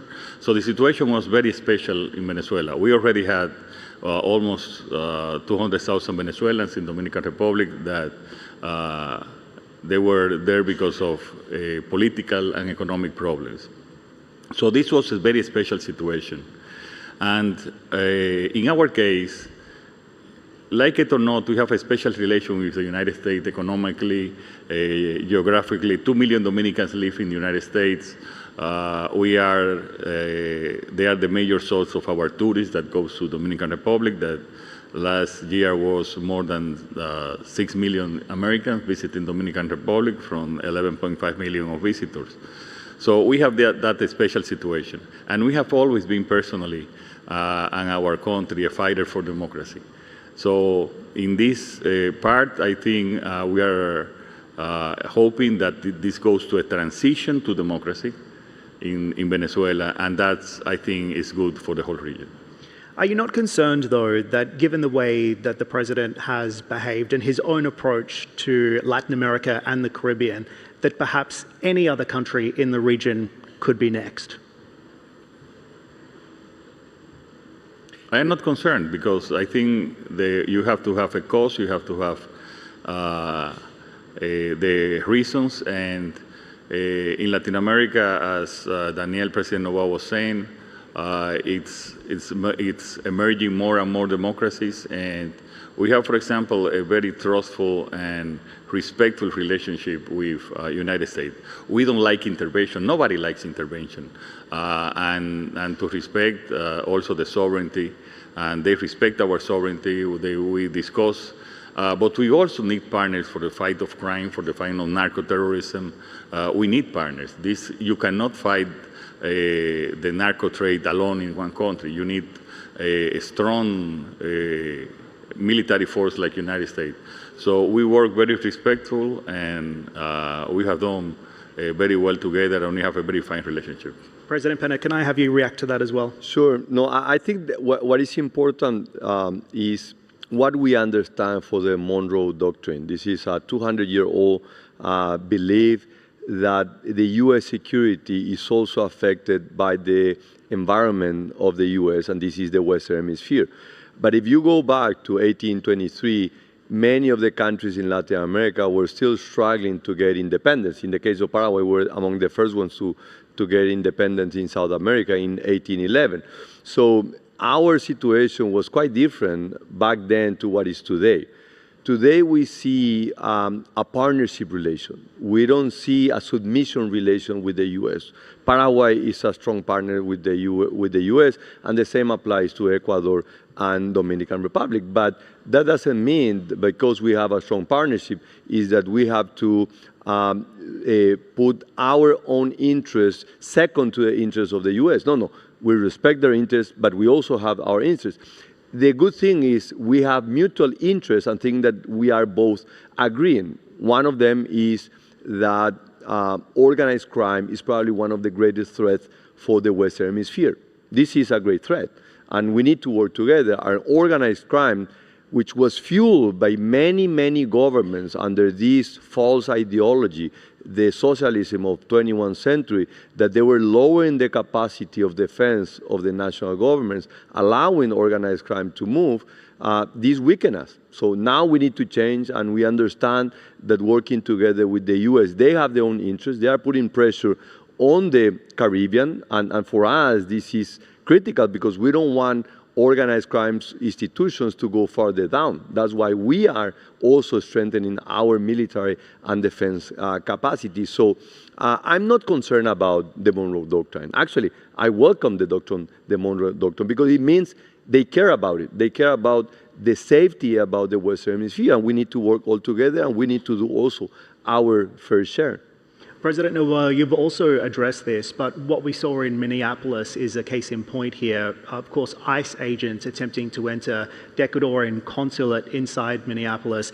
In your view, sir, was that a breach of sovereignty, and did you ever get an apology from the United States? No, we saw the videos. We saw it was an initial attempt. It didn't go through. And we had a letter of protest. And we talked and we sorted it out. Like I said, we need to understand which of the interests align and which don't. And something that's not negotiable is our own principles. But on the other hand, we need to understand that the US is our main trade partner, and that we have over 500,000 Ecuadorian immigrants in the United States, the great majority, hardworking people that just want to have a good life and want peace. Not to be petty, but do you want an apology? Well, they gave us an explanation. They gave us, it was shown that they didn't cross, the final line, you'd say. So we protested. They gave us an answer and an explanation, and that's it. So that's the state of play inside the region today, with a perspective from each president. Let's shift focus to what's happening inside the UAE, because there is, of course, a reason that each of you are here at the World Government Summit, and I wanted to unpack that as well.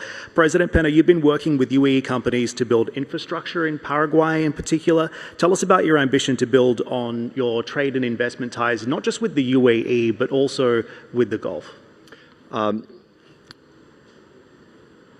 11 years ago, I started to come to the region. I was Minister of Finance of Paraguay. So I was trying first to understand what was happening in the region, UAE, Qatar, Saudi Arabia. And I was amazed. I was amazed not because of the amount of resources, but about the wisdom, the vision of the leadership. So at that time, we negotiate an investment agreement, elimination of double taxations. And when I won the election in April of 2023, the first country that I visited, even before sworn in, was the UAE. So I came here and I said that despite that we are separate, very far away, and we might not have similar languages or cultural ties, but the vision that we have going forward is very, very similar. So over the last 2.5 years, I have been coming regularly to UAE, and we had been able to reach very important agreements on investment in railroads, airports, energy. Paraguay is a large producer of clean, renewable energy, and of course, this is being used as a magnet to bring companies on the technology sector, and of course, the UAE is leading in this effort and in this initiative. So I think that there is a great amount of opportunities. I think they are limitless, the things that we could do. And what we have offered, and during this semester, Paraguay is under the presidency of Mercosur, which is now also, thanks to Trump, moving ahead on many areas with free trade agreement. We just closed one with the European Union. We are now in the process of doing a free trade agreement with the UAE and Mercosur. We think that we need to bring together these two regions, the Gulf, and I think UAE can play a major role in leading this region, and also South America and Mercosur and Paraguay, with a lot of humility, wants to be the entry gate, a country that's going to welcome foreigners from other regions and to do business in the entire continent.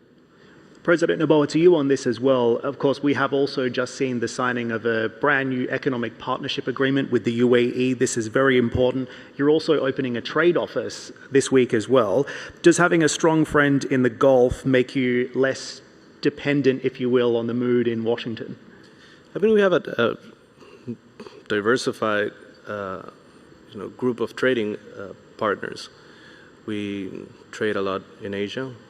Our second largest trade partner is China, and our third largest trade partner as an independent country would be Russia. The European Union altogether would go up to second place if it's all together. I believe that Ecuador is very compatible with the Gulf, that we could work together. We are a net exporter of food. We produce 9 times the amount of food that we can consume. We have fresh water sources. At the same time, we bottle water and several drinks. So in terms of compatibility, we are a great partner for the UAE and for the entire Gulf. At the same time, we are in a process of growth and renovation. The country is improving technologically. The country is improving also in terms of energy. So we're going to need the know-how for refining, for waste management, also for energy management. Ecuador is growing at around 4% every year, but I believe if we work together with the Gulf and with trading partners like the UAE, we could grow above 5% in the next few years. And really unlocking the ambition and the opportunity in this part of the world. We were just talking backstage about how it's hard to find what we have here in the UAE anywhere else in the world at this point, given what's happening on the ground here, the investment opportunities opening up and the doors that are opening for countries around the world in this country as well. President Abinader, over to you on this, because you were also on stage talking about your partnership with DP World earlier in the week as well, which has helped to turn your country into a massive trading hub, that long-standing relationship. How do you expand on that relationship and continue to build out that opportunity across the public and the private sector? We are a very diversified economy, and one of the part that is growing is the free zones, and also especially in our government, since I started in 2020, one of the special sectors that we want to develop is also the logistic hubs. So we already had Dubai port, that is not just the main port in the Dominican Republic, it's the main port of the region, and it has been a very successful story. And you can see what Mr. Sultan said. So it has been an excellent relationship, a public-private agreements that now and during my government, it is not just the port or the logistic. Now they entered into the free zones. What better free zone you can have next to the port? And they also went into free zones in the airport of Punta Cana, also that it has a special conditions. So we already have this special relation. This, between last year and this year, just Dubai Port is investing, expanding the ports and the free zones, $760 million. And I hope also other companies will see that from the UAE, will see that a case of success to enter into all the diversified areas that we have. At the same time, we are working into an agreement with UAE with all the vanguard technology that they have, especially on the digital government, that it makes more competent and specialized and efficient government. We are working on a protocol so we can have a G2G agreement and implement all these cases, successful cases that it has done here in UAE in the Dominican Republic. So I think there are a lot of opportunities for the private sector, but also between our governments, that we can do a lot to assure and have a better quality for our people. And the President also just mentioned that unlocking this opportunity will drive growth. What does the growth number look like for the Dominican Republic if all goes well? Well, we have predicted 4% also for this year.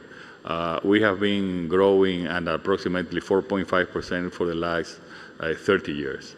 And we have established in our government what is seen as a Project 2036, which is to double the economy for 2036. We are now a middle-income country, which we were a low-income country 20 years ago. And we are developing, as I said, and I think one of the reasons is our diversified economy in tourism, in free zones, in also part of agriculture, in logistic hubs. We are even growing a lot in medical tourism for all the region. So we have, as I said, we are growing every niche. In the free zones, we now have also a special a project to assemble semiconductors in the country. We already are preparing our people in the technical part. Also, we established a master for semiconductor, assembly of semiconductor in one of our universities. We are exporting $3 billion in medical devices from our free zone. So it's not just the old manufacture of clothes, so we are going more into technology. At the same time, about 800 million exporting electrical equipment. And I think that in that path, there are a lot of opportunities for enterprises with the UAE that can grow. And last year, we have a record of $5 billion in foreign investment, the biggest of the region, and a record for DR, which it says that there is confidence in the country, also for the internal market and also for export. And one of the good things is that the company that has invested in the Dominican Republic invest 68% of their profit in new investment in the DR. So that it says how confident and how well they have been doing in the last few years. I also wanted to shift focus just briefly and talk about something that President Pena and I were also discussing in Davos, Switzerland, only a couple of weeks ago, and that is President Trump's new Board of Peace. Of course, the foreign policy agenda in the United States right now isn't just peace, it's also prosperity, and trade and investment is directly correlated to that. President Trump proposed this Board of Peace as an alternative to traditional security alliances. Paraguay has joined, but Ecuador and the Dominican Republic, as I understand it, were not invited or declined to join. So can I just get some clarity on that? First of all, President Pena, you did sign that piece of paper. You were there in Switzerland. What's the strategic advantage for Paraguay? Paraguay has been very critical. We truly believe in multilateralism, but we also think that the system that was designed after World War II, 80 years ago, is outdated. It's outdated and doesn't reflect the weight of different countries, the participation, and of course at the top of this pyramid is the United Nations, right? It's a large organization, and I have been very, very critical about the UN capacity to solve problems. Every year we go to the UN General Assembly and we are just adding one more conflict to the table, and we are not taking any other conflict. So I take President Trump's initiative. I think it was a good effort. Previous to that, I also participated in the signing of the peace for Gaza in Sharm el-Sheikh in Egypt. Paraguay has been a long-standing defendant on the Israeli position of self-defense and trying to build a long-lasting peace for the region. So this participation also brought Paraguay into the table on the Board of Peace. So hopefully we're going to find a way. I think this year is going to be also a great opportunity because the countries are going to be choosing a new Secretary General for the United Nations. And the Western Hemisphere, our region, will play a leading role. This is a position that rotates by region and is coming back to the Western Hemisphere after 40 years. So I think all of these puts in the right track for countries that wants to do the good. I mean, for us, we want peace, we want countries to work, and we need to strengthen the multilateral system. We don't like a world without multilateral system. We need a system that is benefiting all countries, not only the large countries. We need also a more important role for middle powers. I think the three countries that we are representing here, we can identify as middle powers, countries that we are no longer poor countries. We are very rich countries, and we don't have the problems of the very large countries in terms of population and complexities. So we can play a pivot role in bringing solutions to the table. President Noboa, I think you have a different view on this. You've heard the case for. Why is Ecuador against? We're not necessarily against. We're not part of it. That doesn't mean that we're against. We've been fighting an internal war for 2 years, war against narco-terrorism, and we fight every day. We need the help of the world. 40% of the cocaine that's being exported out of Ecuador goes to Europe, another 40% goes to the US, and 20% to the rest of the world. So it's not a war because of local consumption. It's a war based on external consumption. We're also not cocaine producers. It's been smuggled through the borders from Colombia and from Peru. So we're fighting a war. We are fighting a war against evil and against narcos and illegal mining. And we do believe that the strength of multilateralism will help us achieve our goal, which is to win this war. So you see a pathway to joining the Board of Peace at some point in the future? I know it's not our top priority right now. Top priority right now is to fight the war, to win the war that we're living in right now, and to give peace to our 18 million citizens that we have in Ecuador. Mr. President, same question to you.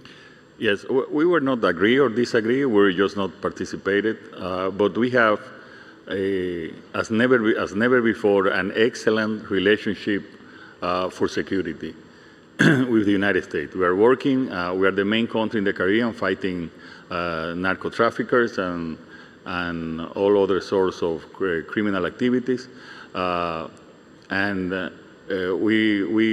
They said that they have never before had the government that has cooperated so well in security. I think that's in favor of us and in favor of them. So we have this special bilateral relationship. We also believe in multilateralism, and I think what everybody wants is that the United Nations continues with reform, which is normally that to be more effective, which normally happens with long-term organizations, that it needs to reform. So that is our idea, but as I said, we have a special relationship with the United States, but not just with the United States. We signed a special cooperation of security with France for the Caribbean. So everybody who is wants to fight criminal activities and narco-terrorism, as President Noboa says, and the activities is going to count with Dominican Republic. We have been so successful that we are the second most safest country in terms of murder homicides per 100,000 people, after El Salvador, which has I think 2 or 3. We have the lowest, which is 8. It's high for some countries, but this for the region is one of the lowest. And that is because of the cooperation, part of the cooperation that we are doing with the United States. I wish we had more time, but we'll have to leave it there. Your Excellencies, on behalf of all of us, welcome again to the UAE. Thank you for being here. And ladies and gentlemen, thank you for listening in. Thank you. Thank you.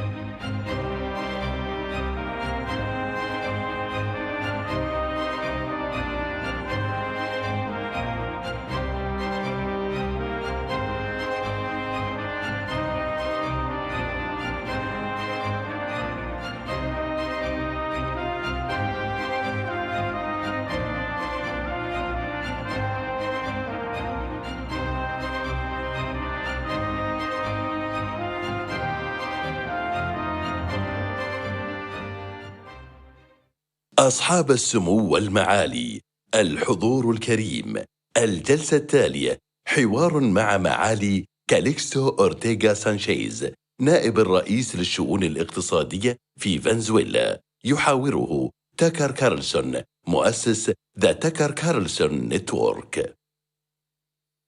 Your Highnesses, Excellencies, Ladies and Gentlemen, our next session is a conversation with His Excellency Calixto Ortega Sanchez, Vice President for the Economy of Venezuela. This session is moderated by Tucker Carlson, founder of the Tucker Carlson Network.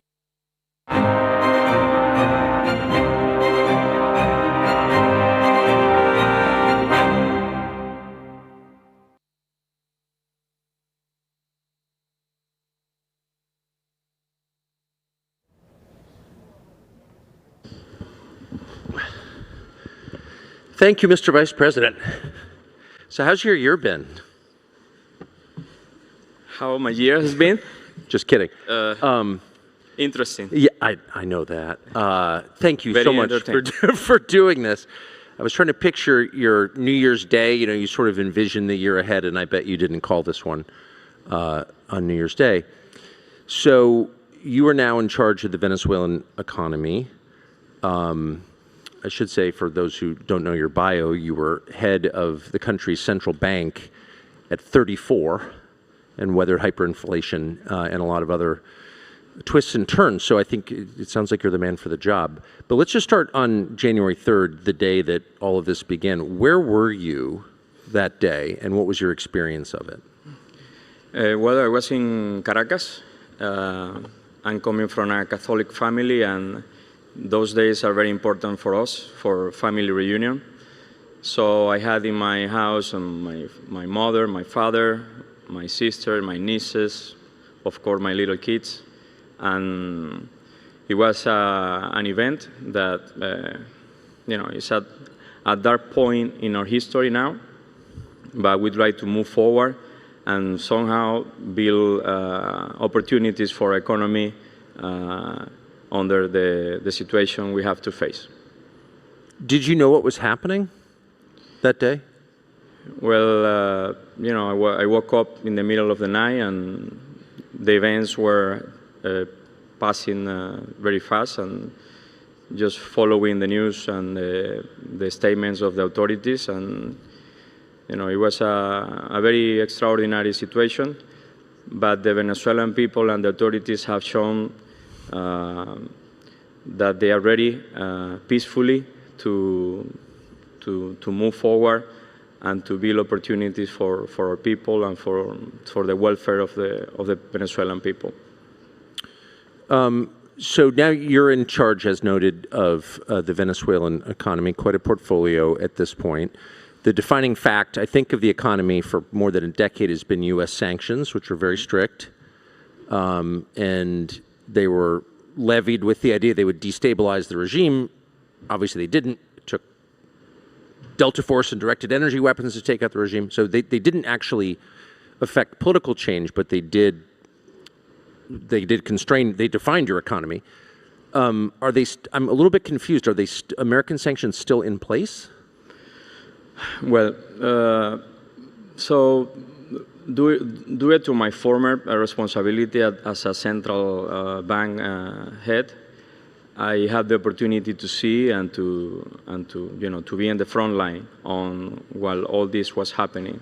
I'm talking about restrictions, sanctions, accusations, the lack of access to your own resources.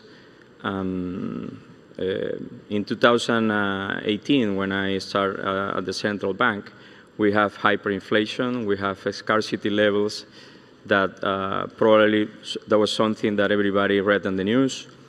But the story that is not being shown in the news is like we defeat hyperinflation.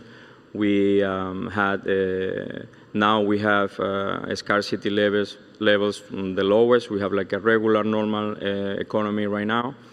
And just to give you an example, in 24, when the sanctions were eased, there was some, how do you call it, OFAC licenses to do to leave the economy functioning like a normal country. We have readings in inflation and, for example, inflation and exchange rate in 2024 show the best reads in 40 years, since the mid-80s. I'm talking about a time where in the mid-80s, Venezuela have access to her international reserve, international markets, everything. But in 24, without access to anything, just to have able the private sector to function like a regular country, we have the lowest inflation in 40 years, and the exchange rate was very stable. So as of today, sanctions are, there are some general licenses that are allowing now private sector to invest in Venezuela, to trade with oil and gas. And Venezuela is ready to receive investment now.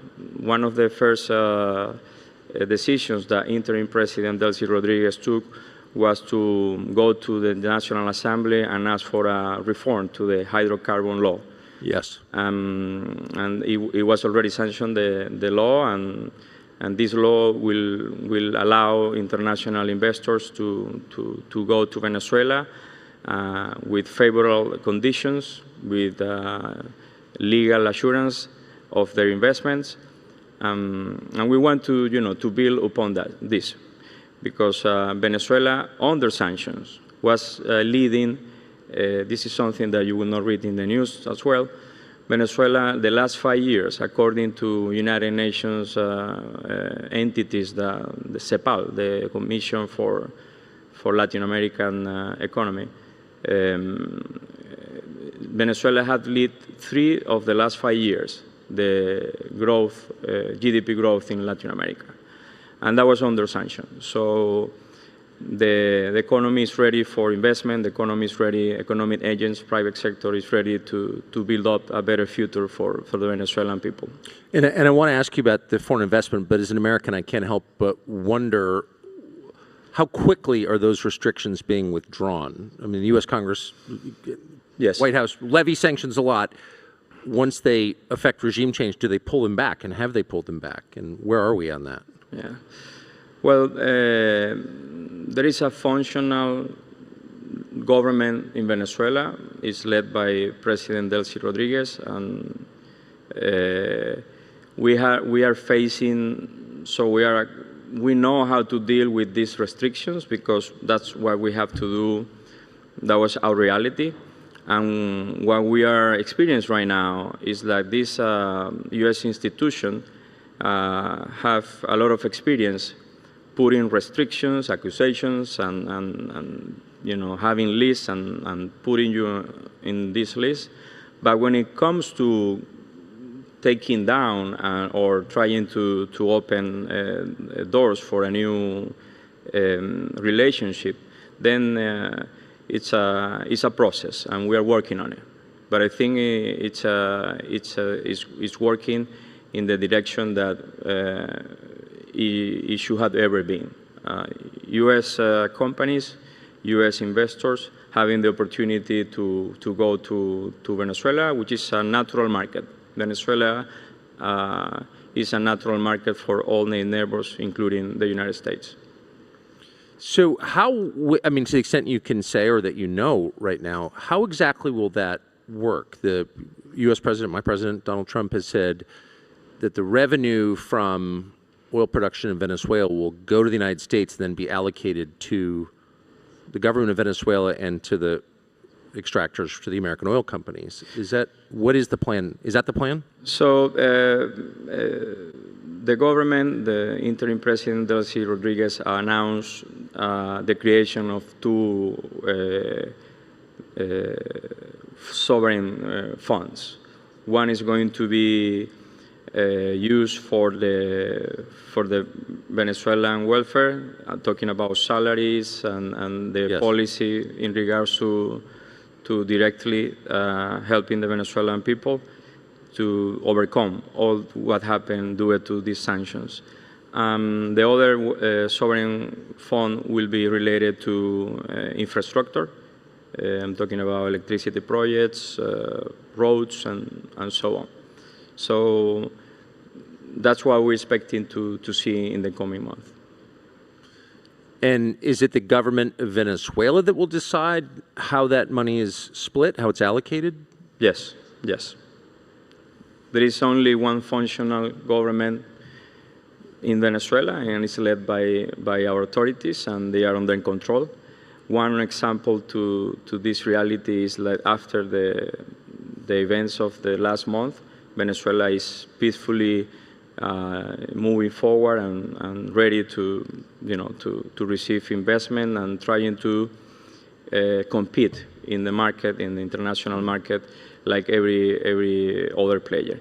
When I'm telling you about the economic growth in Venezuela and how we lead the region, this comparison is with countries that don't have the restrictions that we had. So, right.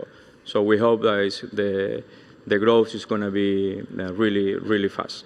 So I suspect you hope not just to extract more oil, but to increase refinery capacity, petrochemicals. Yes. Requires a ton of investment, much more profitable, obviously, yes, in the long run. We would like to be, we know that the reference for Venezuela is that the country with the biggest oil reserve.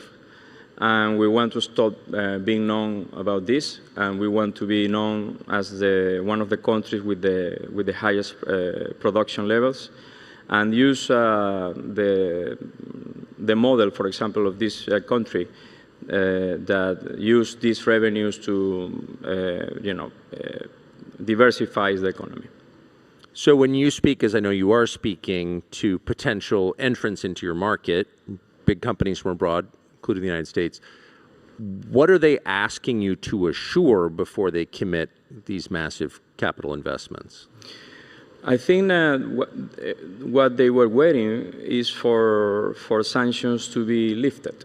And, right. And why is that so hard again? I mean, if your former president's in an American jail, why do we still have sanctions? I'm sure that there will be room for that kind of question to be addressed in Venezuela if you would like to visit. You're very diplomatic. Okay.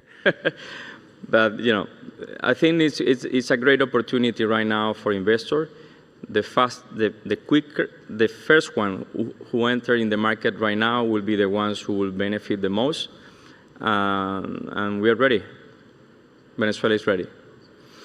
So I think the question everyone from the outside, including me, well, first is the gratitude that Venezuela seems to be stable, and all these horror shows we've seen around the world after regime change that has not happened in Venezuela. Everyone on the planet is grateful for that. But in order to keep stability, what does the country need, do you think? So stability has been in Venezuela political, economically since at least the last 6 years. Economically speaking, we are solid and ready for investment. As long as the Venezuelan people, it's allowed to have a normal life, to stop, make them to live under restrictions that doesn't help to anybody, because it doesn't help the Venezuelan people, it doesn't help the country that imposed those restrictions, it doesn't help anybody. The economy will grow, and the welfare of the Venezuelan people will increase. We have data, for example, I talk about the GDP, but we have data on Venezuelan consumption levels, and it's increased every year, has been increasing. So families are better, and if we are allowed, our economy is allowed to function like a regular one, competing with the rest of the markets, is going to be an improvement. We're going to see improvement in Venezuelan welfare. So just to put a very fine point on this conversation, the thread throughout it is, in order to maintain stability in Venezuela, which is in everyone's interest across the world, you need to pull back the sanctions, which achieve the opposite of their intended effect. They did not dislodge the political leadership. That was by force. It just hurt the people there. It hurt the country that issued the sanctions, the United States. It weakened the dollar. And so in order to go forward on terms that help everybody, Venezuela needs to be allowed to re-enter international markets on equal terms without sanctions. That's what you're saying. And allow us to have access to our own assets. You know, for example, when I was running the central bank, I didn't have access to international reserve. Yeah, I know. It was not something about having like international access to international markets. We didn't have access to our own money, and if you allow us to function like a regular country, Venezuela will show an extraordinary improvement and growth, and it will be an example of growth.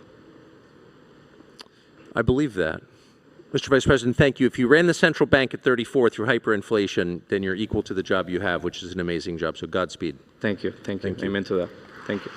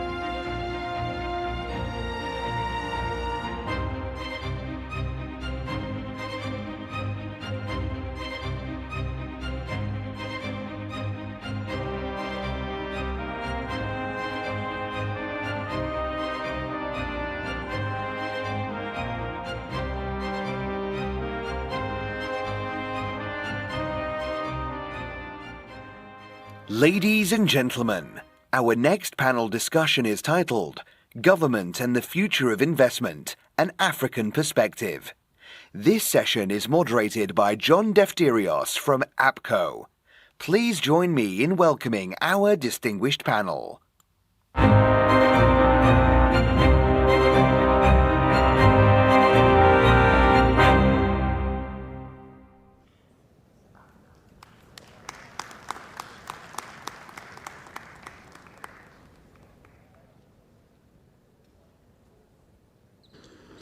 Okay.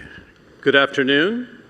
I'm John Defterios. I'm delighted to be doing this session. I had a chance to listen to the mid-morning session with the leaders of Zimbabwe, Sierra Leone, and Botswana with Tucker Carlson, and the conversation was kind of dominated by democracies, the role of China in Africa, employment for youth, keeping them on the continent, all very valid points. But if you want to understand this inflection point we're in right now, we have Africa with the world's fastest growing population, a very youthful population that needs jobs, of course, an abundance of natural resources, tourism destinations, a digital revolution taking place, but sorely in need of investment. Just to provide some context, of the $1.6 trillion that went into FDI in 2025, $60 billion, around 4 to 5% has been the top, went to Africa. And knowing the capabilities of the continent, we're trying to discuss here what's going to unlock that money in the future. It's great to have the president of Tanzania, the prime minister of Mozambique, and Dr. Keane, who served as president of the African Development Bank, and we had a chance to meet as he was retiring and we had said to him, what do you plan to do if you retire? He says, I'm going to make sure there's money in Africa for growth. Yeah. So you're a disciple of that. So it's great to have you. And we're going to tackle this issue of reforms, right? What's needed to actually truly have money from the private sector go in. I think it's worth noting, by the way, in the last 3 years alone, this country, the United Arab Emirates, is the #1 investor into Africa. And by the way, for context, both Tanzania and Mozambique have been getting more than their fair share of money of that $60 billion, but that's just not enough.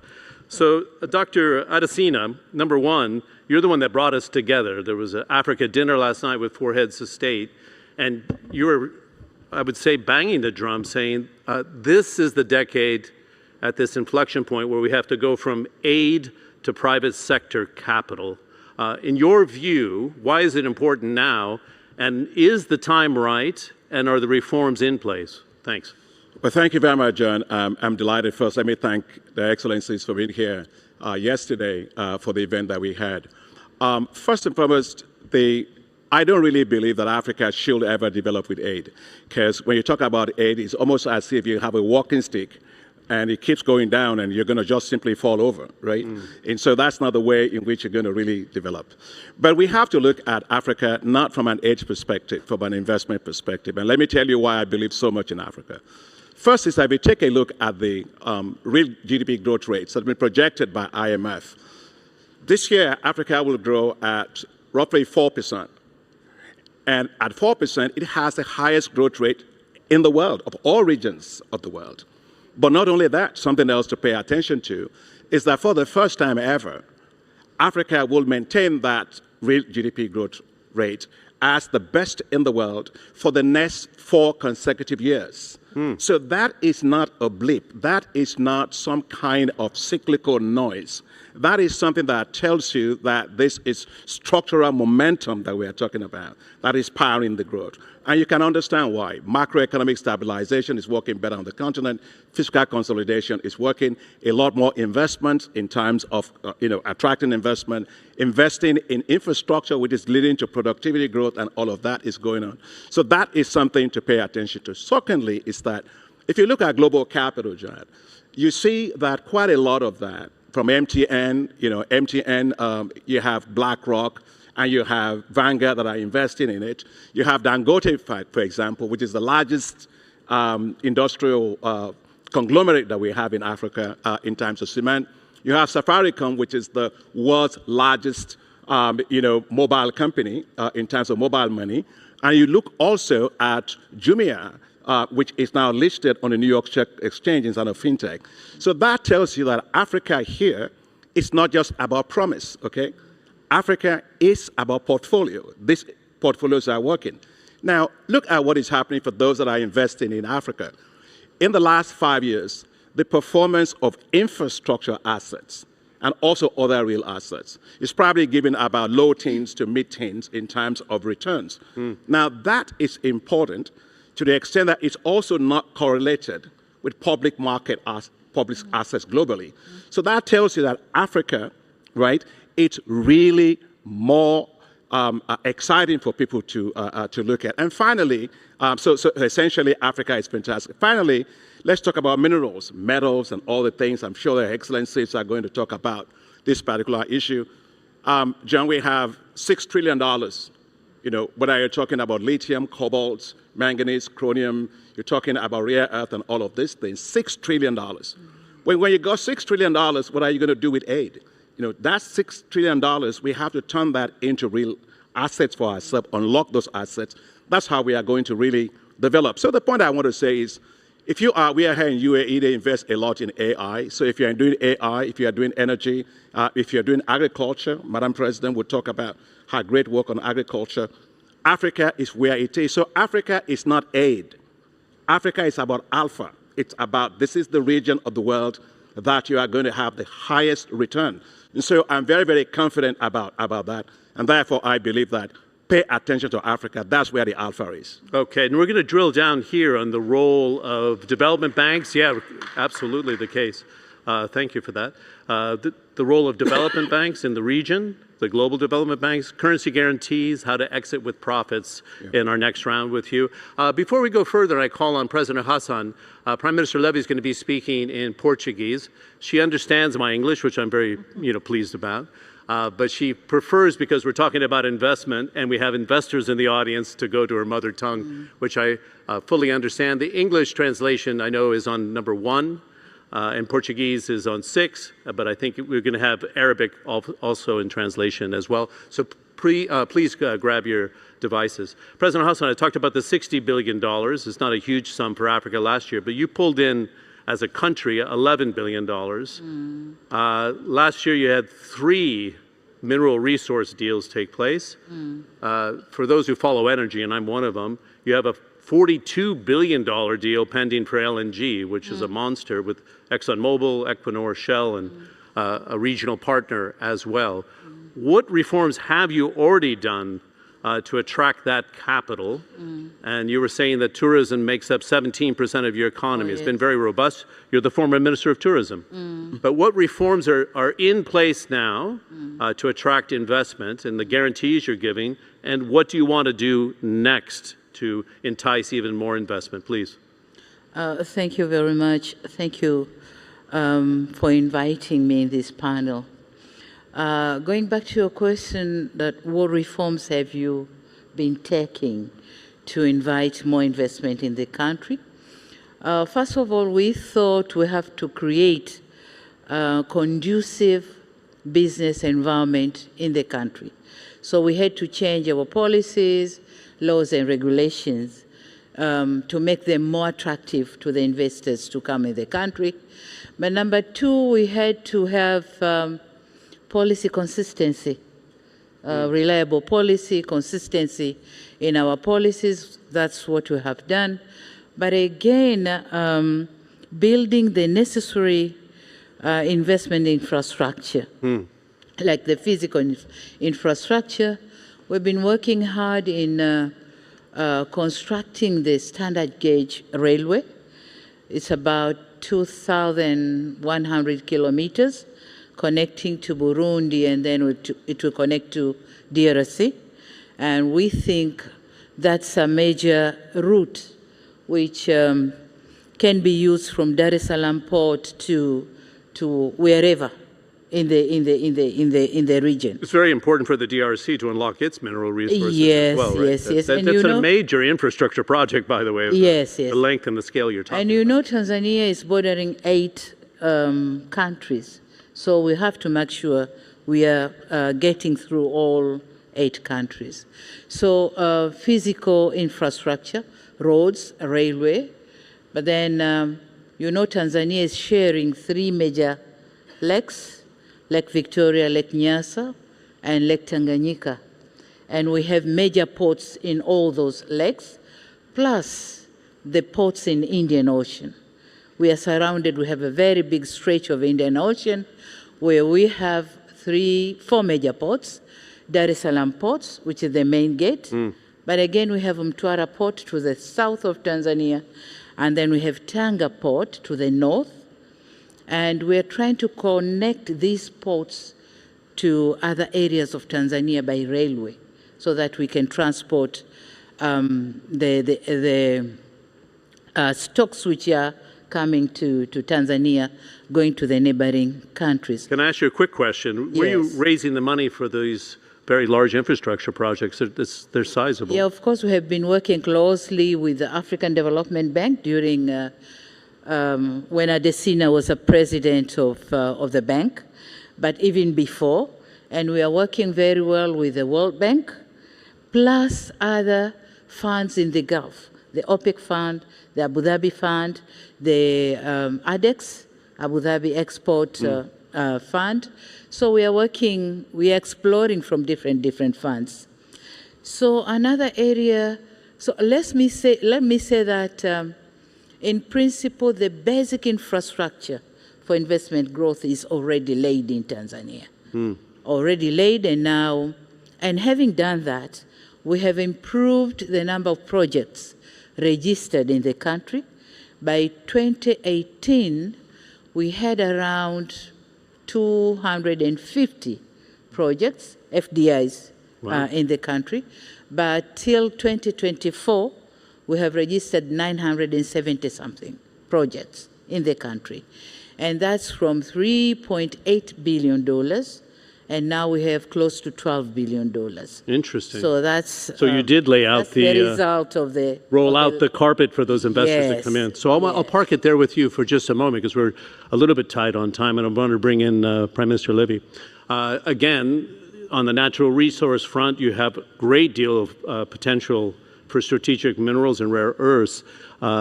You finally got that $20 billion LNG project off the ground after some fits and starts in the north, of course. But Total has been very dedicated to it. Eni of Italy's very much involved.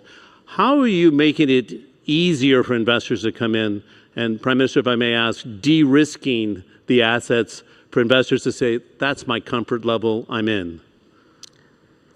Começaria por saudar a todos os presentes aqui nesta sala, e em particular aos membros deste painel, e dizer que vou mesmo falar em português, vou tentar falar de forma mais calma, para ver se a tradução funciona. Nós costumamos dizer que Moçambique é um país abençoado. Portanto, nós temos todos os recursos minerais possíveis, nós temos hidrocarbonetos, nós temos terras raras, temos terras arráveis, temos água, temos turismo e vários outros benefícios. Em termos de recursos, falava agora da questão do investimento na área de hidrocarbonetos. Realmente, nos últimos tempos, nós enfrentamos vários desafios associados ao terrorismo no norte de Moçambique e que, de alguma forma, condicionaram a exploração do gás de Rovuma.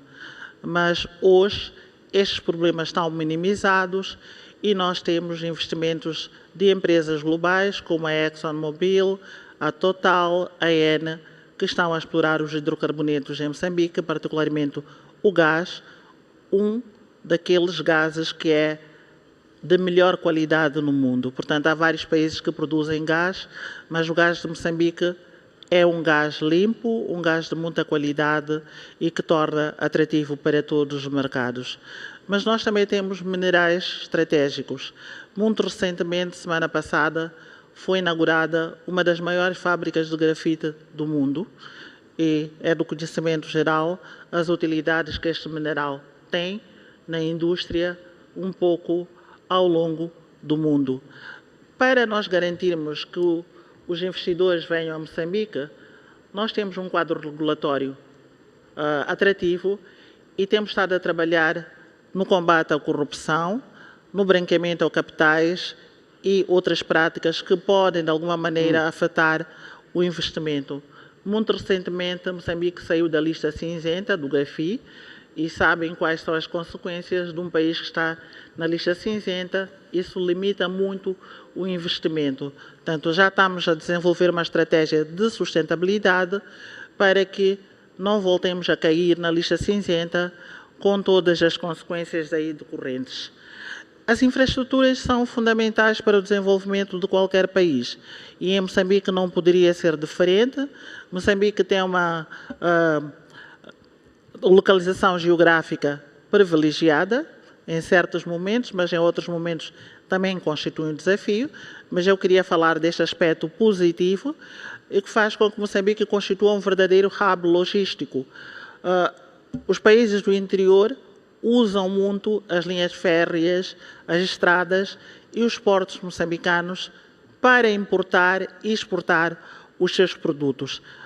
Isso faz com que nós façamos um investimento significativo na parte logística para garantir que Moçambique seja atrativo e, felizmente, há investimentos significativos tanto nos grandes corredores, dos quais eu gostaria de destacar o corredor de Maputo, que parte do sul, o corredor da Beira no centro e o corredor de Nacala no norte. Portanto, todos os países do Interlante usam esses corredores estratégicos para chegar ao mar.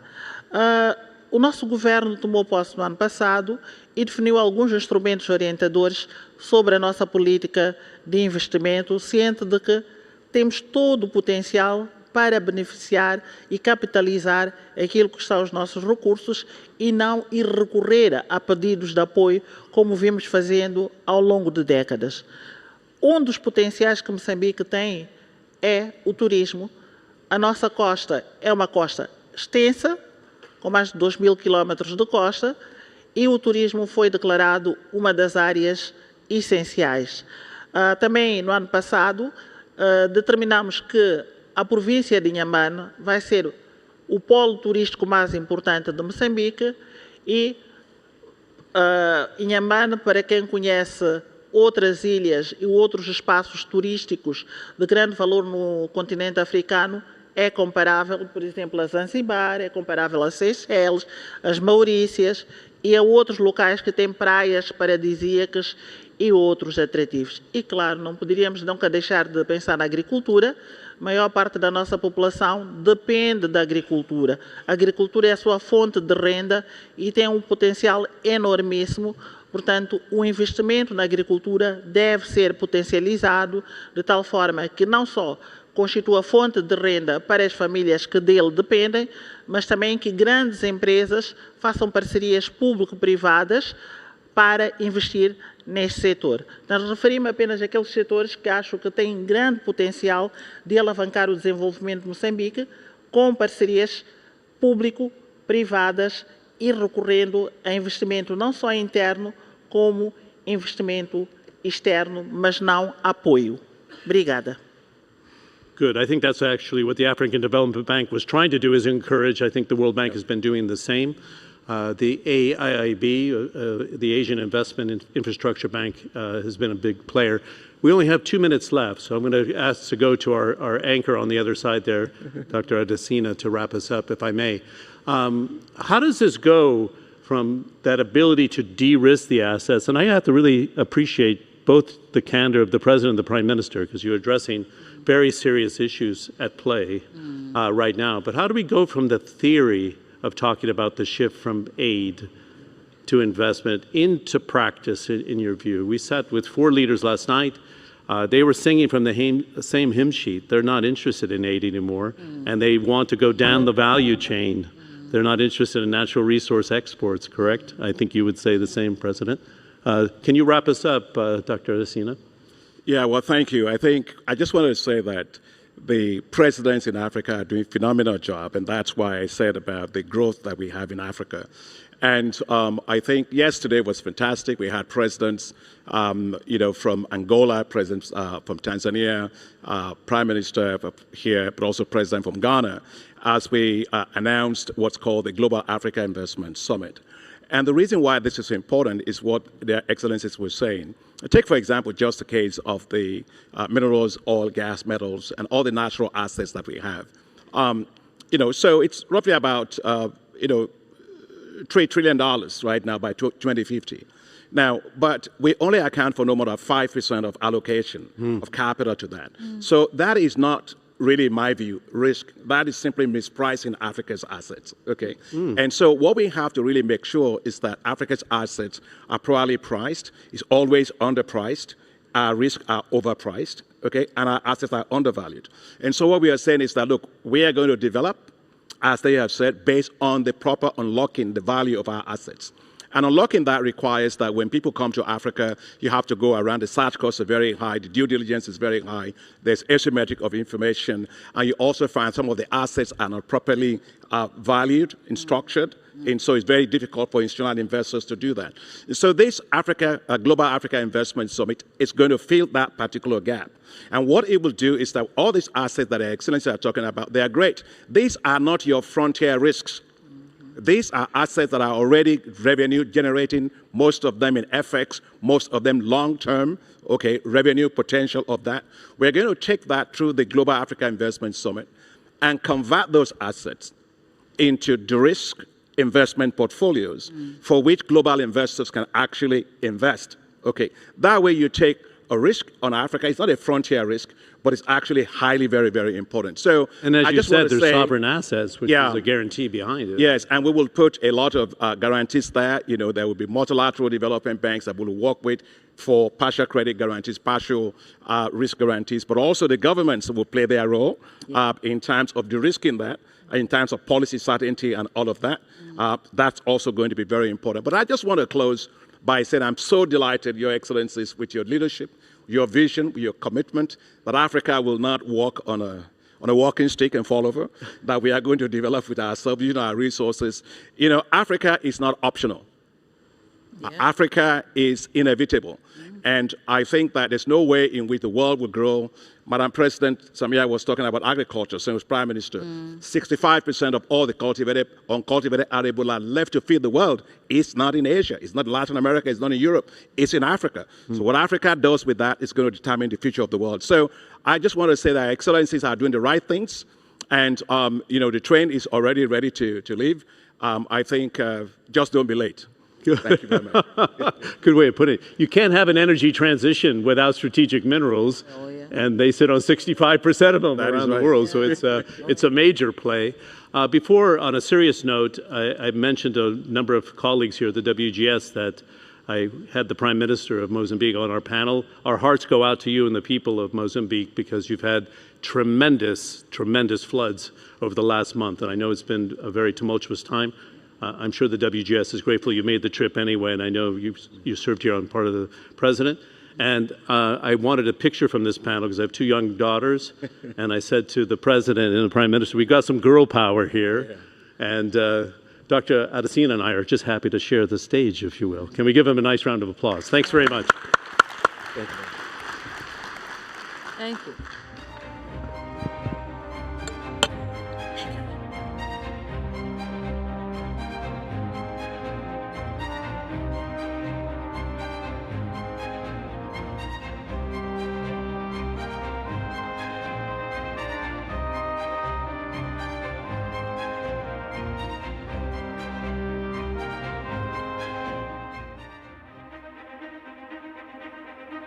The experience done with the pandemic is an example on a different approach that we adopted, for example, in cooperation with the industry. The travel spike marking a pivot in summer projections after airlines for months predicted a slow season, citing widespread worries about inflation.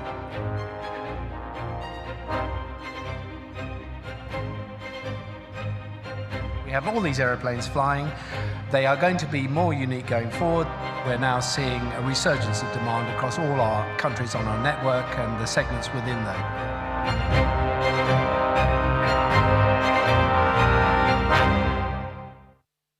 Ladies and gentlemen, our next panel discussion is titled, What is the next destination for Aviation 2.0? This session is moderated by Richard Quest from CNN. Please join me in welcoming our distinguished panel.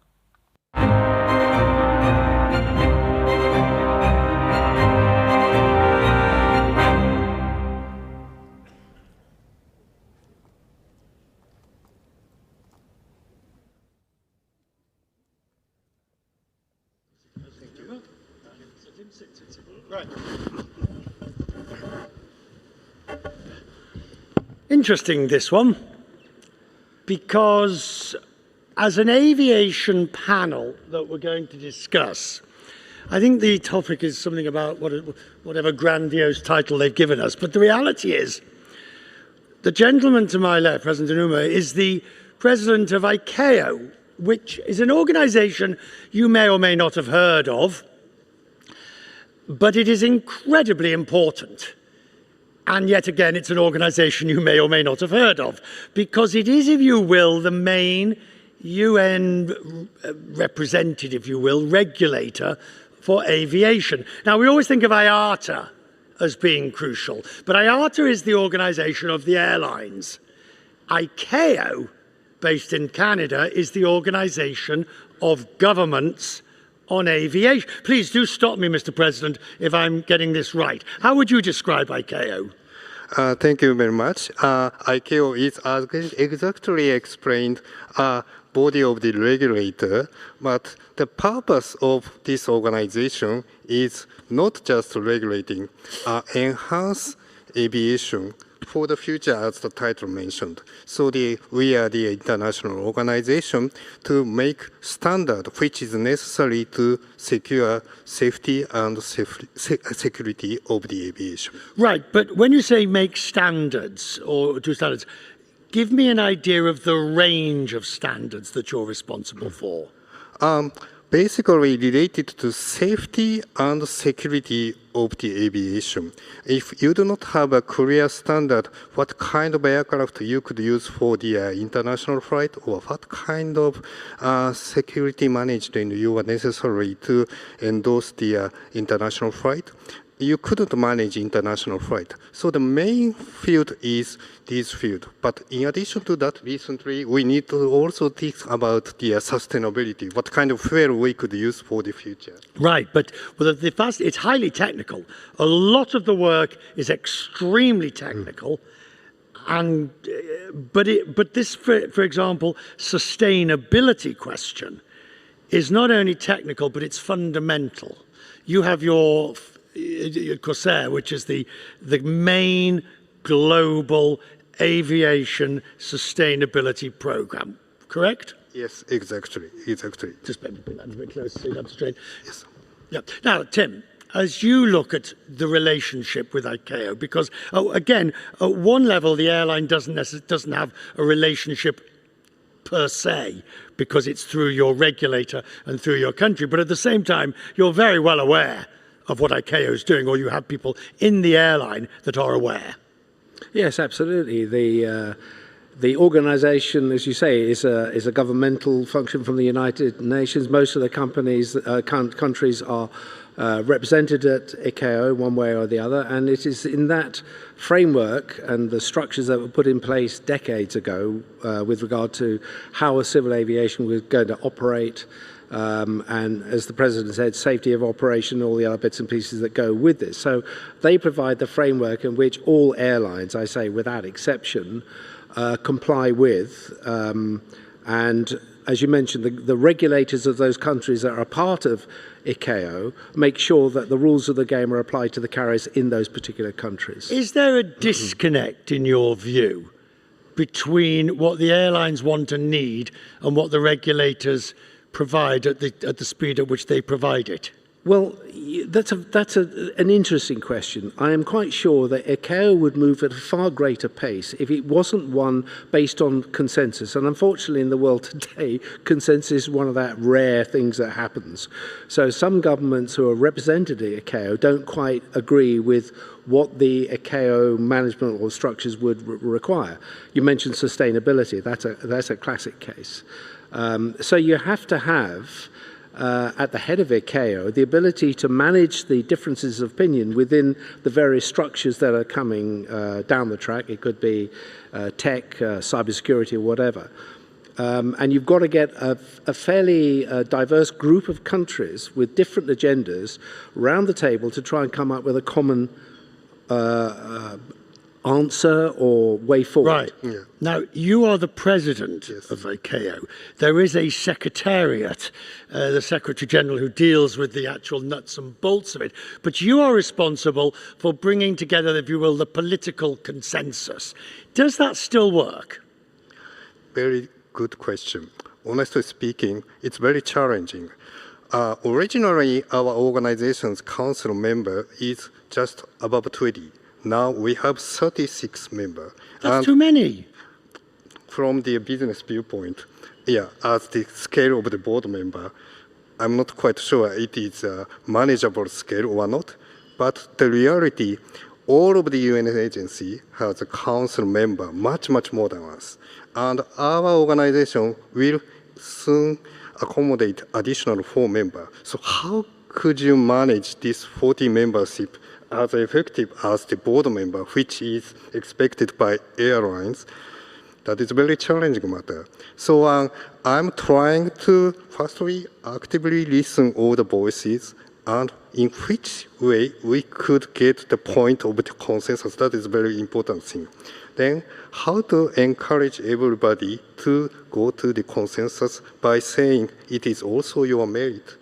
Because safety and security of the international aviation is very fundamental. Right, but here's the problem. Everybody will agree with you that, well, we must not make any compromises with safety.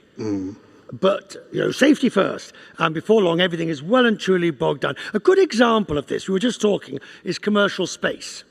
Now, we've had a couple of examples in the last couple of years where the privatization of space has led to an enormous increase in private space launches, satellites, which is great. But every time one of these things goes wrong, even though there's, thank God, no loss of life, it can completely screw up civil aviation for hundreds, if not thousands of miles. How can you deal with this? First of all, we need to examine the reality of the technology and correctly forecast what's the impact of these kind of technologies. That might take time, but we need to secure the appropriate observation and judgment of the forecast and possibility of these kind of technology. Sometimes the stakeholders tend to talk their own field as much as optimistic. That is sometimes, as you mentioned, very biased. But to delete such kind of bias, it is necessary to have the different angle of view. You see, we don't want to stop SpaceX or whoever it is launching a rocket, because that is the future. We don't want to stop them, but we also don't want Tim's planes from Florida to back into to Dubai to be badly delayed because they've had to close the airspace, do you, Tim? Well, that's absolutely right. I just wonder in the broad sort of spectrum of what's actually happening, how significant these things are. At the moment, we know we have a lot more rocket launches because of what's been going on, and the Musk organization has been doing, but in terms of what actually happens compared to the number of aircraft flying in a particular area at a particular time in that zone, then this can be managed at the moment. These rocket launches are known about. We do not know what they're going to do. He's had his fair share of things going wrong and blowing up. But this could get greater as, say, for example, others decide to, Bezos, for example, decides to get into the lower Earth orbit satellite business, and others and more of them. That's absolutely true. But in the end, you can, for the same reason that we can exert control of anything in the air if we want to, we've got the technology to do it. And let's assume that the rockets that are going up in the future are a lot more safer than the ones he's experimenting with now. The likelihood of something having a problem and exploding is pretty remote going forward. But if you do know that we've got eyes on it, and the air traffic controllers in the region that these take place are fully aware, and it's not just America, it's the Caribbean, we saw Venezuela, etc. All of these countries could, if they're all coordinated, say we've got a rocket launch coming up. Let's talk about airspace, because airspace is the signal, in a way, ICAO.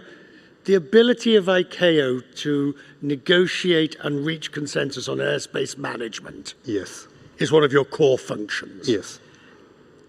Arguably, there needs to be a complete rethink of airspace to make it more efficient, You're looking puzzled there, Tim. No, I'm just listening to this wonderful...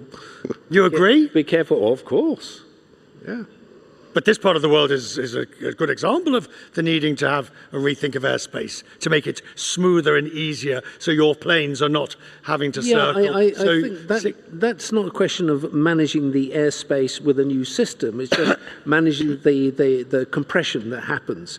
But a good system will take care of compression. What we don't see is, for instance, in the European theatre, that kind of thinking, recognition that we can do things a lot better if we harmonise and have one system. In the Middle East, actually, they've advanced their systems really, really rapidly to deal with what has happened in Qatar and the United Arab Emirates and everywhere else. In fact, it's a Herculean task, but they've actually done really well, but I don't see it in other countries. Sir. Yeah. One of the problem of this coordination is, I shouldn't say too many, but we have a lot of stakeholders for the coordination. In particular, airspace management control, we have a lot of different coordinator and flight information region need to be coordinated. So how to make this coordination and process much easier is one of the issues among the one of the consensus issues of the stakeholders. We have a lot. Yes. But you see, this is my criticism. It's doomed to failure, in a sense, without being too pessimistic, because you have an exceptionally complex issue, yes, and you're trying to solve it by consensus. You're never going to get there.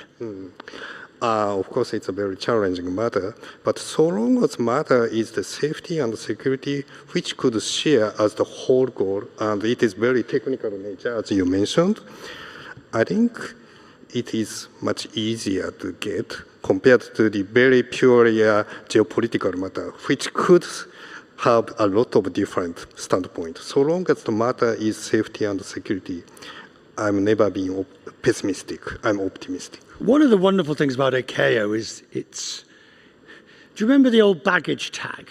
Yes. That you used to get? And it used to say, this is not the luggage label as described by article whatever of the Montreal or whatever treaty it was. In other words, it was limiting liability and that. ICAO has an enormous number of old-fashioned rules that need to be stripped away. Yes, that's true. So we encourage member states to identify and recognize what is old-fashioned and what is required by the industry. That's one of the very important functions of ICAO, to encourage or sometimes educate member states what we nearly need to recognize what is the problem. But you see the problem, Tim, you've got, for example, you're telling me about the new procedures or the advanced procedures that you're looking at putting in here. Tell me in terms of passport control and the ability to do biometrics. Tell me again this idea. Well, many forward-thinking states are taking the whole question of access and departure to their countries very seriously, because obviously they don't want to impede the flow of people coming in and out. So they're making it very, very much easier using technology. Technology exists today to do all sorts of wonderful things. Whether or not states are minded to adopt that technology is open to the states, okay, whichever ones they may be. I feel confident in asking you this question. Your opinion on the way the European states, the EU, is introducing its digital passport, its digitization of entry and exit through the machines and the use thereof. Your thoughts? It's something they should have done a long time ago. The technology has been there for a long time. All they've got to do is take a look at the countries like this to see how they've advanced. The United Kingdom has been doing it for some time. The Americans have been doing it for some time. Now they've decided that as an entity, that all the countries within the European Union should have common access for their own citizens to move, as well as for foreigners to come in and out of. That's no bad thing. That's really where we should be going. So, one of the big problems going forward in aviation is the ground product, the way airports are not being developed, the systems are not being designed, given the technology platforms that could help them, whether it be check-in, whether it be passport control, whether it could be central search. If we got that right, using the technology that we have today, forget what's coming later, things will be a lot smoother. But for reasons best known to the countries in which these airports sit, they have different agendas as to how this is going to be done. It could be a dog's breakfast at the moment. Well, I was going to say there might be multi-stakeholders who have different views in a particular country as to how it should go. It could be the police, it could be security, it could be whatever it may be. So these are natural impediments to getting the job done. But technology exists. We've tried it here in Dubai for years now, and we're advancing at pace. We can take people through and out of Dubai and into Dubai without any kind of physical interdiction at all.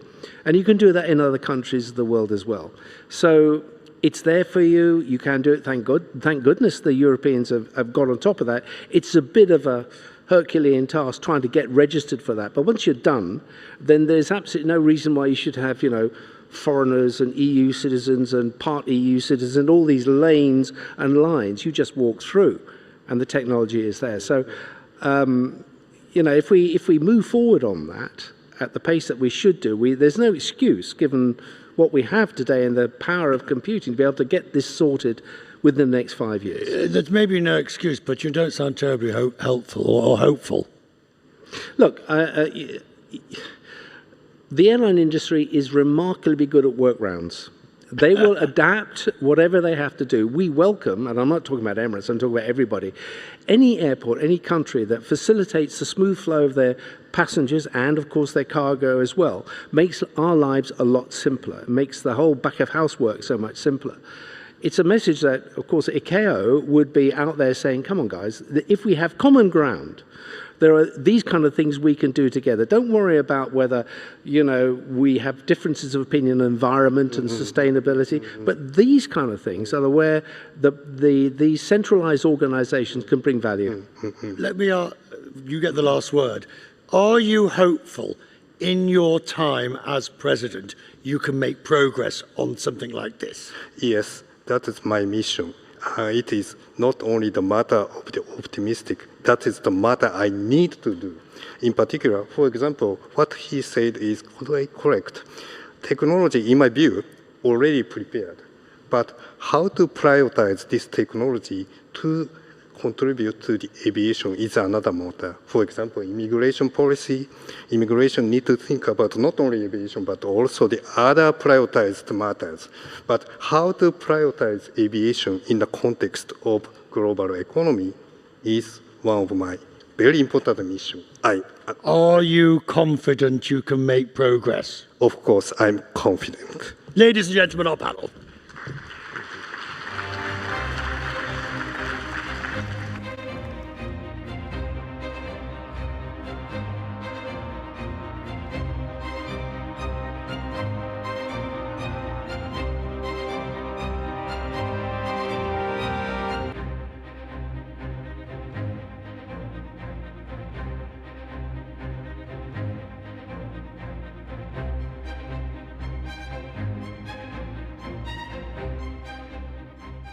Ladies and gentlemen, our next panel discussion is titled, What Role Does Culture Play in Shaping the Future of Humanity? This session is moderated by Becky Anderson from CNN. Please join me in welcoming our distinguished panel.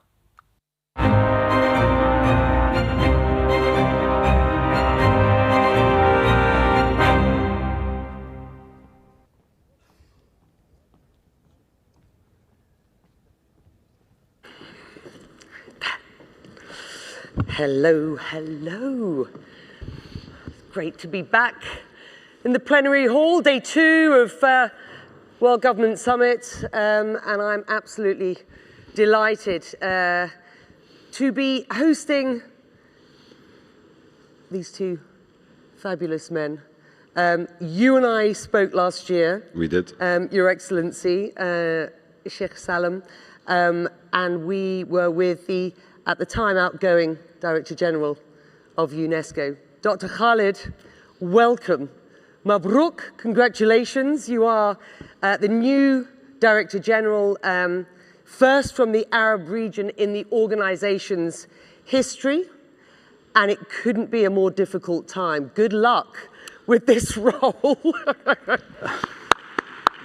And I'm serious about that. This is a really difficult time. A fracturing international order, UNESCO facing real financial problems. Talk to us about your campaign, why you took this role, and why your sort of banner is UNESCO for the people. Just explain.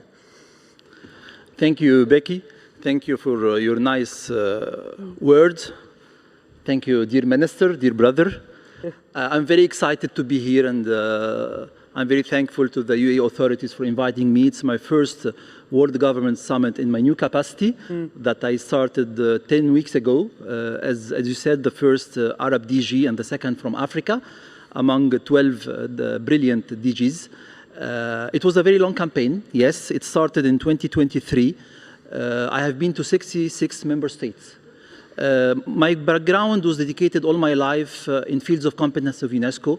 I'm teaching since 1993 in a state public university, teaching Egyptology. I'm a scholar, and I worked in cultural management. I have been director of museums in Egypt and the Minister of Tourism and Antiquities.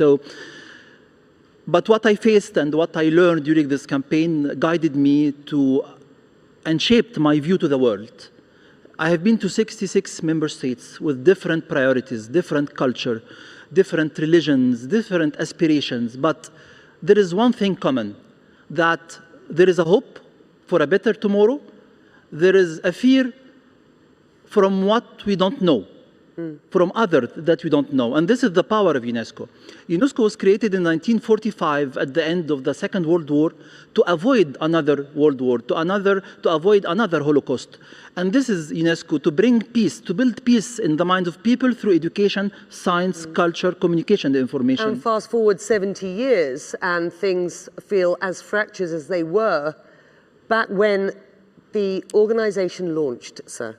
Yes, and I can say it might be worse because now we have more natural disasters, we have more hate speech, we have more technological divides, and we have a multilateral system that really threatened. But there is a hope, because I see with member states who are determined to maintain, to protect the mandate of UNESCO, because it's about peace, it's about bringing people together. And in the constitution of UNESCO, it's very clear stated that as political agreement and the economic arrangement are not enough to bring people together, they bring governments together. But education, science, and culture, it's really the thing that bring people together. And for my slogan, to answer your question, UNESCO for the people, people is the word that is most mentioned in the constitution of UNESCO, in the preamble, in the first pages, to bring people together. And in one of the campaign visits with an African intellectual artist, he told me that we don't need another organization giving us lessons, workshops, recommendations. We need an impact. We need a UNESCO for the people. I took my note and it became UNESCO for the people. And during my term, all what I be doing in education, science, culture, it will be dedicated to people, to peace, and to sustainable development. One classic example of UNESCO success is the Revive the Spirit of Mosul project, which you and I talked about at this time last year. UAE was a lead funder on that UNESCO initiative. You and I were together in Mosul for the handover of those cultural heritage sites back in September. And I just want you, Your Excellency, just to talk to us about why that project is so important to you and how it can serve as a blueprint for recovery elsewhere. Thank you, Becky. First, allow me to congratulate His Excellency Dr. Khalid Anani on this wonderful position and wonderful appointment. And we're all rooting for him, and we're expecting a lot from all the sectors of UNESCO and not only culture. So congratulations, Dr. Khalid. Becky, culture is universal, and protecting it is a shared global responsibility. And that's why partnerships with the international community is vital, such as UNESCO, ELIF, other organizations. The UAE, similarly to humanitarian aid, prioritizes cultural cooperation, and it's always been a prioritize for the country for continuing the legacy of coexistence and peace and tolerance. The last World Government Summit, as you discussed, we spoke about Mosul, and only in September we were there. And I'd like to highlight that the UAE's partnership with UNESCO was an extremely successful one and has become a blueprint for future collaborations. And I'm pretty sure that the UNESCO will use this document as a blueprint. We're working on a video to explain as well, the historical context of Mosul, what the UAE did to contribute to it with the partner of UNESCO, to give a better idea of how this multilateralism and blueprint of heritage sites actually work. So again, we're optimistic about multilateralism. You need the right partners, the right people, and more importantly, and this is something that His Excellency and I have been in vast conversations on, is how do you have cross-sectorial collaboration. So, you know, when you talk about culture, great, but culture without education is nothing. How do you bring in the sciences when you want to talk about the culture issue? How do you look at climate change, issues of mitigation, adaptation through culture? So the interrelation of the 4 sectors of UNESCO is key, and I think this is a big role. And those 4 sectors are really important that we remember them, because we oftentimes talk about the pillar of culture. UNESCO, and this is a challenge to you, UNESCO is about culture, it is about science, it is about education, it is about information technology. So here is, you know, a question to you. How do you go about prioritizing the significantly reduced budgets? By the way, the US withdrew from UNESCO. That means you've lost 22% of your regular budget by the end of this year. Even more countries are asking for help. So how do you ensure you are running the gamut across those 4 key pillars?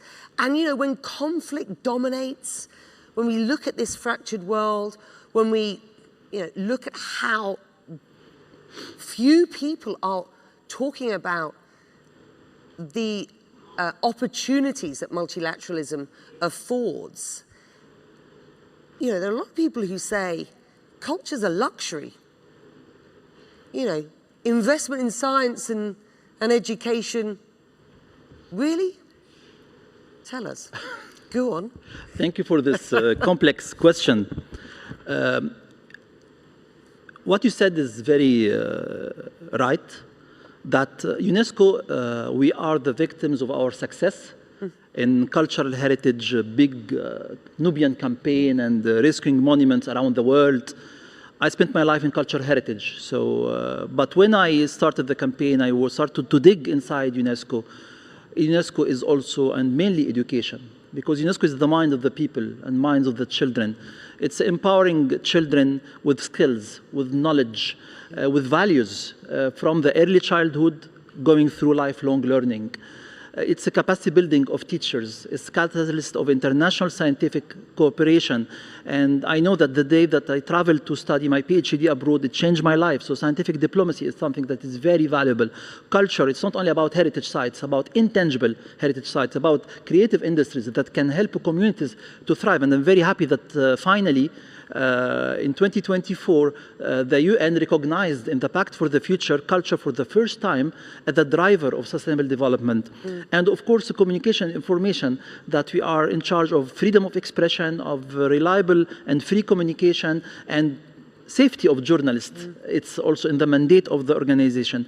We will prioritize, we are obliged to have a focus on the mandate of the organization, and to do maybe less but better, because we have less financial resources. And when you have less financial resources, you're obliged to have less human resources as well. We are based in 53 countries around the world. We have 9 Category 1 institutes in different parts of the world. We are going to maintain all of this, and with member states, we'll reach together a compromise to be impactful, preserving the mandate of the organization. As for the financial resources, which is a very big challenge now, not only for UNESCO, but for the UN system, it goes beyond the withdrawal of the US. It's all the ODA's architecture is changing. And priorities of member states now, instead of giving specialized agencies, they go to pay to the military in their countries, and others, because of the proliferation of humanitarian crises around the world, they go to the humanitarian. So, as you said, culture, science, maybe it's not on the top of the agenda of donors, and this is the only way that we have now, is to multiply and diversify the partnership with the civil society, with the private sector, with the philanthropy organization. But to do so, I think that we need to change the narrative and to deliver the full mandate of the organization that is beyond the cultural heritage. It's people. It's UNESCO for the people. It's for women empowerment. It's for the youth, the leaders of tomorrow. So if we were sitting here this time next year, what do you hope we will be talking about? What do you hope you will have achieved? Education and accompanying the younger generation in natural disaster zones and in crisis zones in the world in Ukraine, in the Middle East, to accompany these children from trauma to trust, to be able to deliver the equitable and the quality education they deserve. I don't want to lose this generation. I'm coming from Egypt. I'm African, I'm Arab, I'm Mediterranean, I'm crossroad of civilizations. I believe in the intercultural dialogue, and this is my daily fight that I want to have with all member states all the time, that we deliver the message of respecting others, dealing with others, understanding and knowing others. I mean, you sat on the board of UNESCO. I mean, you were a representative for the UAE in Paris for a long period of time. So I know you'll have a real perspective about, you know, what the organization is up to and where you hope it will go, and with the UAE's support. Projects like Mosul are a classic example of where a country like this can really support. I know that you'll also, you know, buy into the idea of public-private partnerships for an organization like this as well. As the world enters an era of rapid tech advancement, how do we ensure that the younger generations value and protect cultural heritage in the first instance, but equally, you know, the issues that you've just brought up, which are a mandate for UNESCO: education, science, information technology? Becky, in simple answers is to involve them, to involve the youth. Again, Mosul is an example, and we keep bringing Mosul back again because I think for myself and for His Excellency, it is the most recent significant restoration project globally. And His Excellency's campaign about people, this is what the UAE is about. When we look at humanitarian aid, it's for the people. When we look at cultural development and restoration, it's for the people.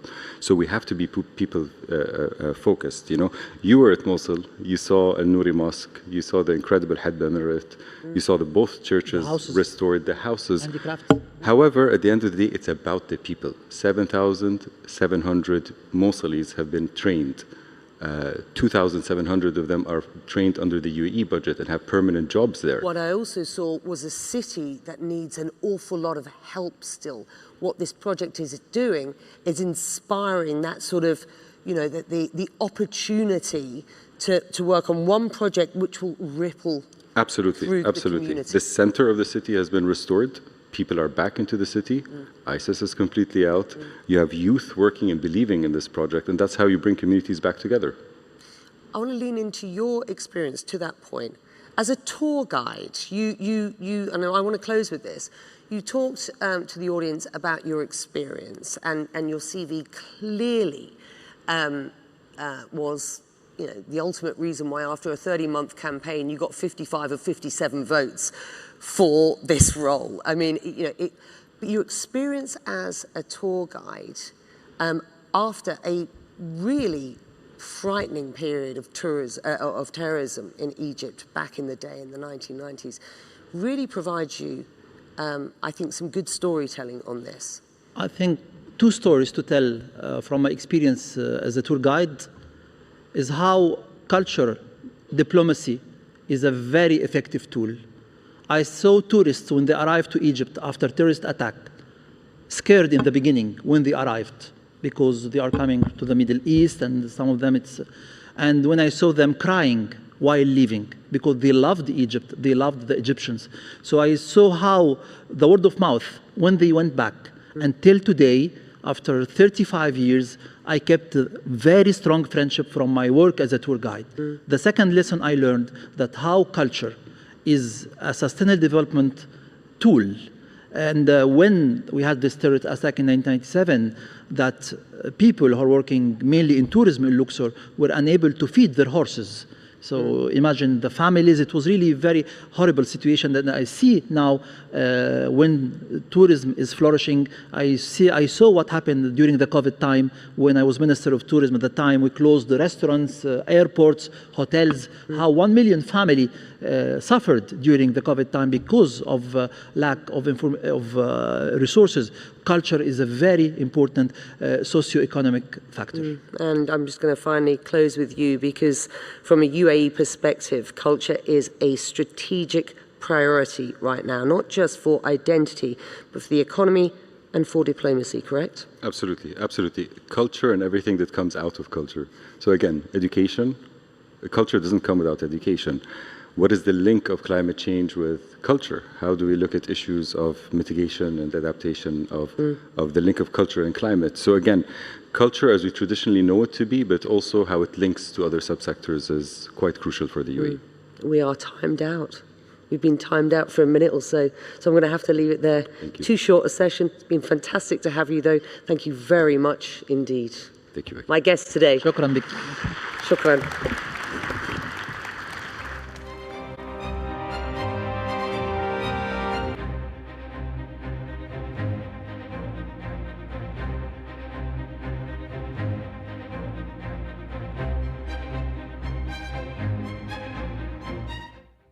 الحضور الكريم، كانت هذه آخر جلسة رئيسية لهذا اليوم.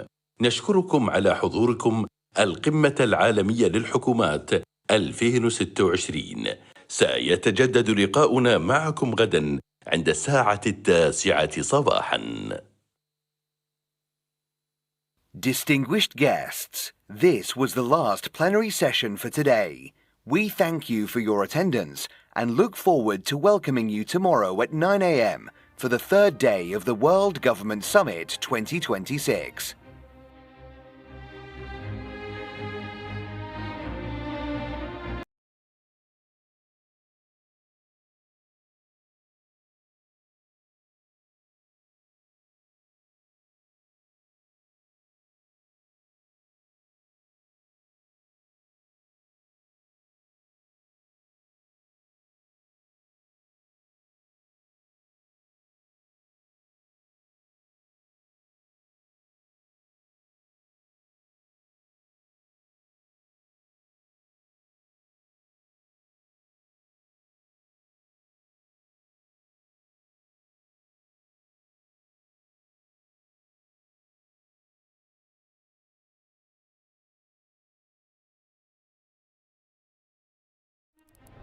في الماضي صنعت الكلمات والأفعال أعظم لحظات التاريخ، فألهمت الشعوب ورسمت مسارها. As long as you live another day, you have an opportunity to create. كلمة واحدة قد تتحول إلى قرارات. In a world in which everything is global, we need global responses. جملة واحدة قادرة على تشكيل الآراء. To me, development delayed is development denied, and we have to change this. والخطاب الصحيح يمكن أن يغير مجرى التاريخ. If we fail to act now, we will see a climate crisis that is unimaginable. غير أن الصوت الواحد مهما كان مؤثراً لا يكفي وحده. We're going through a time warp. It's going to be shockingly different. هذه تحديات معقدة يصعب على الدول والحكومات مواجهتها منفردة. Shift to artificial intelligence is going to be like a tsunami hitting the labor market. نحن بحاجة إلى منصة تجمع القادة والخبراء والمفكرين، منصة تطرح فيها أصعب الأسئلة وتصاغ فيها الحلول بجهد مشترك. I'm an optimist by nature. If you're not optimistic and passionate, you'll not get anything done. القمة العالمية للحكومات، حيث تلتقي العقول وتتولد الأفكار ويستشرف المستقبل.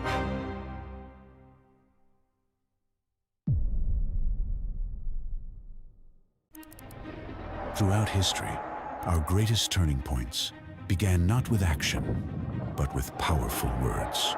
As long as you live another day, you have an opportunity to create. A single line can be a command. In a world in which everything is global, we need global responses. A sentence can form an opinion. To me, development delayed is development denied, and we have to change this. And the right speech can shift the course of history. If we fail to act now, we will see a climate crisis that is unimaginable. But one voice on its own can only go so far. We're going through a time warp. It's going to be shockingly different. These are challenges too complex for any nation to face alone. Shift to artificial intelligence is going to be like a tsunami hitting the labor market. They demand a platform where leaders, experts, and thinkers can confront the world's toughest questions together. I'm an optimist by nature. And if you're not optimistic and passionate, you'll not get anything done. Welcome to the World Government Summit, where voices meet, where ideas are exchanged, and the future is reimagined.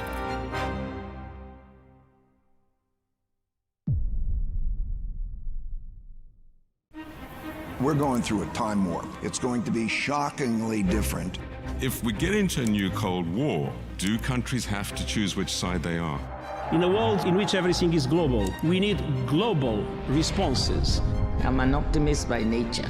And if you're not optimistic and passionate, you'll not get anything done.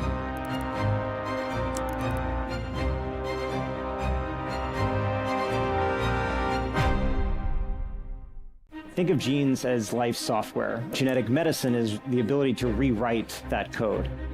If you are diagnosed early with lung cancer, your probability of being alive at 5 years is going to be 95%. What COVID did is it really stretched our systems to their core. History teaches us the pandemic agreement is mission critical for humanity.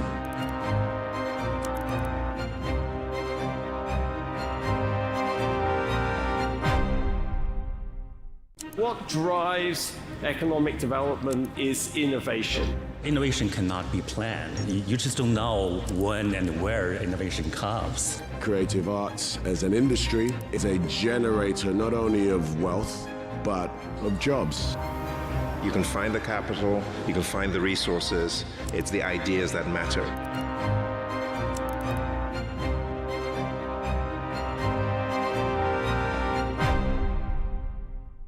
To me, development delayed is development denied, and we have to change this. We know the energy demand is going to double by 2050. We don't know how we're going to supply that demand. Those countries that will continue to innovate will have a competitive advantage. They want the data input and the models that they can manage and they can trust.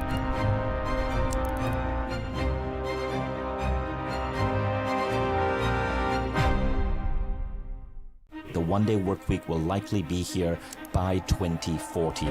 Once you have humanoid robots, there's really no limit to the economy. You can make anything. Shift to artificial intelligence is going to be like a tsunami hitting the labor market. This technology is going to impact the world profoundly. It means every day will be our best day.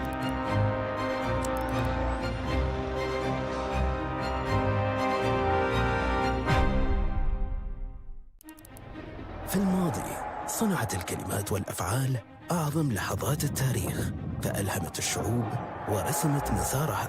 As long as you live another day, you have an opportunity to create. كلمة واحدة قد تتحول إلى قرارات.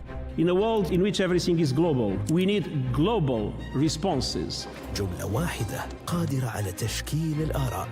To me, development delayed is development denied, and we have to change this. والخطاب الصحيح يمكن أن يغير مجرى التاريخ. If we fail to act now, we will see a climate crisis that is unimaginable. غير أن الصوت الواحد مهما كان مؤثراً لا يكفي وحده. We're going through a time warp. It's going to be shockingly different. هذه تحديات معقدة يصعب على الدول والحكومات مواجهتها منفردة. Shift to artificial intelligence is going to be like a tsunami hitting the labor market. نحن بحاجة إلى منصة تجمع القادة والخبراء والمفكرين، منصة تطرح فيها أصعب الأسئلة وتصاغ فيها الحلول بجهد مشترك. I'm an optimist by nature. If you're not optimistic and passionate, you'll not get anything done. القمة العالمية للحكومات، حيث تلتقي العقول وتتولد الأفكار ويستشرف المستقبل.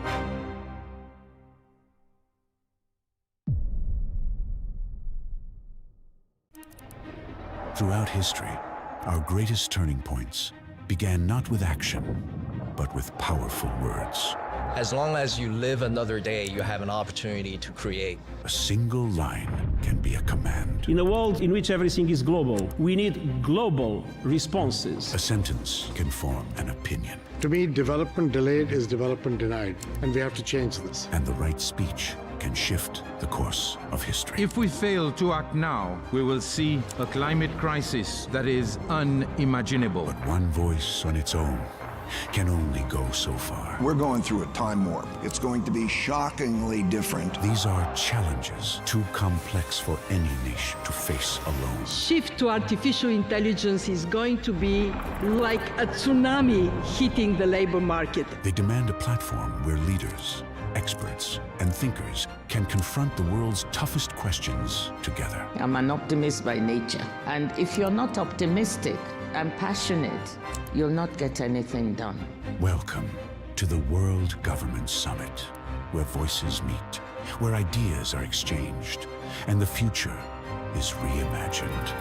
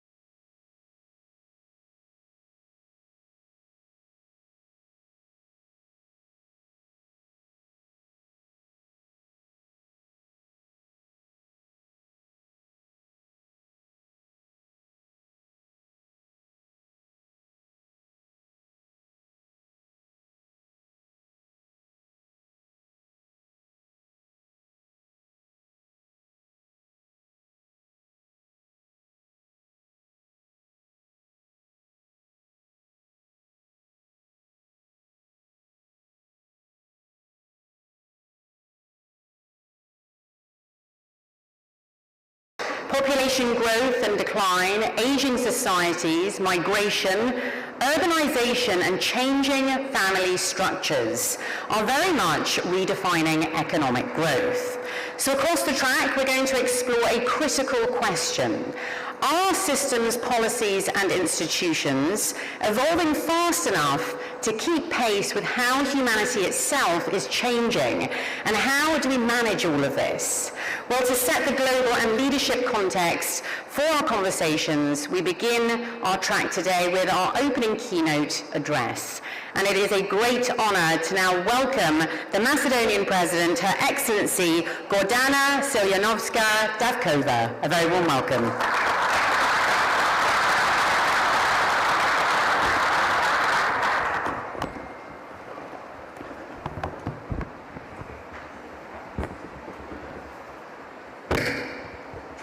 Your Excellencies, ladies and gentlemen, thank you for inviting me to address this World Government Summit here in Dubai. I am glad to be here for at least two reasons. First, this year we mark 30 years since the establishment of the diplomatic relations with the United Arab Emirates, and secondly, because I believe that this summit and today's topic concern us all. On July 1987, the 5 billionth person was born in former Yugoslavia. On that occasion, the UN Secretary General flew to the capital city of Belgrade with a special gift for the Macedonian diplomat Lazar Mojsov, who at that time was the president of the Federation. The gift was a population clock that counted the populations of the world and that of Yugoslavia. Fast forward 39 years, To the best of my knowledge, the population clock is still ticking, and according to the UN projections from the 1980s, by now, the world population should have reached around 10 billion people. The now non-existent Yugoslavia should have counted around 30 million, while my own country around 2.5 million. However, the recently conducted Macedonian census showed that we are actually down to 1.8 million residents. Even if we combine the populations of all former Yugoslav countries, we will be at least 10 million short from the UN projections. All that while the world population is 83 billion. Critical junctures, such as the end of the Cold War, the violent breakup of Yugoslavia, the prolonged democratic transition and consolidation, and the postponed EU integration have drained not only my country, but the entire region of its population. In addition to that, globalization of individualism and consumerism resulted in a change of lifestyles and preferences. As a result, my country and the entire region of Southeastern Europe face the triple pressure of low birth rates, high immigration, and rapid aging of the populations. According to the latest projections, the Macedonian population might be reduced from the current 1.8 to 1.2 million by 2070. That's a loss of 33% of the current population. This is not the exception, but the rule. Many of your countries experience similar demographic challenges. We see this across continents, regardless of religious and cultural traditions or development status and income levels. For the first time in human history, we have more citizens over 65 than under 5 years. This is not just a statistics, but a fundamental demographic shift in the human story. Data scientist Stephen Shaw called this a worldwide birth gap crisis. Ladies and gentlemen, this triad of birth gap, immigration, and aging is decreasing the number of working age population and increasing the burden on the health, social, and pension systems. This puts pressure on a small and open economies as ours. The former Financial Times journalist Gilles Merritt rightly noted that there are no examples of a thriving economy with a shrinking workforce. So this brings us to the questions. What measures can we take to increase the birth rate, decrease immigration, and slow down the aging of the overall population? How can we achieve sustainable growth and development in spite of these challenges? What can we do so that the demography does not become our destiny? On one hand, some Western European countries rely on importing migrants. That's where many of the best and brightest from my country and my region go to fulfill their potential. On the other hand, some Eastern Asian countries are hopeful that robotics and AI will eventually bridge the gap. The global market size of dark factories is expected to grow from 42 to 76 billion US dollars by 2032. As for us, we are not rich enough to attract migrants, nor to afford robots. Instead, we have to rebuild social trust, to renew the social contract in a Rousseauian sense, by reforming the institutions, responding to the needs of young people, and reaching out to the diaspora. And I believe this is relevant for the entire Balkan region. A recent Oxford Analytica research shows that in the long run, Financial support itself is not enough to encourage reluctant adults to have more children. What is needed is a combination of policies that relieve the tensions between work and family life. As a country, we have combined pronatal policies such as work-life balance, support for children, parents, and families. We have tax incentives for starting families and having children. The country financially supports up to 6 in vitro fertilization attempts for every family trying to have children. We are opening child care facilities and schools, but in order to deliver results, these measures must be supported by a change of the overall environment. Through a transparent and inclusive process across the sectors of society, we developed and adopted the National Development Strategy 2024-2044. One of its goals is demographic revitalization and social development. We established the Ministry of Social Policy, Demography and Youth, and we have appointed a national coordinator for demography and youth. First on agenda is reforming the institutions. Without people, nothing happens, but without institutions, nothing lasts. The long democratic transition and the prolonged EU integration alienated Macedonian citizens from the institutions. They came to be perceived as slow, inefficient, and corrupt. To change this, we are implementing the EU reform agenda with the aim to create a home where young families can thrive. We are focusing on 3 institutional pillars. First, judiciary reforms. Justice is the foundation of trust and predictability. Our goal is to have a rule of law instead of rule of man. That is why we are creating a professional, independent, and efficient judiciary and rooting out corruption and other distortions of justice. Second, we are reforming our public administration.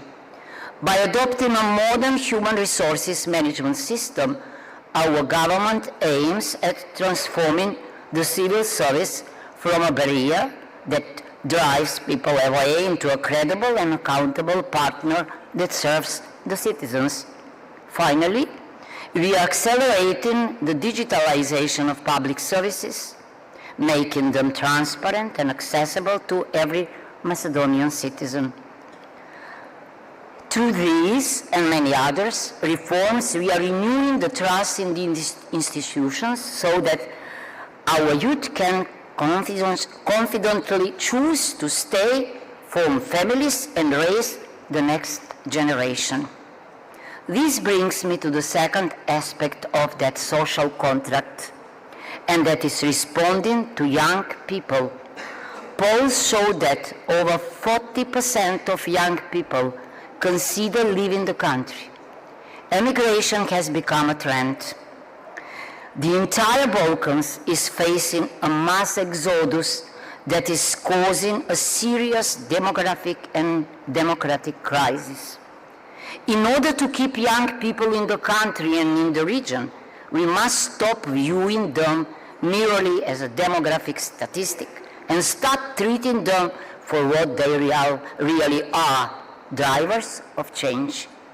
There is no progress without the favorite word of young people. Why? Why? There is no authentic democracy without their rebellious voice, creativity, and cry for social justice. If we want young people to stay, we need to give them a challenge and put them in charge of the digital and economic transformation. This effort begins with realignment of education with the real needs of the labor market. STEM, high-tech skills, and lifelong learning must take the place of old-fashioned curricula. But not only that, we need to include them in policy making. The purpose of the law on youth participation and youth policies and the Youth Council I established is to place young voices at the very center of policy making, ensuring they actively shape the country's future. By doing this, we are renewing the intergenerational trust and rebuilding another part of the social contract of Rousseau. Finally, reaching out to the diaspora. We are no longer treating the Macedonian diaspora as a mere source of remittances, but as an engine of intellect, innovation, and investment. As our greatest strategic resource, the diaspora can be a key driver of the Macedonian economy, a guardian of Macedonian identity, a promoter of Macedonian culture, and the best ambassador in the world. Physical return is not always possible, but by adopting the new national diaspora strategy, we encourage brain circulation to digital infrastructure by allowing professionals to contribute to Macedonian society and economy while working globally. The Macedonian diaspora is the second wing of my nation, and we need both wings in order to fly. Speaking of wings, let me conclude this speech with a story. Recently, National Geographic came out with an award-winning documentary inspired by a Macedonian folk tale called Cillian the Stork. This is where my first name, surname, Ciljanovska, comes from as well. The storks don't bring babies, but their symbolism is that they return to their nest to bring up a new generation. Demography does not have to be destiny. In order to stop the exodus, reward immigration, and to increase birth rates, we need to build a demographically resilient society. This means creating a society in which people will remain to live and form families.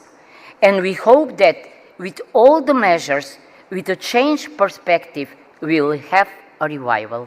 Thank you.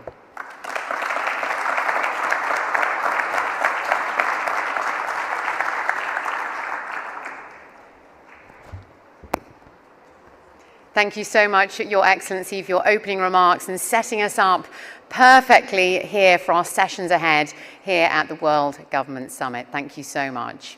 Well, demographics may change slowly, but they have a profound impact on how societies function. So it's time now to explore how global population shifts are very much reshaping the future of humanity. So to guide us through this global picture, we are joined by one of the world's leading voices on globalization and development. Please give a very warm welcome to the Professor of Globalization and Development and Senior Fellow at the University of Oxford, Oxford Martin School, who's also the former Vice President of the World Bank and former Economic Advisor for Nelson Mandela. A very warm welcome to Professor Ian Goldin. Welcome.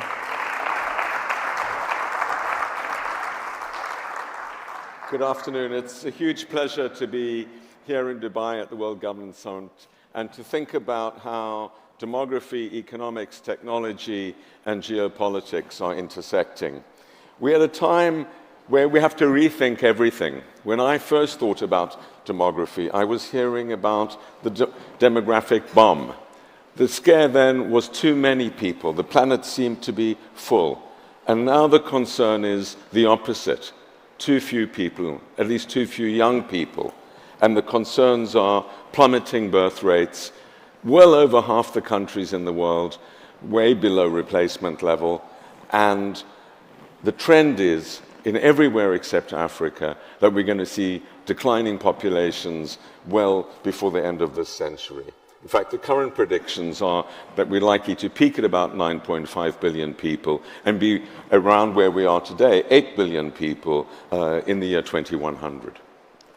Of course, What one thinks about this depends very much on where one is, what one's lifestyle is, and we should welcome population aging. It's a wonderful thing.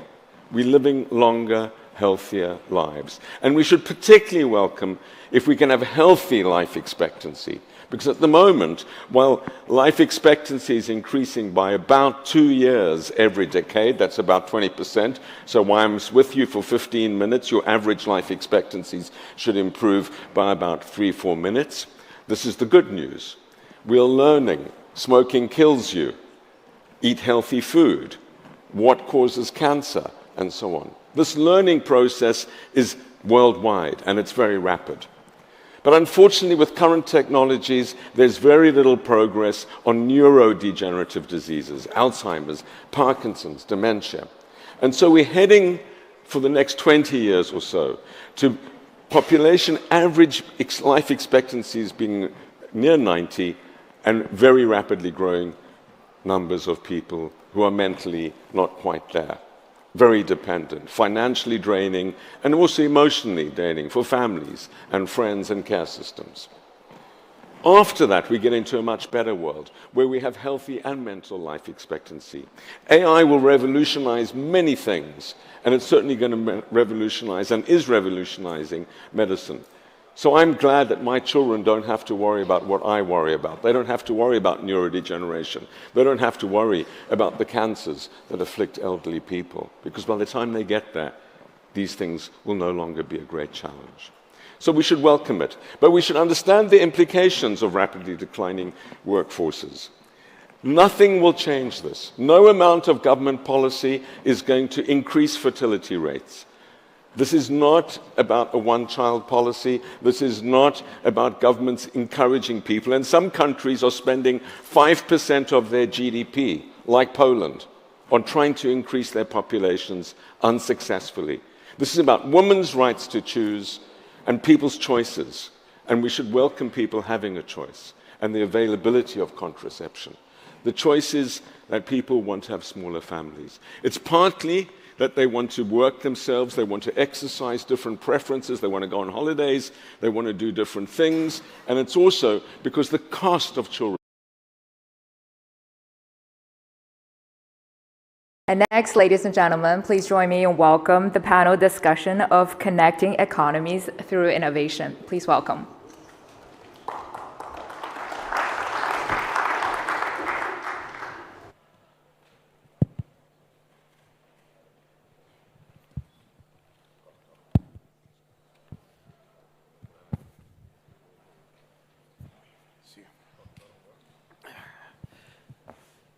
Bismillah ar-Rahman ar-Rahim. Assalamu alaikum wa rahmatullahi wa barakatuh.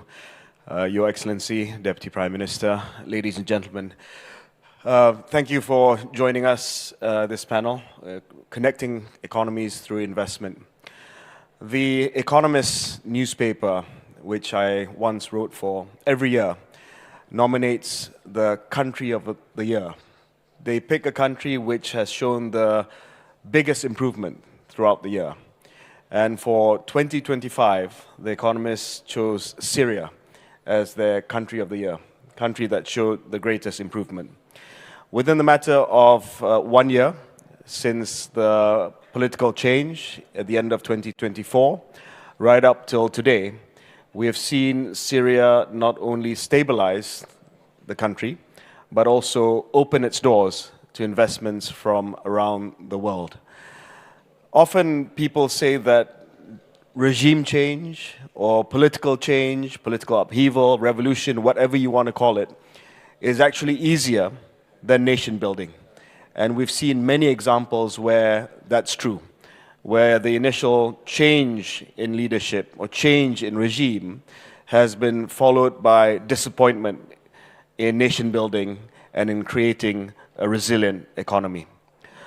I'm joined on stage with Talal Helali, who is the chairman of SIA, the Syrian Investment Authority. How are you? Good, good, Talal? thank you. Yeah, thank you for joining us. We initially had a couple of other panelists, but I'm happy it's just you because we want to focus on Syria today. I'm so happy about this. So tell us how it's been since your appointment as the chairman of the Investment Authority. We hear reports Syria is open to the world. We hear that things are stabilizing. But of course, this comes after more than a decade of strife, conflict, civil war. Investors are rightly concerned whether or not stability has returned to Syria and whether or not capital, money, investments should follow. Well, that is true. We had a lot of changes in the past year, in 2025. I was myself totally surprised with how smooth changes were, very positive. So basically, I was raised in the United Arab Emirates. My family moved in here in the 1970s. I come from a family business background, managing an industrial group of companies over here. And I have a bit of government experience, where I used to be the vice chairman of the industrial group at Sharjah Chamber of Commerce. Then I was a founding member of the American University of Sharjah CEO Club, something that works like YPO. So I went to Syria 6 months ago, and we have investments over there previously for the family. I wanted to work on them. Then I find myself, in a totally different position. I was pulled into the first line of the new Syria government, hopefully to help and to improve lives of Syrians, because I always say Syrian people, they deserve. They've been through so many hard times, and we all have seen and heard of the difficult times Syria have been through. So now is the right time to change things around. I'm going to go a bit into the investment law. In 2025, there was a new investment decree that was launched, and today it is considered one of the top 10 investment laws in the world. That's because we have taken best practices from successful countries in investments. We pulled out the best law clauses and we put them in one context that fits Syria environment today.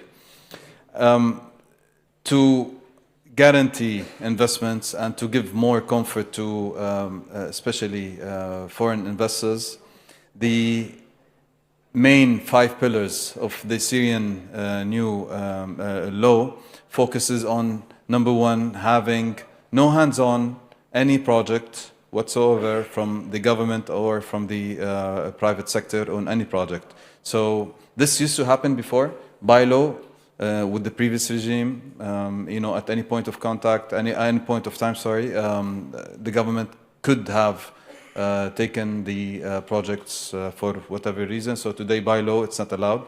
Number 2, for a non-Syrian, you're allowed to own 100% of the project without enforcing or without having local partnerships with Syrians, and this is very important.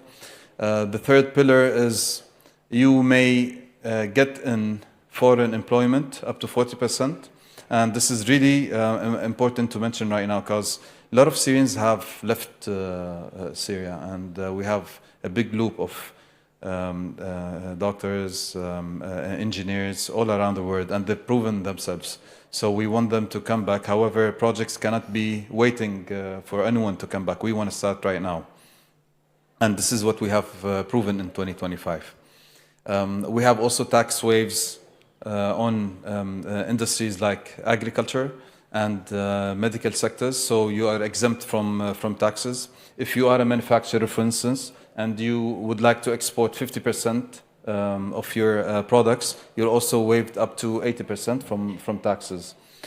So these are the main pillars of the new investment law in Syria. Thanks, Talal. That's a wonderful explanation of the policy certainty that President Ahmad al-Shara has introduced with the new investment decree.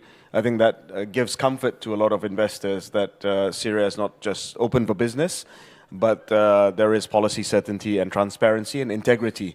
in the new administration. Talal, I wanted you to perhaps touch on a little bit about Syria's the clarity for which Syria is looking at its position. It is at a strategic crossroad of civilization between Asia, between Europe, Middle East, traditionally has been so. Massive reconstruction going on with trying to uplift the economy after years and years of conflict. So tremendous opportunities. In Asia, we say, with crisis comes opportunities. I heard the wonderful presentation by the Deputy Prime Minister of Azerbaijan about the clarity of Azerbaijan's role in the strategic land bridge from Asia to Europe. Tell us about Syria's vision, your vision, about what sectors, what verticals make sense, what verticals you're looking for in terms of new investments, and where the capital and the attention of the leadership is likely to be in the next few years. Okay, so basically right now what we're telling everyone, and this is truly what's happening on the ground, is we want people to come and venture all of the opportunities in Syria. We have all vectors open right now. So if you want to talk about tourism, widely open, Syria has been always known for its landscapes, mountains, sea, and even green areas. If you want to talk about agriculture, we're very well known in cotton, we're very well known in wheat. A big portion of our wheat was always, and I believe Syria was the second in the world to export wheat to Italy for making pasta and all of the other products. We are also very well known in fruits and vegetables. So we have huge potential in agriculture. Manufacturing, Aleppo, everyone knows Aleppo, one of the top destinations always for manufacturing, and now we see a lot of different nationalities approaching Aleppo because of the low operating cost, which makes sense at this point because we have the wages are really at the lowest level, so people would like to take advantage of this. Construction, for instance, there was no single real estate development taking place in the past 15 years. So we have a lot of projects planned for 2026. And very soon we're going to announce two of the most biggest projects in real estate now. Power, we've taken, I have to mention this. We started off in 2025 with power. Of course, without having power generation, you would not be able to manufacture, you would not be able to do any of what I have mentioned before. So starting from 3 hours a day, now we're at 13 hours a day, and by the end of 2026, we're aiming for 24 hours in all of Syria. And this is really a big milestone that we have achieved.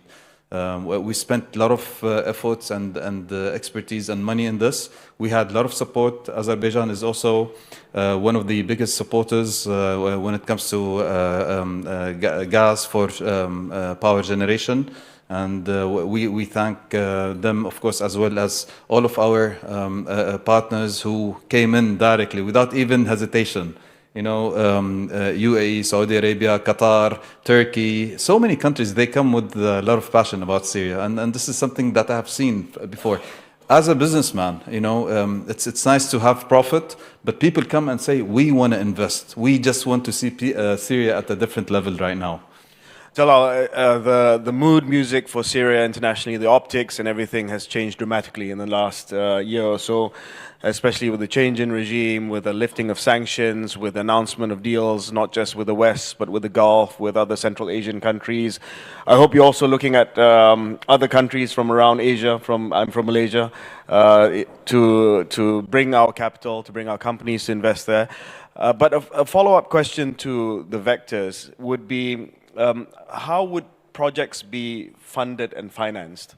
Obviously, the country which is going through reconstruction right now, companies are wondering, would the best way to do this and what the appetite is with the Syrian government right now, would it be more of a public-private partnership, long-term concessions, privatization? Would that be the model of investment that you favor right now in Syria? Absolutely, that's the way we're going forward. We've had PPPs and concessions in 2025, and we believe right now with the new Syria government, we believe that the government should not be involved into commercial activities. It should be 100% shifted into private companies. So we are very open to PPPs, BOTs, and all sort of private government partnerships. We've seen how the airport have developed. We have 4 big projects now, Damascus Airport, Aleppo, I think.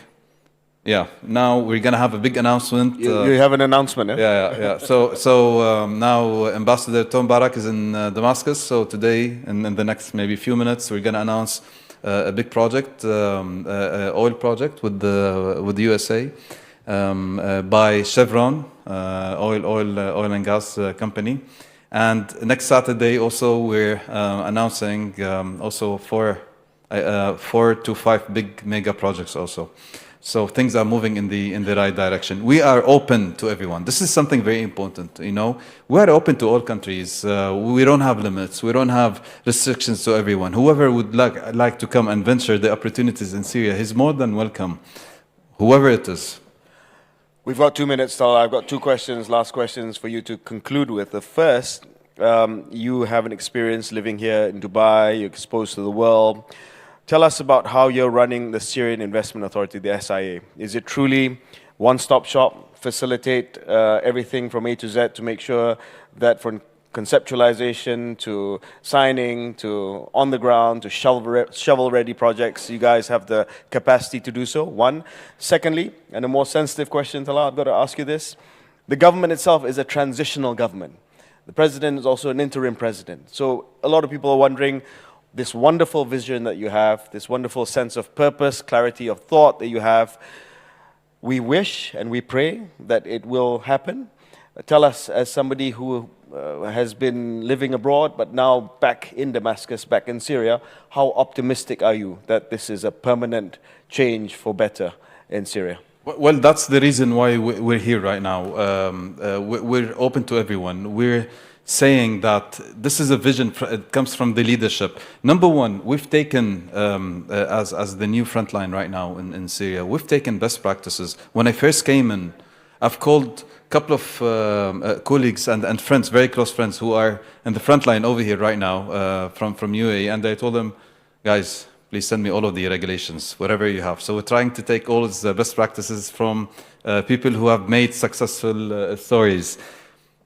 To be honest, if I'm going to say here a month, a year, that's not my intention. My intention, there's a purpose from this government, if it was permanent or transition or whatever. We are here for a purpose. We want to have a big move in Syria. We want to give Syrian people, as I said before, hope, and we want to show them that, yes, we can do it, as so many other countries have done it before.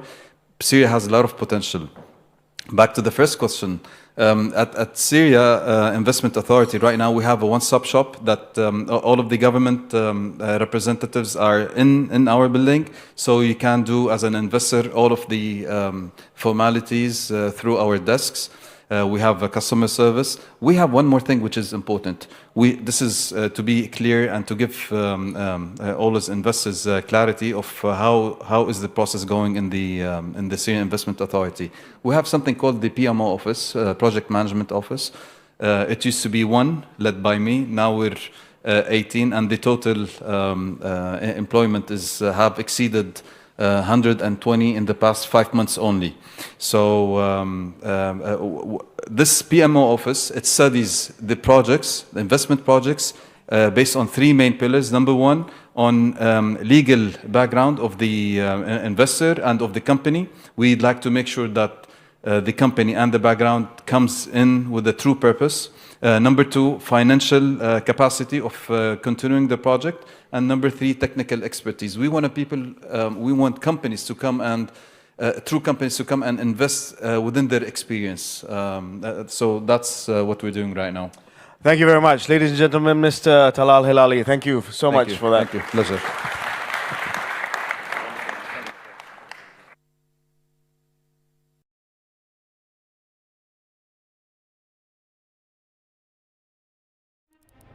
في الماضي صنعت الكلمات والأفعال أعظم لحظات التاريخ، فألهمت الشعوب ورسمت مسارها. As long as you live another day, you have an opportunity to create. كلمة واحدة قد تتحول إلى قرارات، In a world in which everything is global, we need global responses. جملة واحدة قادرة على تشكيل الآراء. To me, development delayed is development denied, and we have to change this. والخطاب الصحيح يمكن أن يغير مجرى التاريخ. If we fail to act now, we will see a climate crisis that is unimaginable. غير أن الصوت الواحد مهما كان مؤثراً لا يكفي وحده. We're going through a time warp. It's going to be shockingly different. هذه تحديات معقدة يصعب على الدول والحكومات مواجهتها منفردة. Shift to artificial intelligence is going to be like a tsunami hitting the labor market. نحن بحاجة إلى منصة تجمع القادة والخبراء والمفكرين، منصة تطرح فيها أصعب الأسئلة وتصاغ فيها الحلول بجهد مشترك. I'm an optimist by nature. If you're not optimistic and passionate, you'll not get anything done. القمة العالمية للحكومات، حيث تلتقي العقول وتتولد الأفكار ويستشرف المستقبل.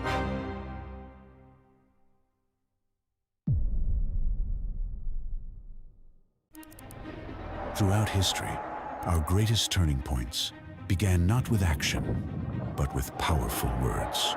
As long as you live another day, you have an opportunity to create. A single line can be a command. In a world in which everything is global, we need global responses. A sentence can form an opinion. To me, development delayed is development denied, and we have to change this. And the right speech can shift the course of history. If we fail to act now, we will see a climate crisis that is unimaginable. But one voice on its own can only go so far. We're going through a time warp. It's going to be shockingly different. These are challenges too complex for any nation to face alone. Shift to artificial intelligence is going to be like a tsunami hitting the labor market. They demand a platform where leaders, experts, and thinkers can confront the world's toughest questions together. I'm an optimist by nature. And if you're not optimistic and passionate, you'll not get anything done.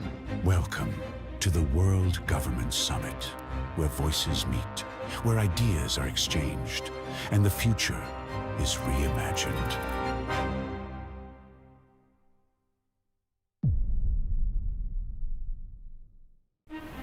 We're going through a time warp. It's going to be shockingly different. If we get into a new Cold War, do countries have to choose which side they are? In a world in which everything is global, we need global responses. I'm an optimist by nature. And if you're not optimistic and passionate, you'll not get anything done.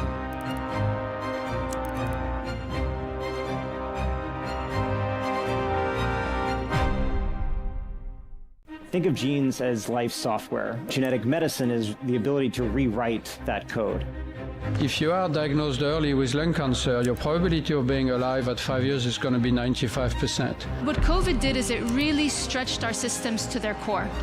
History teaches us the pandemic agreement is mission critical for humanity.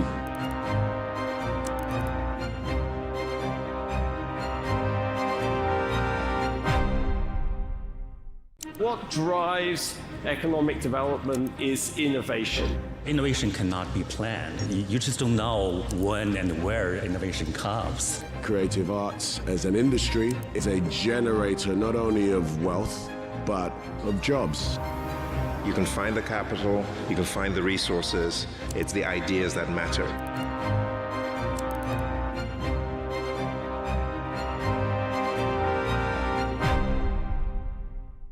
To me, development delayed is development denied, and we have to change this. We know the energy demand is going to double by 2050. We don't know how we're going to supply that demand. Those countries that will continue to innovate will have a competitive advantage. They want the data input and the models that they can manage and they can trust.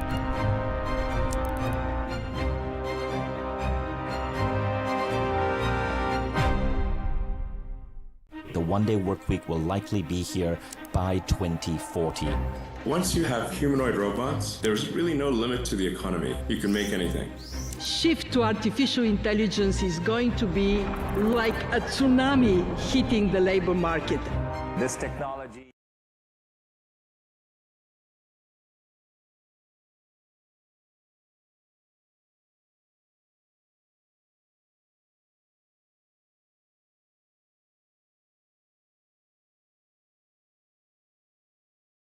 I'm being joined by Mohit Joshi.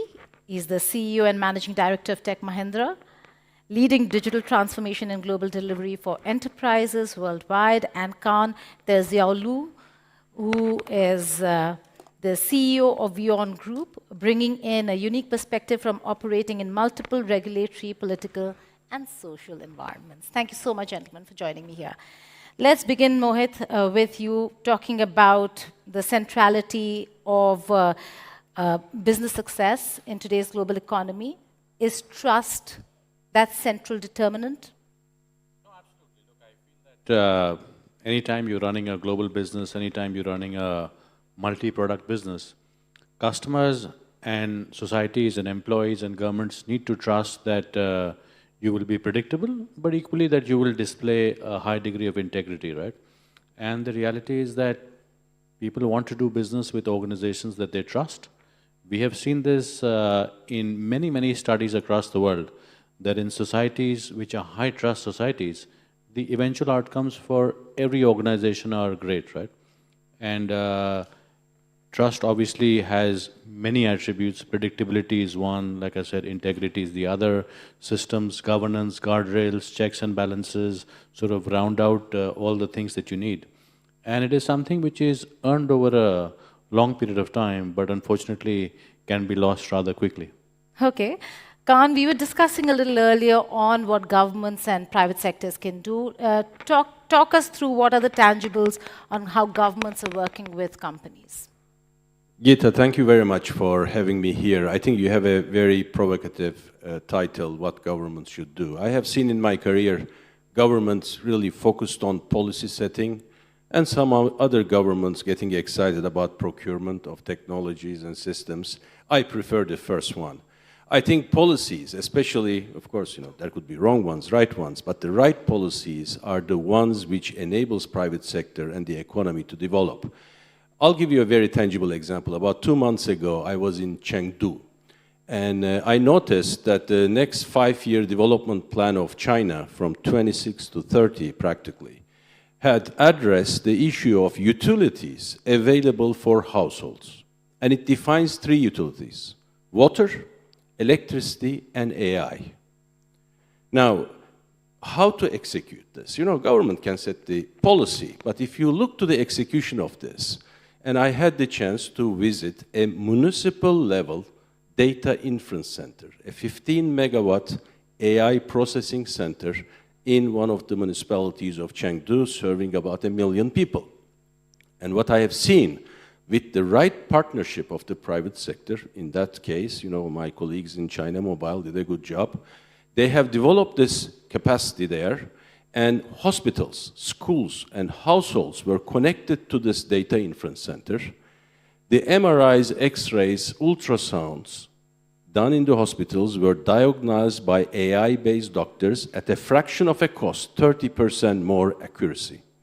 And think about this, a policy, a clarity on what needs to be done, and execution by the private sector, and getting it done at a scale where the execution model can be scalable from municipality to municipality. Local governments, a big telco company, a technology company that can deliver that basically seamlessly. I think it's really important that governments need to focus on this type of policy level, not to become an encumbrance to the private sector, but opening the path. But where's the thin line of ensuring data, big data, and then being intrusive? Because this data collection also means breach of privacy. Yes. You can look at it from different angles, but when you define a utility for the good of citizens, millions, 10 millions, 100 millions, billions of people, and when you then do the right partnership in terms of a trusted brand that has been there providing them a service for maybe 100 years, I think this is a good balance in terms of managing privacy and also sustainable public service. We have to keep in mind, many people are very open in sharing their data openly with Instagrams and TikToks, but when it comes to your hospital and the school, I think we should have a different mindset on that. I think trust, as you have asked, is very key. Mohit, Mahindra is spread across the globe. When you're interacting with governments and how governments deal with people, where and how did trust become so fragile in the last decade? So look, before I answer that, I actually had a point of view on the data piece as well. Go ahead. Which is basically, you can have three models, right? You can have a model where private companies hold your data, like a Facebook or like a TikTok. You can have a model where governments hold your data. Or you can have a model where the individual has ownership of the data, which I think is the point Khan was making as well, that I have my health records, they're available to me, and I can choose to share them with you on occasion, but then be able to withdraw it back once our transaction is complete. So I feel that defining an optimal model where an individual has the available infrastructure to be able to store data and then transactionally share it with counterparties is probably the most effective. Coming back to your point at Mahindra, look, the group has a presence in over 100 countries across the world. At Tech Mahindra itself, we're in 90 countries across the world. And I feel that the trust issue comes back to first, are you seen as a credible player that is able to keep long-term promises, right? Because people have very long-term memories, whether it's governments or it's employees or it's your customers. So making sure that you are seen as a credible long-term player. I feel the second part about the trust is very important because things will go wrong. Things will go wrong. We may have made commitments to a state, for instance, to do a certain level of hiring. Because of the economic downturn, we may not be able to meet that particular commitment, or we may want to delay it, right? I think what is really important at this time is the ability to transparently share what happened, right? And I always believe that in any large company, there will always be mistakes that will be made. How you deal with them, right? Are your customers, are the governments assured that there is a governance mechanism, there are guardrails, that there is transparency?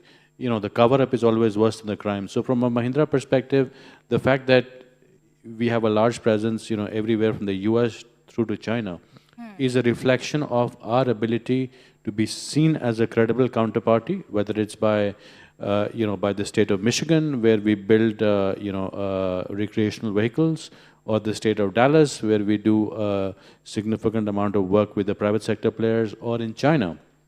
I feel it is that established credibility through track record, comfort that there is robust governance in place, that there are guardrails in place, and finally a track record that when things have gone wrong, we have fixed them and been very transparent about it. Okay, but it does not spread across. You're from a sector where the entire corporate sector is not or does not think the same way. There are only a few who are thinking like this, who take corporate responsibility very seriously. And that's where the distrust and mistrust really comes from. How does one then align people's trust with government policies? I feel, look, at the end of the day, what really matters is the duration that you take to a partnership or the duration you take to a transaction. If you're trying to make money in the very short run, there's always the risk that you will make mistakes, right? And we've seen this in the global financial crisis, where people were trying to maximize their results for the year. But whenever you think in terms of long-term businesses, and at the end of the day, we are all stewards of the business, we'll be gone. These are all shareholder-owned companies, and there'll be a fresh, management team in the future. As long as we're thinking of this business as a long-term enterprise, and as long as the incentives, the rewards, the recognition, the policies are associated with that, it should be fine. There is actually a quote by one of the erstwhile CEOs of Goldman Sachs, which I always think is very, very apt. He says, in every transaction, you should try and be long-term greedy. Don't try, at the end of the day, we're businesses. We are looking to do profitable transactions. We are looking to, make money when we do business.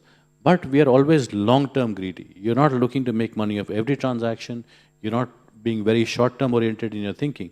Because whenever there has been the case, when you start thinking of clients as counterparties, when you start thinking of, somebody else's profit as, or somebody else's revenue as your profit, it always leads to, to mistakes. And like everything else, the tone from the top is very important, right? We've been fortunate to have sort of our majority shareholder or a significant shareholder always take a long-term perspective on these things and to have that tone which then percolates down the organization, percolates down the group. Okay, Khan.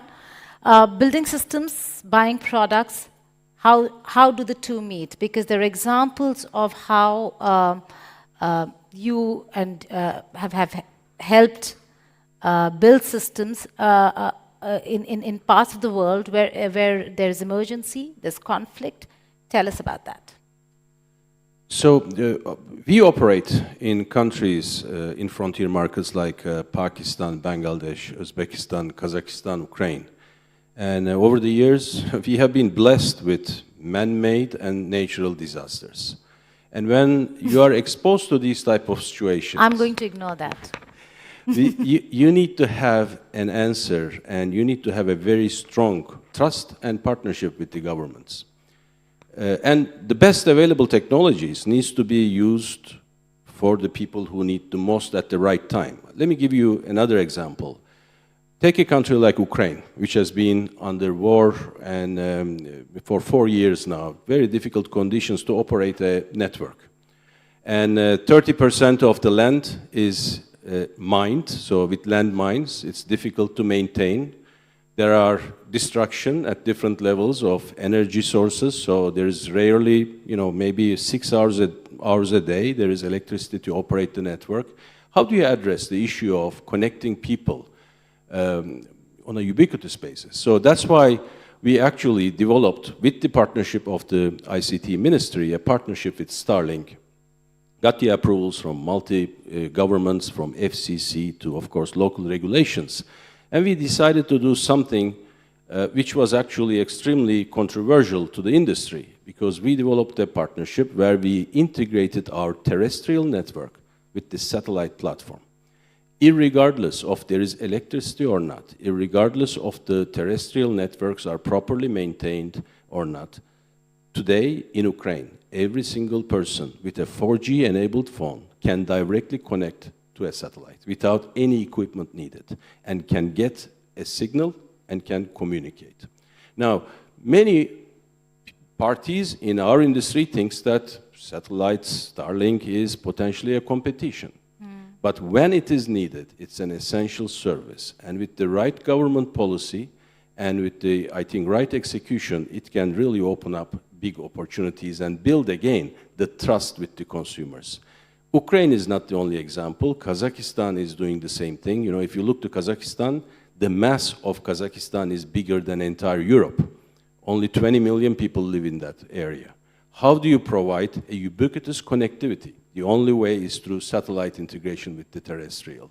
And I think this type of thinking and policy level, ambitions of the governments are really key for bringing essential services to the people with a little bit of effort and execution capacity. Well, Mohit, would you agree that digital transformation, data platforms, and global delivery systems can influence trust? Oh, for sure. I feel that the essential architecture for how you provide citizen services, how you provide commercial services is very important. And this is where I feel that having the individual be the, I agree with Khan that, government should not get into the business of maybe directly providing services, except where there is an absence of an alternative, where there are some services where the private sector is not incented to act, like maybe in very low density population areas. Government should provide a clear sense of frameworks, and it should allow for the maximum individual agency, right? Like we were saying, for health records, I should be able to freely share my health record with, with a provider, with an insurance company. But equally, at the end of the transaction, have the faith and the digital architecture that it would actually be removed from the systems and then come back to me, right? So I think that initial provisioning of digital services, the thought process around that is extremely important. And now we have technology that allows for individual transactions to be seamlessly done across millions and billions of people at scale, right? So that architecture is very possible now. I do feel that that will really grow trust in the system, right? At the end of the day, if you have the ability to seamlessly transact, and you're quite comfortable that your data is not being used, or governments and companies do not have access to the data, I feel that will be what will allow for maybe more payments, more medical records being shared, more property transactions being executed, more financial transactions being executed, because that combination of privacy as well as ubiquity is very important. Okay, the theme this year at the World Government Summit has been a lot to do with AI and digital transformation. So this question is to both of you. Is AI, digital transformation, automation, all this reshaping transparency and accountability? Khan, to you first. Is it reshaping transparency, or is it going to mold how people think? I think the ultimate objective, of course, every government should be a better life for all, and to eradicate poverty in the countries mostly we operate in, and maybe in some other Western countries, it's about access to AI, making people having the services at higher levels. But if you think about all these, betterment of the lives of people, one of the important things is really about inclusivity. Whether it is financial inclusion or it is inclusion and accessibility of AI services in the local languages with the local values of the people will be critical. And again, I see that the level of enlightenment in this area is increasing. Sovereign AI has become an agenda item in all the policies of the governments. And we are actually working hand in hand, identifying, fast-tracking local language models from Urdu to Punjabi to Bengali to Uzbek, Kazakh, Ukrainian, and develop these tools as fast as possible. And especially in AI, it's important to make these applicable to specific use cases. I think there is nothing artificial in AI. This is about augmenting competencies, skills, capabilities, and creating capacity. And we need to make sure that AI is used in such a way that the best doctor can be in Dhaka, best teacher can be in Islamabad, best farmer can be somewhere in Kazakhstan. And to make that happen, again, it requires a public-private joint effort, a clear and directed policy from the governments and capable private companies who can execute on that. Mohit? No, I agree with almost everything Khan has said. I'll just make 2 quick points. The first is really around the provision of citizen services in local language, right? I think that is an extremely important and largely ignored area, because most of the LLMs are really only in English, or maybe they're in Arabic, and maybe they're in Chinese. But the world has, thousands of dialects, thousands of individual languages.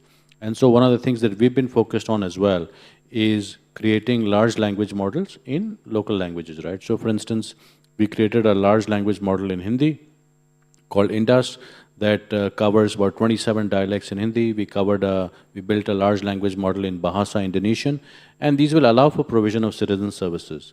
We're now working with the Government of India as part of the National AI Mission to build a much larger large language model, many billions of parameters in the model.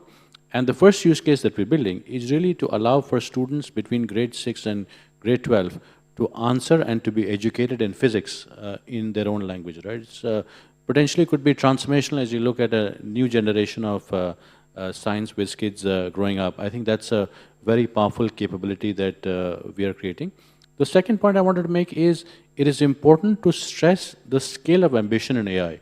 At times, I'm a bit concerned that a lot of what is coming out in terms of the ambition for AI is really about productivity only, right? And productivity is fine. Productivity is very important. But if your total ambition for AI is to be able to, get rid of a few contact center jobs or to improve developer productivity, people are really missing the picture. The objective of AI, for instance, should be how can we provide everybody a truly world-class healthcare service for $10 a month, right? That should be the scale of the ambition, rather than only in terms of productivity. And I feel that if that aspiration is not spelled out in those terms, we will have the 90% of people whose lives are at risk or whose livelihoods are at risk out to destroy this movement, right? We have to be thinking about how this will transform societies for the better. And with real use cases of transformational possibilities of AI rather than purely job reduction. I know we're completely running out of time, but Mohit, because you come from India and you work in the Global South, it's very important because not everyone in the Global South has access to AI. Will they miss the bus? Well, that is a very real risk, right? That is a real risk that we saw with, with digital technologies earlier and with mobile phones. But I'm happy to say that the sort of the cycle of adoption is speeding up very dramatically, right? So while it took maybe, 30 years for mass media in the form of television to come to India after it was in the West, it only took about 10 years for mobile phones to come to India. It took only about, 3 or 4 years for instantaneous mass payment systems to come into India or to digital identity come to India. And with these new models coming in and with the infrastructure the government is creating, I feel that cycles are getting shorter and shorter. So I feel that is still a risk, but signs look a lot better than they did earlier. Very briefly, Khan. Gita, if you have read *Sapiens*, Harari's book, he talks about how Homo sapiens differentiated themselves with Neanderthals. And the ability of Homo sapiens to tell a story, to gossip, to lie, made them unique in their capabilities to develop a society and community. I believe over the next 5 to 10 years, we're going to see more and more, not only access to an AI tool, but also data to organic transmission, which will allow us to keep more data in our memories, make faster decisions with processing capabilities over a cloud. And I believe we are at the verge of differentiating a new kind of society. And I think, yes, if communities do not adapt, they will fail. Mohit Joshi, Khan Terzauli, thank you so much for joining us in this brilliant conversation. Thank you. Thank you, Gita. Thank you.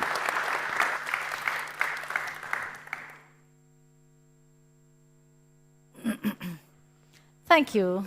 Thank you so much, Mohit.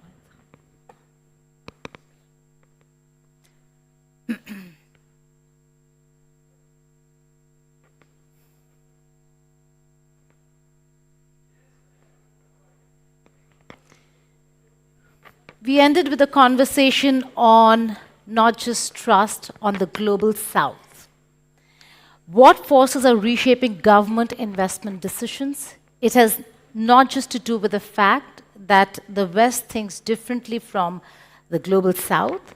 I'm being represented over here, or I'm being joined, sorry, over here by two prominent leaders from the Caribbean.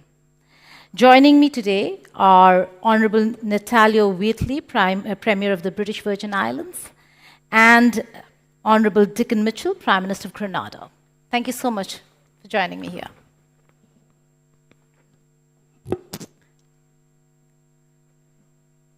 Now, before we start the conversation on investments, how is the Global South looking at not just investing in the traditional markets and areas that were a focus, but also diversifying.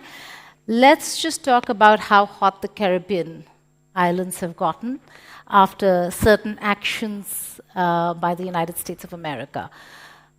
In that scenario, how much, Premier Wheatley, how much has that impacted the British Virgin Islands?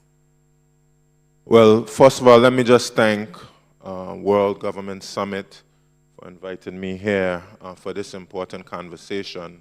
The United Arab Emirates has shown great leadership, in my view, in coming together at a crucial time where the current world order is under scrutiny and under stress, but it certainly presents opportunities for us as small island developing states to redevelop an order which is more just, more equitable, more sensitive to the needs of small island developing states such as the Virgin Islands. Of course, the geopolitical tensions which exist right now are something that we are keeping a close eye on. It's certainly a challenge. For instance, when we had the brief instability in Venezuela, it caused great travel disruptions. Of course, travel was paralyzed. And of course, the military buildup, which we see very closely in the Virgin Islands, because of course we're very close to the United States Virgin Islands, where you see the military build up very closely, very close to Puerto Rico. And of course, we want peace and stability in the region because, of course, that type of instability can have an impact, of course, on our neighbors who we have great solidarity with, but also disrupt our economy. Okay. Prime Minister Mitchell, how is your country looking at, now we do know that the British Virgin Islands is a part or territory of the United Kingdom, but as a state, as a sovereign nation, how did Grenada look at the tensions in the waters? How did it impact business? And how did it impact your decision-making in investments? Well, thank you for having me, and let me say thank you for those who are still here to join us for this panel. And I want to join in thanking the UAE government for the wonderful hospitality and for the significant leadership in bringing all of us together. We're actually 100 miles away from Venezuela. So that should tell you how close we are to the action. And I think in a general sense, once you had the military build up, obviously it would have created significant anxiety and unease, I think, for the Caribbean. We've, I think, since the 1980s, tried to, from a Caribbean perspective, have our region declared as a zone of peace. And I think similarly, you know, when you have incidents like the Palestinian issue, the Iranian issue in this region, I think the unease that everyone feels would have been a similar sort of approach, I think, in the Caribbean. So you would have had, for example, closure of airspace, cancellation of flights. We are heavily tourism dependent. And obviously, you can't have investment, you can't have people flying in if there's a risk of political instability or military action. So to some extent, and that obviously depends on perspective, we are relieved that it does appear that for now, the likelihood of any further military action is stayed, and perhaps there is a path for continued dialogue and diplomacy and negotiations between the US and the Venezuelan authorities that we hopefully will redound to the benefit of the region in the context of no instability and peace, and therefore an opportunity for long-term investment in our islands. Premier Waitley, moving from aid dependency to strategic investment-driven development models, how is the government, or how's the British Virgin Islands, how are you looking at restructuring, or are you looking at restructuring at all? Well, certainly we've built a very strong economy over the years, not just reliant on tourism and traditional sectors like agriculture and fisheries.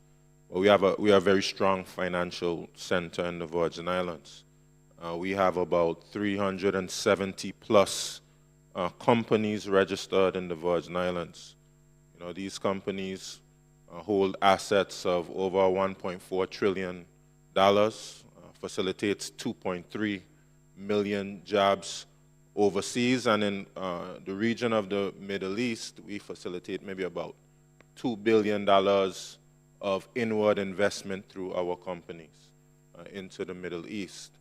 But of course, we always have to ensure that we are staying on the ball, paying attention to what's happening in the geopolitical landscape, how it's becoming somewhat more fractured. We see regional blocs developing a tendency towards protectionism, nationalism, and of course we've been able to thrive over the years because of the free-flowing capital, because we facilitate investment across borders globally. About 60% of our companies come from the Asia-Pacific region, about 20% from Caribbean and Latin America. So we are truly global in our outlook. But we certainly have to ensure and pay attention to what is taking place. And that's why we think these forums are important, because we believe the rest of us, besides the West, have to cooperate more. We have to have more solidarity. We have to have more functional cooperation, and we must also learn from best practice, which takes place around the world. We're extremely impressed with what's happening here in the United Arab Emirates, the way that you've used this investment not just to generate wealth, but a sustainable type of living, making sure that persons have good health care, good education, access to quality homes. And this is something that we would like to replicate in the Virgin Islands and in the wider region. But of course, we want to diversify our markets. We want more business coming from the Middle East, from India, etc. We are going on a big trade mission later this year to India, to ASEAN, and of course, tourism continues to be very strong, but we also want to diversify our markets in tourism. Of course, we rely heavily on the United States of America.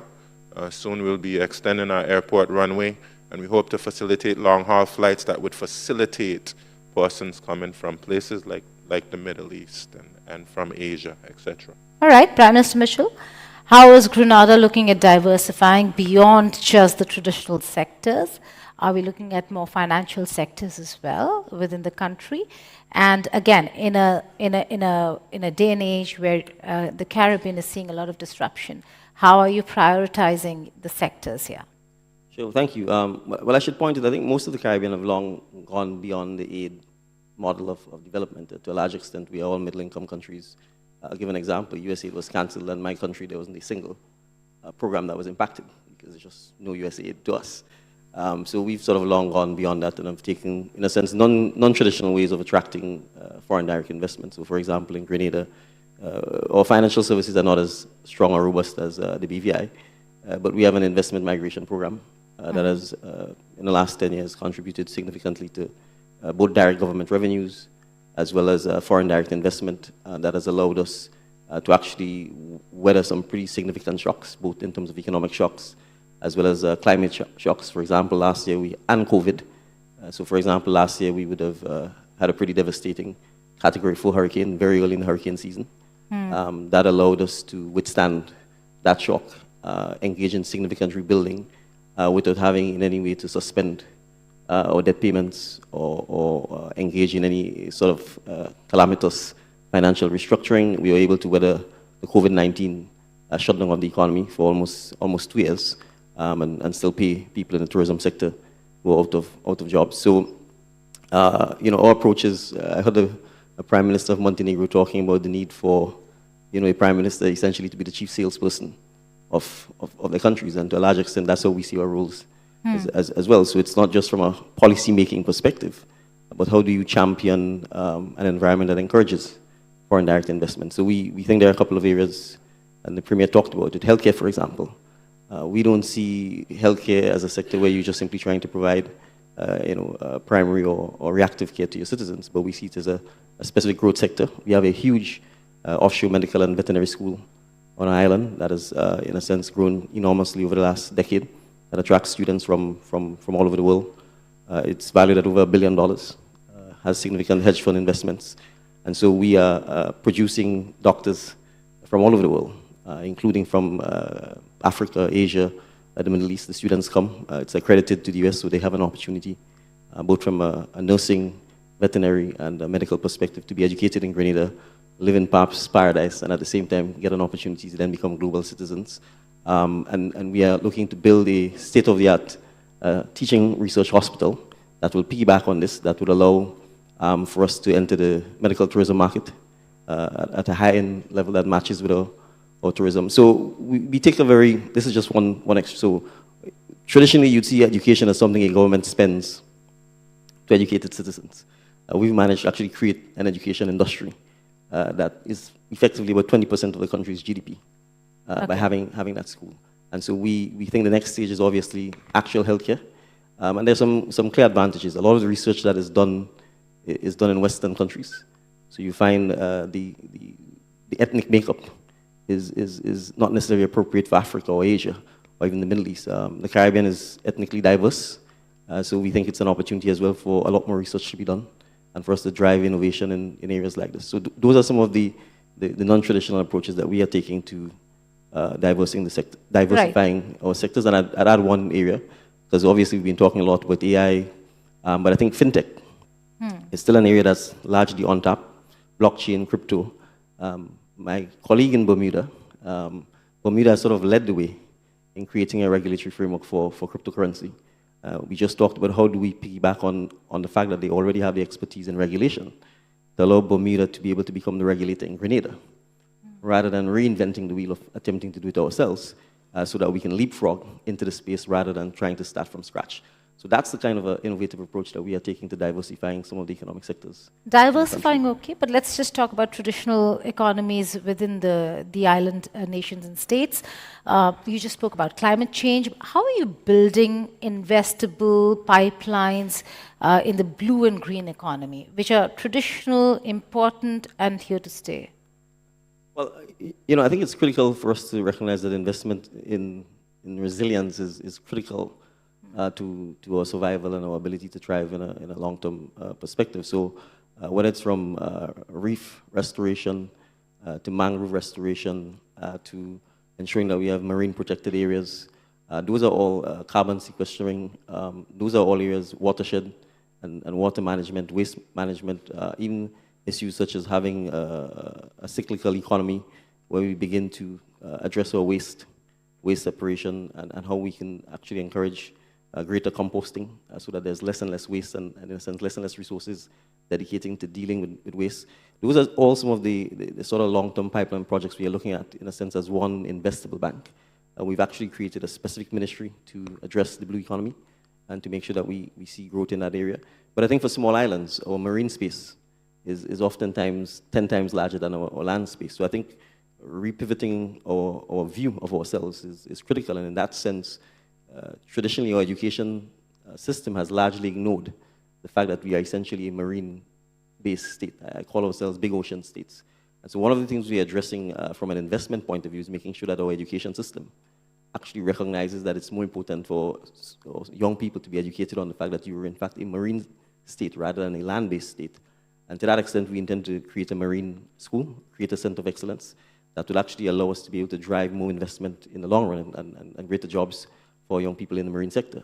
So whether it's from just traditional marinas, as an example, to a large extent we are importing labor to support those industries, and we recognize that therefore we are missing the opportunity to give our own citizens the option of working in those sectors, and therefore making sure that we create the investment space by having that marine school, which we believe also has the same sort of opportunities for commercial scale as the medical and veterinary schools are some of the areas we're pursuing. Premier Waitley? Yeah, we're similar to Grenada in many respects. The blue economy is extremely important to us. We have a large charter boat sector similar to Grenada, and of course that has been able to sustain us very well. But as Prime Minister Mitchell stated, disaster resilience is very important to us. The Virgin Islands was struck by 2 devastating Category 5 hurricanes in 2017. Disrupted our marine sector, our tourism sector, destroyed homes, government buildings, etc. So investing in disaster and risk mitigation tools, just like Grenada did when they invested in a parametric insurance, so that when we are visited on by these natural disasters, that we can have a means of being able to rebuild without taking these big loans. The Virgin Islands had to get some big loans to recover from the hurricanes, and we're still doing so. So we don't just want investment, we want to invest in sustainability and also disaster risk reduction. Extremely important for us in the Virgin Islands as we seek to continue to build our economy and build our people. Okay, in these very fragile times, not just when it comes to economies, businesses, a disrupted world in the economic sector, financial sector, but also in terms of climate change. These are 2 states and countries, so to say, who are looking to build. So thank you so much for this lovely conversation on the vulnerabilities as also forward-looking futuristic plans. Thank you. Thank you so much.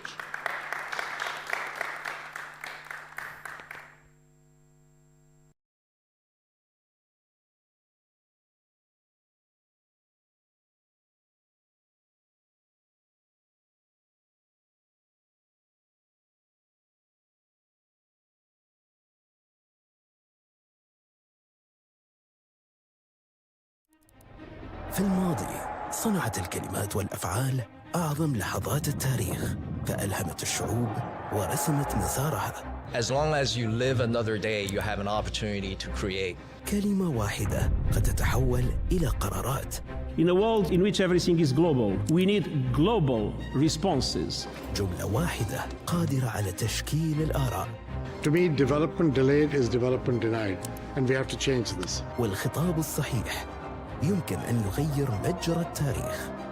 If we fail to act now, we will see a climate crisis that is unimaginable. غير أن الصوت الواحد مهما كان مؤثراً لا يكفي وحده.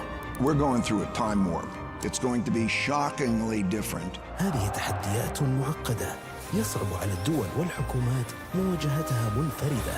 Shift to artificial intelligence is going to be like a tsunami hitting the labor market. نحن بحاجة إلى منصة تجمع القادة والخبراء والمفكرين، منصة تطرح فيها أصعب الأسئلة وتصاغ فيها الحلول بجهد مشترك. I'm an optimist by nature. If you're not optimistic and passionate, you'll not get anything done. القمة العالمية للحكومات، حيث تلتقي العقول وتتولد الأفكار ويستشرف المستقبل.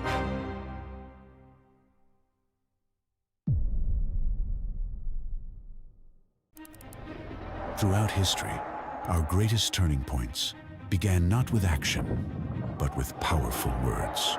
As long as you live another day, you have an opportunity to create. A single line can be a command. In a world in which everything is global, we need global responses. A sentence can form an opinion. To me, development delayed is development denied, and we have to change this. And the right speech can shift the course of history. If we fail to act now, we will see a climate crisis that is unimaginable. But one voice on its own can only go so far. We're going through a time warp. It's going to be shockingly different. These are challenges too complex for any nation to face alone. Shift to artificial intelligence is going to be like a tsunami hitting the labor market. They demand a platform where leaders, experts, and thinkers can confront the world's toughest questions together. I'm an optimist by nature. And if you're not optimistic and passionate, you'll not get anything done. Welcome to the World Government Summit, where voices meet, where ideas are exchanged, and the future is reimagined.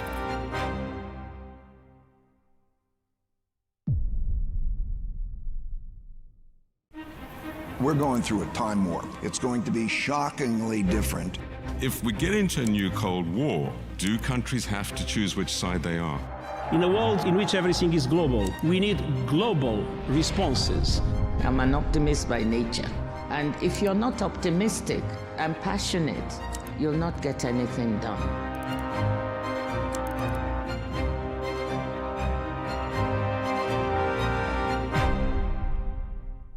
Think of genes as life software. Genetic medicine is the ability to rewrite that code.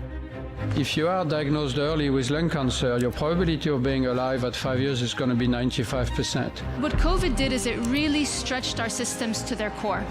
History teaches us the pandemic agreement is mission critical for humanity.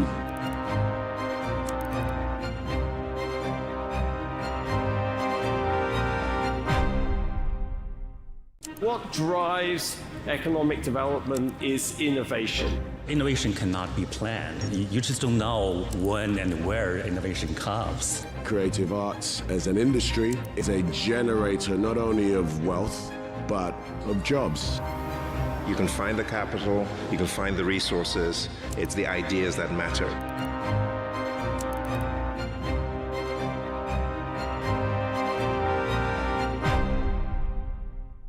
To me, development delayed is development denied, and we have to change this. We know the energy demand is going to double by 2050. We don't.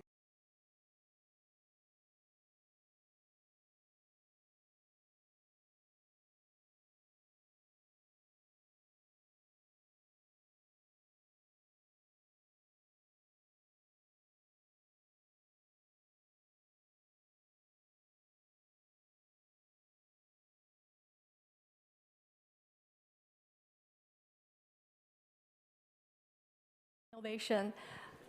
Hello, Mr. Dr. Yu.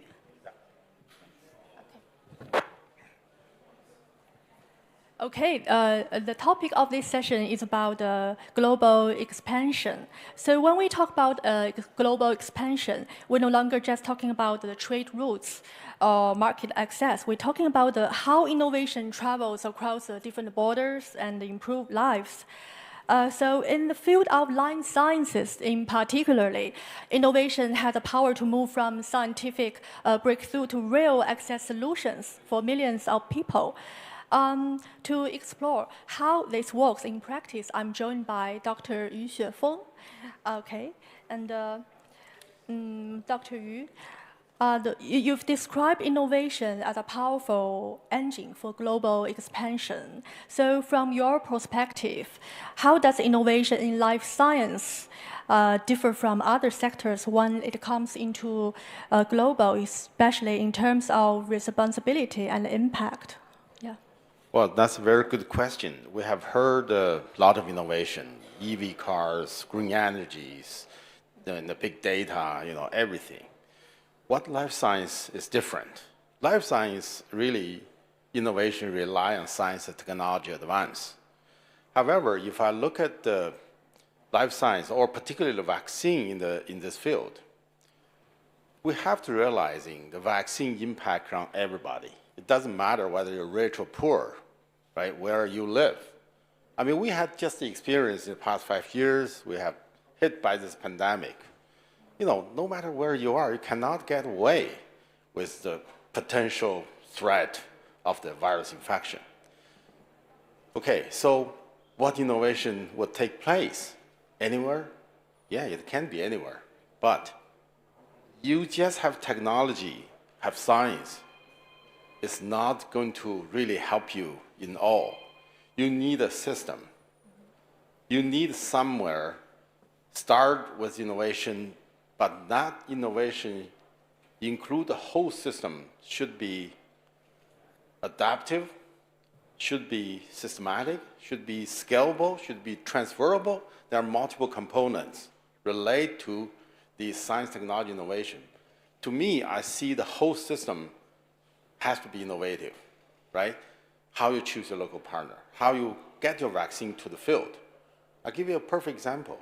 We have developed certain vaccines. In 2015, when there was an Ebola outbreak, we went to West Africa, realizing that place, you don't have electricity supply. Your vaccine, if you are deep freeze storage, there's no way you can deliver this vaccine to the impact people. You need to find a way to do it. No, I think there's a lot of components just beyond the science and technology itself. That's, I see, the innovation will have to go beyond, thinking beyond it. Yeah. Okay, you've mentioned your company works with platform technologies that can rapidly adapt to new public health needs. So how do these platforms can help shorten the development timeline while still ensuring safety, quality, and global regulatory compliance? CanSino has its mission to develop high-quality, innovative vaccines at affordable cost. I think there are 3 keywords here: high quality, innovative, and the cost, right? So you think of that way, how you can get there. There's a foundation we need to lay out. That's what we call the technology platforms. You develop technology platforms that allow you to quickly adapt to the situation you need it. I think that's something we really position ourselves. I think if I just talk about the concept, it's very difficult to understand. I may just give you an example. We developed this viral vector technology platforms that allow us to insert certain antigen genes into this viral vector that allow us to make multiple vaccines. So this technology started when we started working on the TB, tuberculosis vaccine. And Well, it's a long shot taking TB vaccine to the market. Well, we developed this platform. It happened during these years. We had the Ebola outbreak. We had the COVID-19 outbreaks, the global pandemic. We quickly adapt this viral vector technology platform to develop new vaccines for Ebola, for COVID-19. I think if we look at the COVID-19 vaccine development, we're the world's first one get into the market, get into the clinical trials. We spent 56 days, started from the lab, synthesized gene, actually making all the preclinical tox studies and go through the regulatory approvals and inject into human body, 56 days. Now, if we hear globally, there's an organization called the SAPI talking about how we can develop a vaccine in 100 days. I think we have achieved it. To achieve those is based on our technology platform. Now, we can, really rely on this platform to, adapt to any emergency situation that we can, quickly develop it. I mean, it doesn't really apply for everyone, but certainly give us the ability of doing it.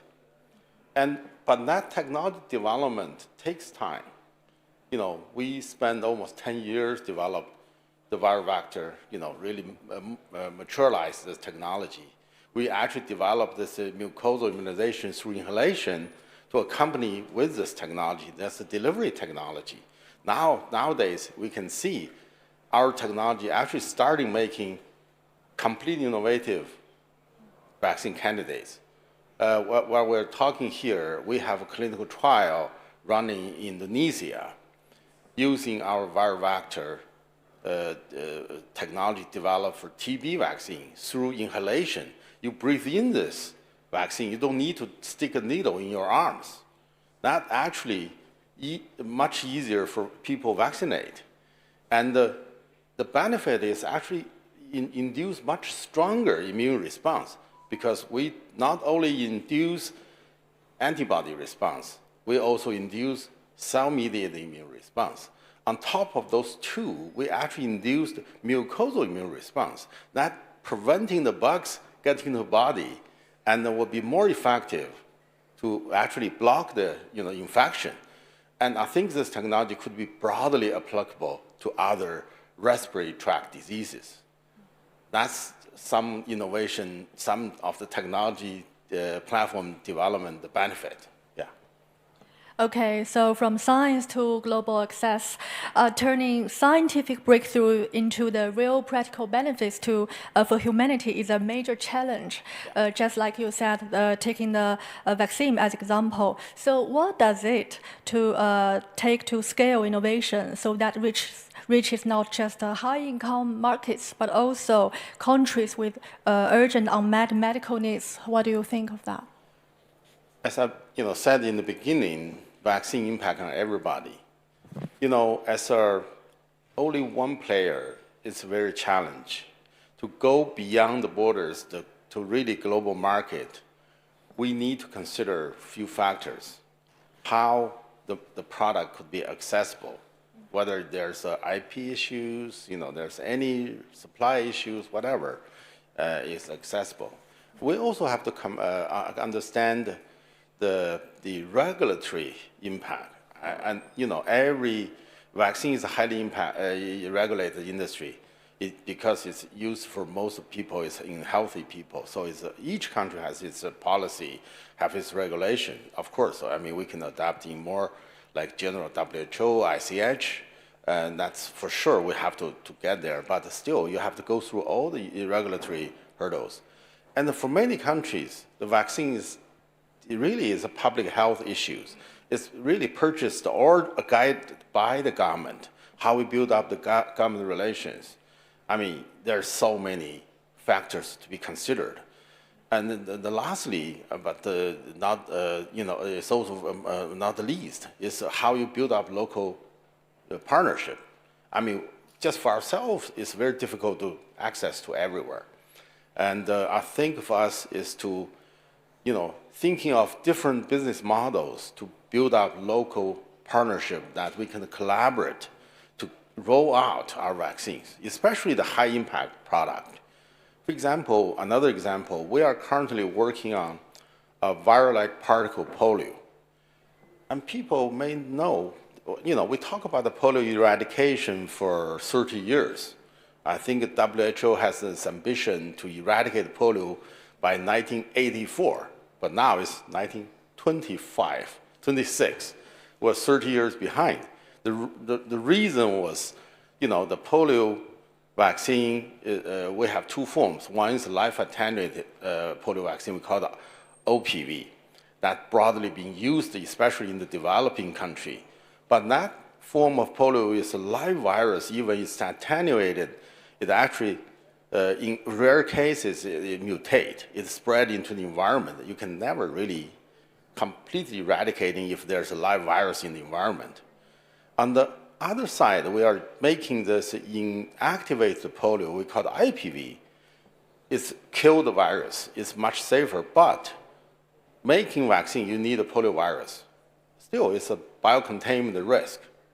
What we have done is develop this completely innovative polio vaccine. We don't need a live virus to make polio. Now we're running the clinical trials in Indonesia, phase 2. This is the world only one.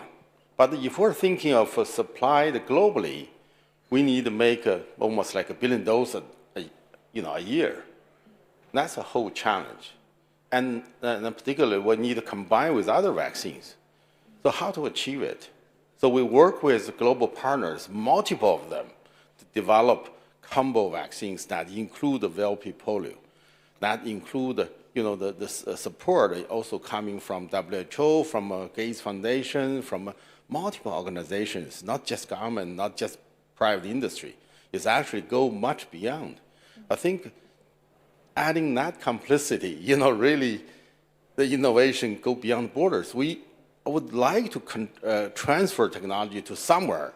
They can make it locally. So it's easy access to certain regions, right? So that's very, to me, that's the technology, whether it's accessible, whether it's transferable, to be handled by the local. That's also all the considerations. Yeah. Okay, Dr. Yu, you mentioned that innovation alone isn't enough, and the trust, regulatory alliance, and local partnership are essential. So how do you build that trust with the government and communities while expanding into new regions? It's very good you bring up this trust. It's a really, I heard, with previous speakers also talk about the trust build up. It takes time. Whenever there's a new technology, new players in the, in the field, people have the reasonable doubt. But I think important is we have to do what we say. Mm-hmm. We have to demonstrate what we tell people, right? Using actually concrete scientific, judgment and the evidence. I think if we can, really persistently do whatever we say to build up that relationship, build up that trust, I think it will have the long-term benefit. I think this, for us, we had a good experience during the COVID pandemic. We roll out our vaccines in multiple countries, and our vaccines, the safety profile, we get feedback from the local. They are very highly pleased by our vaccines profile. So that will help us to gradually build up the trust, build up the relationship with local partners, with government, and also we open for all the regulatory assessment. Just give you an example. By last year, we had over 20 regulatory inspections by multiple countries, and we run clinical trials globally. So really, that's also gradually build up the relationship and the trust with each region, with your reputation. I think that's the effort you have to really put into and sincerely do whatever you say. Yeah, mm-hmm. It's very important. Yeah. Okay, and thank you for those insights. What we heard today is a powerful reminder that true global expansion in healthcare isn't just about technology, it's also about purpose, trust, and collaboration. And thank you again, Dr. Yu. And thank you for joining us. And Thanks. have a nice day. Yeah. Bye. Thank you. Yeah.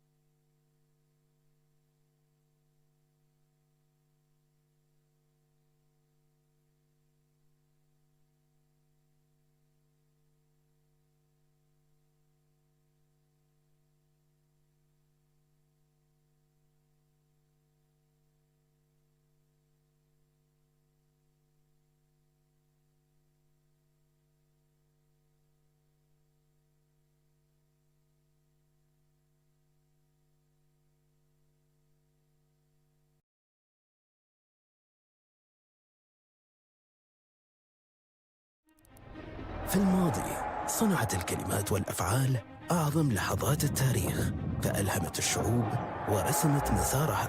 As long as you live another day, you have an opportunity to create. كلمة واحدة قد تتحول إلى قرارات.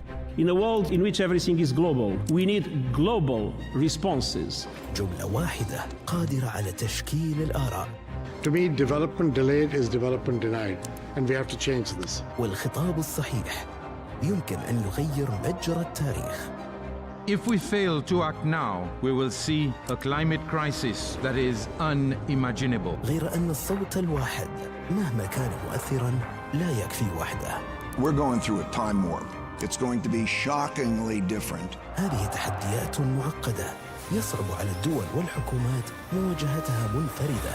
Shift to artificial intelligence is going to be like a tsunami hitting the labor market. نحن بحاجة إلى منصة تجمع القادة والخبراء والمفكرين، منصة تطرح فيها أصعب الأسئلة وتصاغ فيها الحلول بجهد مشترك. I'm an optimist by nature.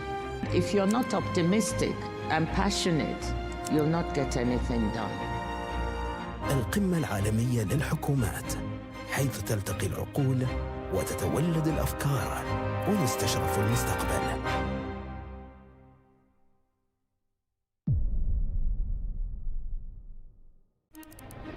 Throughout history, our greatest turning points began not with action, but with powerful words. As long as you live another day, you have an opportunity to create. A single line can be a command. In a world in which everything is global, we need global responses. A sentence can form an opinion. To me, development delayed is development denied, and we have to change this. And the right speech can shift the course of history. If we fail to act now, we will see a climate crisis that is unimaginable.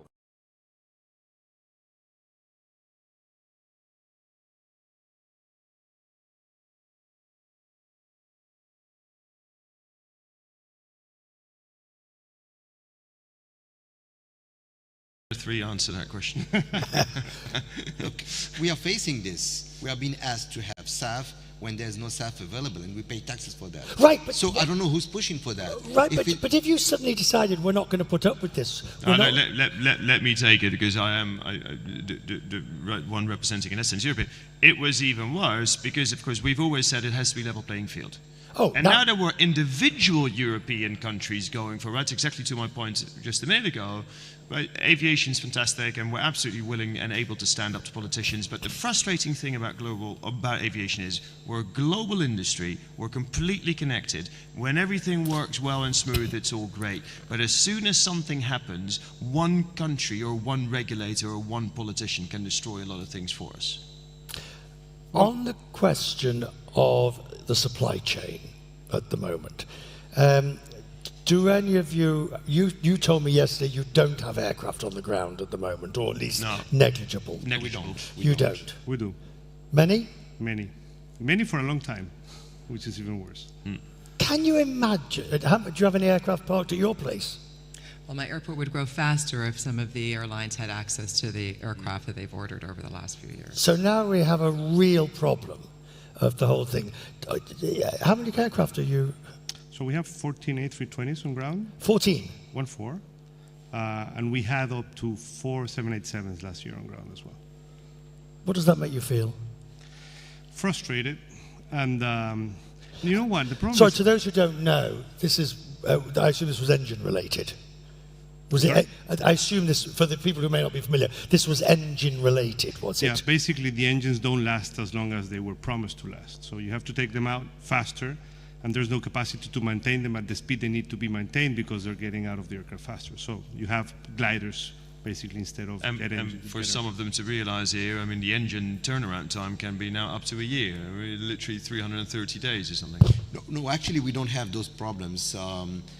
But we know that for the future deliveries and future planes, maybe we would face those kind of problems. We have 5 minutes, and I want to be positive because I think that I'm feeling your vibe, Roberto. I'm feeling your vibe. The airports, will we ever love airports? The vision statement is to put the joy back into travel by making Pearson the chosen place to fly and work. So it happens today, actually. There are people that love to fly, and they love to come through Pearson. We're the #1 ranked large airport in North America. But there's a lot of friction to take out of the system, and I think over the course of the last few days we've talked about the art of the possible that is really tangible through technology, and how integration and data sharing between airlines, between airports, between government agencies can take the facilities we have today and make those far more reliable and efficient, #1. Get the cost value out of the investments that have been made over the last half century. #2, create seamless models for the future. I mean, I expect in the future baggage to be far less cumbersome, where baggage drop-off can be remotely, check-in experience can also be very frictionless. We don't have to spend money on huge check-in halls in the future. And personalization. You have 8 different personalities when you travel. We might have 3 of them right here, but you have 8 when you travel, right? Depending on the type of travel. If you're with your mother, if you're with a young person, if you're in a hurry or you want more contact, airports and the airlines will be able to respond more to each of them. That is true, actually. Have you noticed that? Yes. We are different. If I'm traveling on my own, I'm a machine. Yes. I know exactly what, I'm not quite Clooney up in the air, but if I'm traveling with my husband, what are you doing? No, stop it, no. No, we're not going to go over there. No, we're not going to go to that show. No. And it all becomes a big mess because I know what I'm doing. Recognizable, Richard. Sorry? Recognizable. Yes. Very. But are we the same? Are you the same when you travel? Exactly, of course. When we travel for any corporate mission, it's easy. When we travel with the family, even us as CEOs, I mean, you have to have your family with you, and the needs are different. Everything is different. So yes, I fully agree with you. Many types of travelers, and airports have to find a way to respond to any kind of traveler, and which is not an easy task. I think that biometry will change the airport experience for sure. I mean, the physical part of it, it's still going to be complicated because you put a lot of people together in a relatively small place nonetheless. But there are airports today that are great, and there are airports today that are awful. I mean, name them. Copenhagen. What? Awful? No, great. No, seriously, very, and really not only because it's our home. I have to say, it's just digitalization great. It's just easy. We still offer connections that are up to 45 minutes, right? Make it work. I mean, that was something that the bigger airports in Europe already lost. No, I really mean it. Oslo, Stockholm.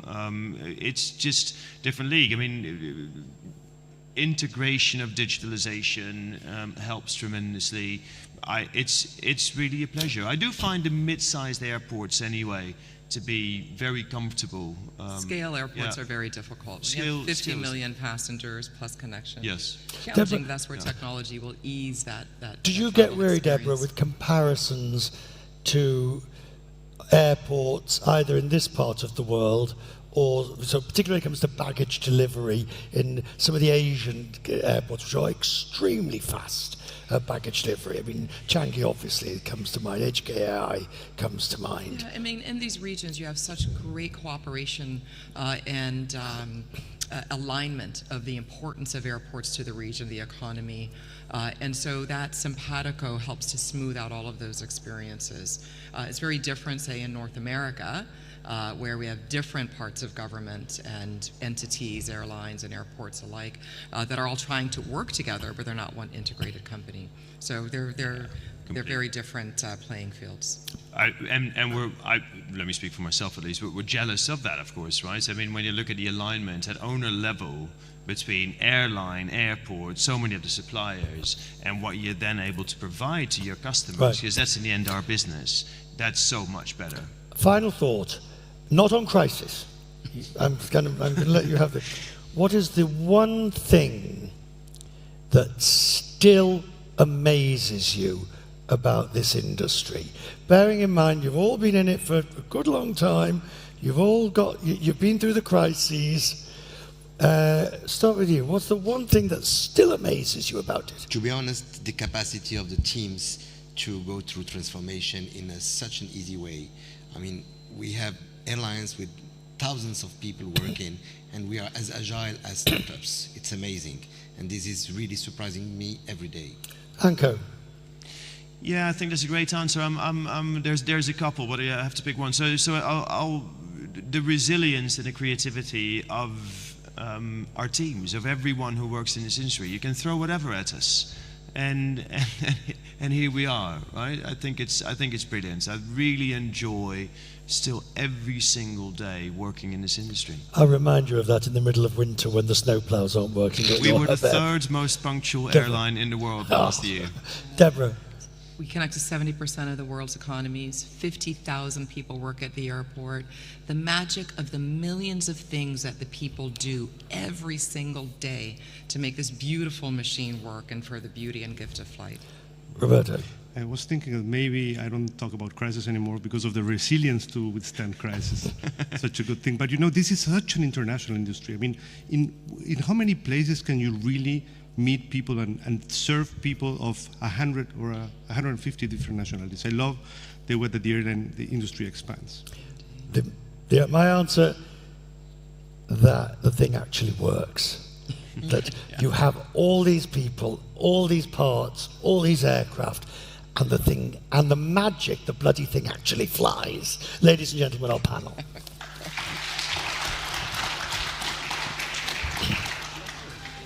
That was excellent.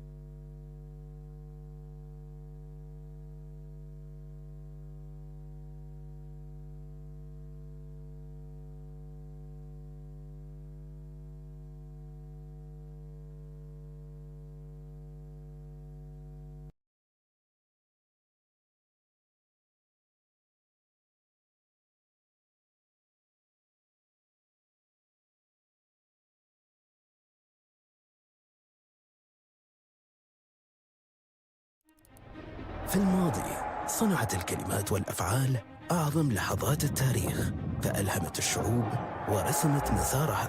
As long as you live another day, you have an opportunity to create. كلمة واحدة قد تتحول إلى قرارات.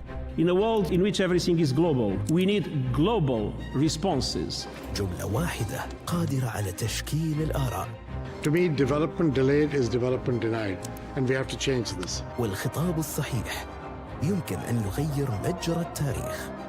If we fail to act now, we will see a climate crisis that is unimaginable. غير أن الصوت الواحد مهما كان مؤثراً لا يكفي وحده. We're going through a time warp. It's going to be shockingly different. هذه تحديات معقدة يصعب على الدول والحكومات مواجهتها منفردة. shift to artificial intelligence is going to be like a tsunami hitting the labor market. نحن بحاجة إلى منصة تجمع القادة والخبراء والمفكرين، منصة تطرح فيها أصعب الأسئلة وتصاغ فيها الحلول بجهد مشترك. I'm an optimist by nature. If you're not optimistic and passionate, you'll not get anything done. القمة العالمية للحكومات، حيث تلتقي العقول وتتولد الأفكار ويستشرف المستقبل.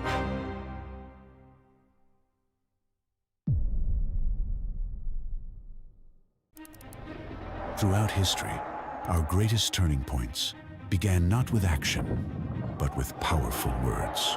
As long as you live another day, you have an opportunity to create. A single line can be a command. In a world in which everything is global, we need global responses. A sentence can form an opinion. To me, development delayed is development denied, and we have to change this. And the right speech can shift the course of history. If we fail to act now, we will see a climate crisis that is unimaginable. But one voice on its own can only go so far. We're going through a time warp. It's going to be shockingly different. These are challenges too complex for any nation to face alone. Shift to artificial intelligence is going to be like a tsunami hitting the labor market. They demand a platform where leaders, experts, and thinkers can confront the world's toughest questions together. I'm an optimist by nature. And if you're not optimistic and passionate, you'll not get anything done. Welcome to the World Government Summit, where voices meet, where ideas are exchanged, and the future is reimagined.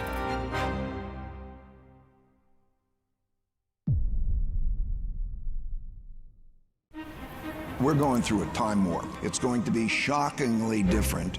If we get into a new Cold War, do countries have to choose which side they are? In a world in which everything is global, we need global responses. I'm an optimist by nature. And if you're not optimistic and passionate, you'll not get anything done.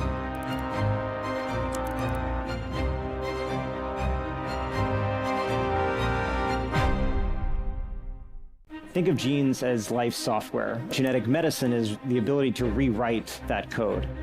If you are diagnosed early with lung cancer, your probability of being alive at 5 years is going to be 95%. What COVID did is it really stretched our systems to their core. History teaches us the pandemic agreement is mission critical for humanity.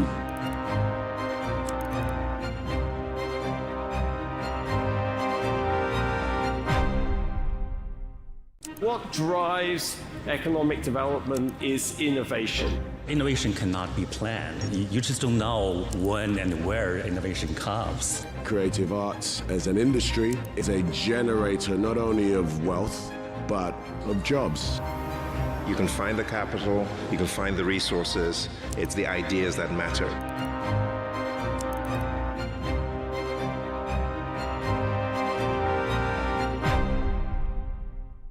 To me, development delayed is development denied, and we have to change this. We know the energy demand is going to double by 2050. We don't know how we're going to supply that demand. Those countries that will continue to innovate will have a competitive advantage. They want the data input and the models that they can manage and they can trust.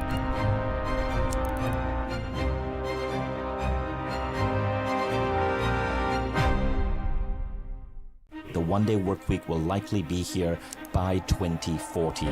Once you have humanoid robots, there's really no limit to the economy. You can make anything. Shift to artificial intelligence is going to be like a tsunami hitting the labor market. This technology is going to impact the world profoundly. It means every day will be your best day.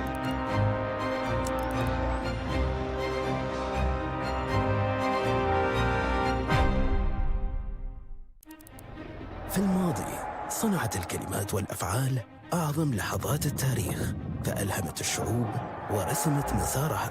As long as you live another day, you have an opportunity to create. كلمة واحدة قد تتحول إلى قرارات. In a world in which everything is global, we need global responses. جملة واحدة قادرة على تشكيل الآراء. To me, development delayed is development denied, and we have to change this. والخطاب الصحيح يمكن أن يغير مجرى التاريخ. If we fail to act now, we will see a climate crisis that is unimaginable. غير أن الصوت الواحد مهما كان مؤثراً لا يكفي وحده. We're going through a time warp. It's going to be shockingly different. هذه تحديات معقدة يصعب على الدول والحكومات مواجهتها منفردة.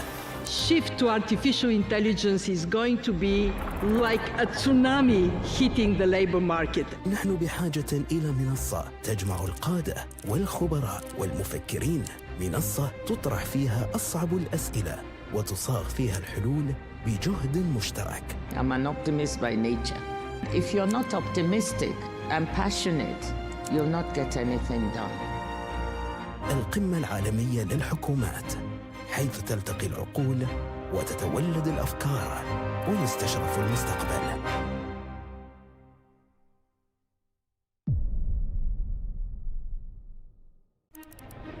Throughout history, our greatest turning points began not with action, but with powerful words.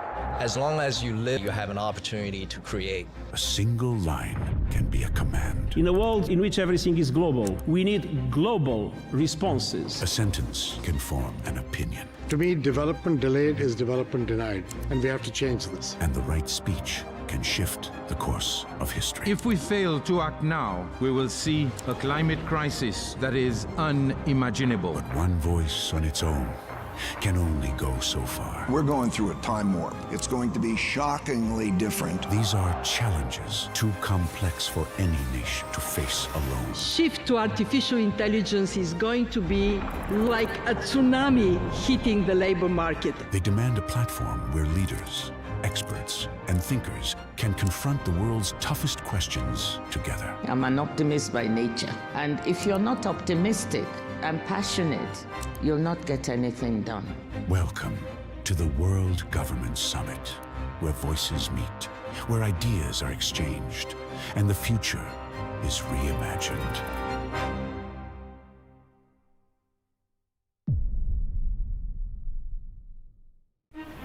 We're going through a time warp. It's going to be shockingly different.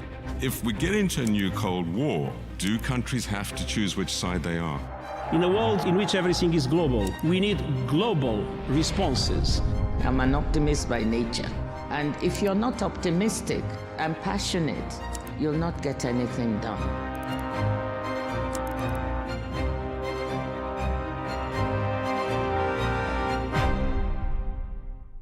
Think of genes as life software. Genetic medicine is the ability to rewrite that code. If you are diagnosed early with lung cancer, your probability of being alive at 5 years is going to be 95%. What COVID did is it really stretched our systems to their core. History teaches us the pandemic agreement is mission critical for humanity.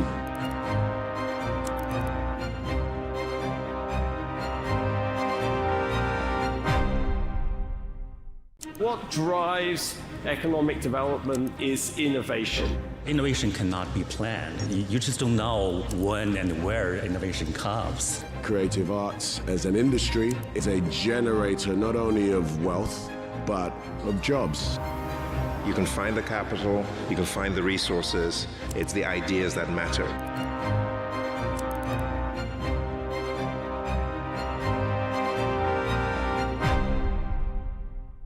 To me, development delayed is development denied, and we have to change this. We know the energy demand is going to double by 2050. We don't know how we're going to supply that demand. Those countries that will continue to innovate will have a competitive advantage. They want the data input and the models that they can manage and they can trust.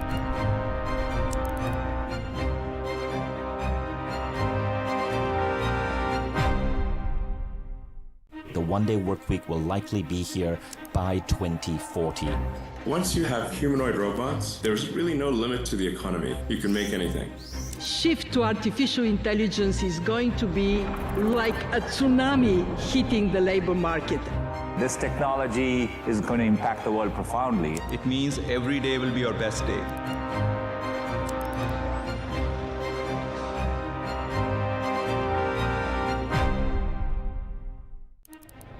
في صنعت الكلمات والأفعال أعظم لحظات التاريخ، فألهمت الشعوب ورسمت مسارها. As long as you live another day, you have an opportunity to create. كلمة واحدة قد تتحول إلى قرارات. In a world in which everything is global, we need global responses. جملة واحدة قادرة على تشكيل الآراء. To me, development delayed is development denied, and we have to change this. والخطاب الصحيح يمكن أن يغير مجرى التاريخ. If we fail to act now, we will see a climate crisis that is unimaginable. غير أن الصوت الواحد مهما كان مؤثراً لا يكفي وحده. We're going through a time warp.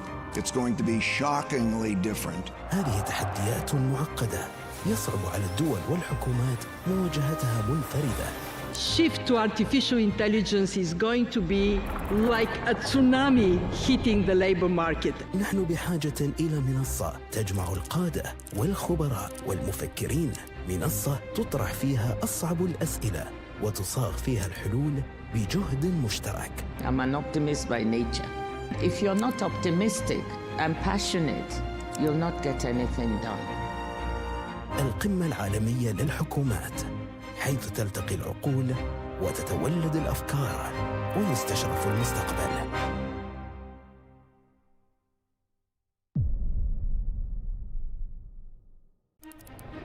Throughout history, our greatest turning points began not with action, but with powerful words.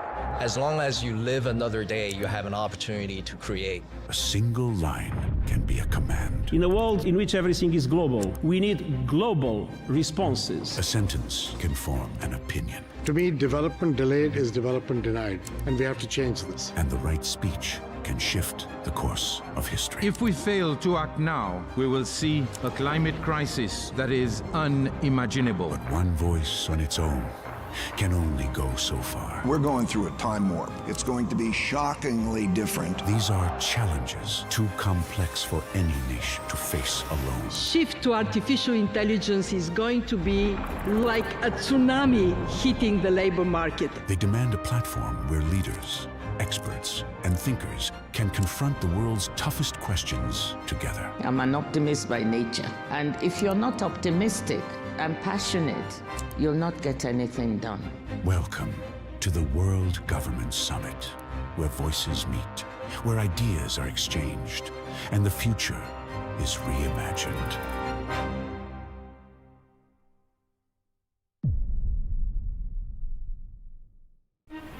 We're going through a time warp. It's going to be shockingly different.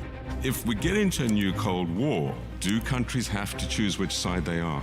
In a world in which everything is global, we need global responses. I'm an optimist by nature. And if you're not optimistic and passionate, you'll not get anything done.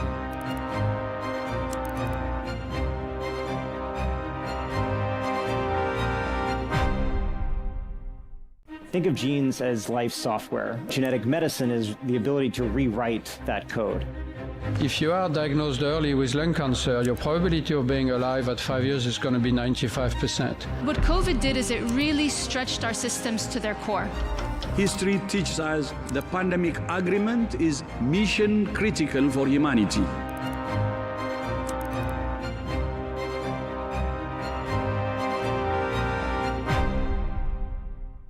What drives economic development is innovation. Innovation cannot be planned. You just don't know when and where innovation comes. Creative arts as an industry is a generator not only of wealth, but of jobs.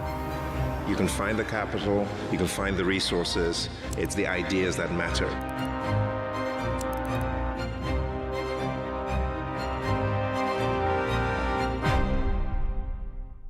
To me, development delayed is development denied, and we have to change this. We know the energy demand is going to double by 2050. We don't know how we're going to supply that demand. Those countries that will continue to innovate will have a competitive advantage. They want the data input and the models that they can manage and they can trust.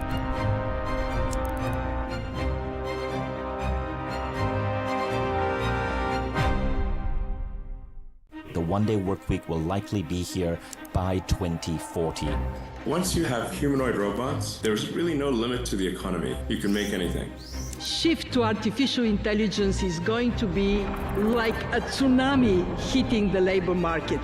This technology is going to impact the world profoundly. It means every day will be your best day.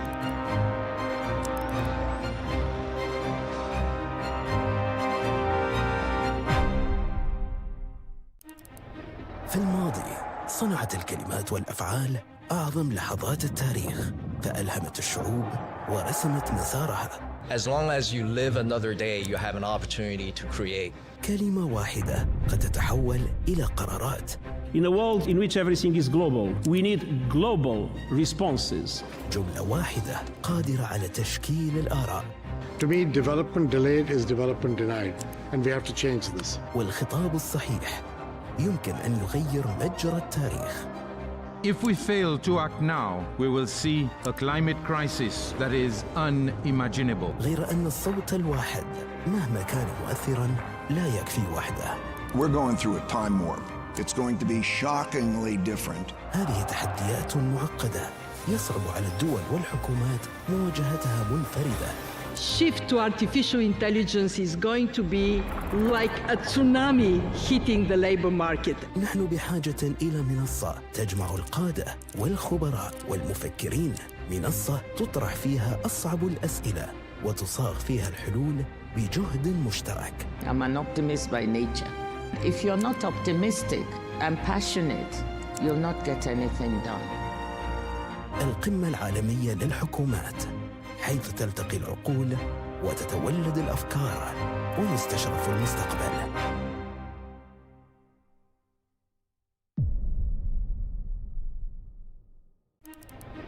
Throughout history, our greatest turning points began not with action, but with powerful words. As long as you live another day, you have an opportunity to create. A single line can be a command. In a world in which everything is global, we need global responses. A sentence can form an opinion. To me, development delayed is development denied, and we have to change this. And the right speech can shift the course of history. If we fail to act now, we will see a climate crisis that is unimaginable. But one voice on its own can only go so far. We're going through a time warp. It's going to be shockingly different. These are challenges too complex for any nation to face alone. Shift to artificial intelligence is going to be like a tsunami hitting the labor market. They demand a platform where leaders, experts, and thinkers can confront the world's toughest questions together. I'm an optimist by nature. And if you're not optimistic and passionate, you'll not get anything done. Welcome to the World Government Summit, where voices meet, where ideas are exchanged, and the future is reimagined.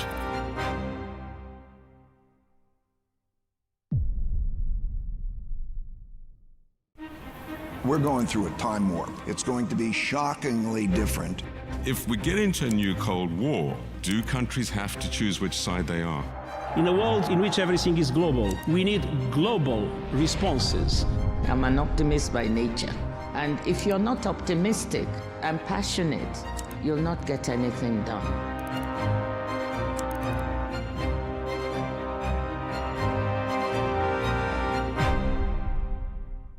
Think of genes as life software. Genetic medicine is the ability to rewrite that code. If you are diagnosed early with lung cancer, your probability of being alive at 5 years is going to be 95%. What COVID did is it really stretched our systems to their core. History teaches us the pandemic agreement is mission critical for humanity.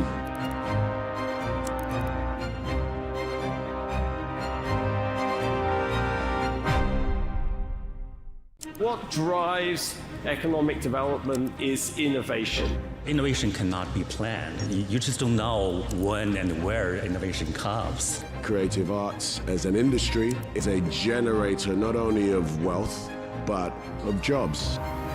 You can find the capital, you can find the resources. It's the ideas that matter.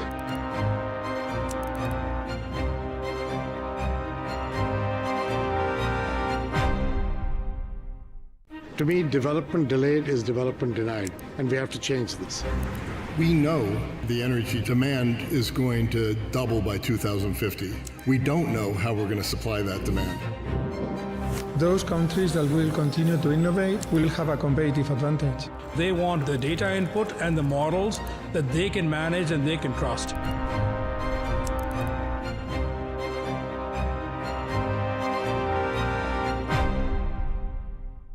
The one-day work week will likely be here by 2040. Once you have humanoid robots, there's really no limit to the economy. You can make anything. Shift to artificial intelligence is going to be like a tsunami hitting the labor market. This technology is going to impact the world profoundly. It means every day will be your best day.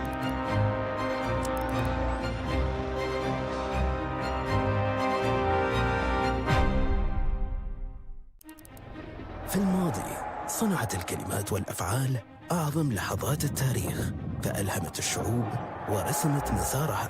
As long as you live another day, you have an opportunity to create. كلمة واحدة قد تتحول إلى قرارات.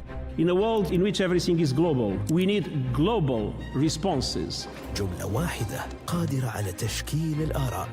To me, development delayed is development denied, and we have to change this. والخطاب الصحيح يمكن أن يغير مجرى التاريخ. If we fail to act now, we will see a climate crisis that is unimaginable. غير أن الصوت الواحد مهما كان مؤثراً لا يكفي وحده. We're going through a time warp. It's going to be shockingly different. هذه تحديات معقدة يصعب على الدول والحكومات مواجهتها منفردة. Shift to artificial intelligence is going to be like a tsunami hitting the labor market. نحن بحاجة إلى منصة تجمع القادة والخبراء والمفكرين، منصة تطرح فيها أصعب الأسئلة وتصاغ فيها الحلول بجهد مشترك. I'm an optimist by nature. If you're not optimistic and passionate, you'll not get anything done.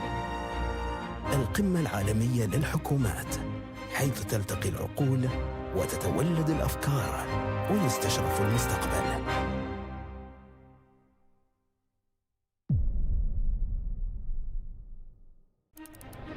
Throughout history, our greatest turning points began not with action, but with powerful words. As long as you live another day, you have an opportunity to create. A single line can be a command. In a world in which everything is global, we need global responses. A sentence can form an opinion. To me, development delayed is development denied, and we have to change this. And the right speech can shift the course of history. If we fail to act now, we will see a climate crisis that is unimaginable. But one voice on its own can only go so far. We're going through a time warp. It's going to be shockingly different. These are challenges too complex for any nation to face alone. Shift to artificial intelligence is going to be like a tsunami hitting the labor market. They demand a platform where leaders, experts, and thinkers can confront the world's toughest questions together. I'm an optimist by nature. And if you're not optimistic and passionate, you'll not get anything done. Welcome to the World Government Summit, where voices meet, where ideas are exchanged, and the future is reimagined.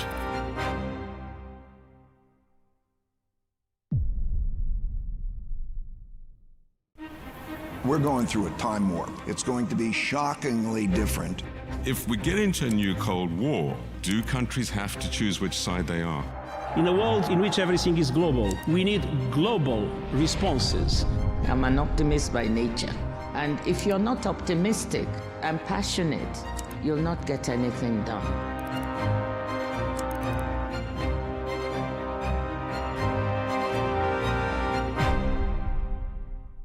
Think of genes as life software. Genetic medicine is the ability to rewrite that code. If you are diagnosed early with lung cancer, your probability of being alive at 5 years is going to be 95%. What COVID did is it really stretched our systems to their core. History teaches us the pandemic agreement is mission critical for humanity.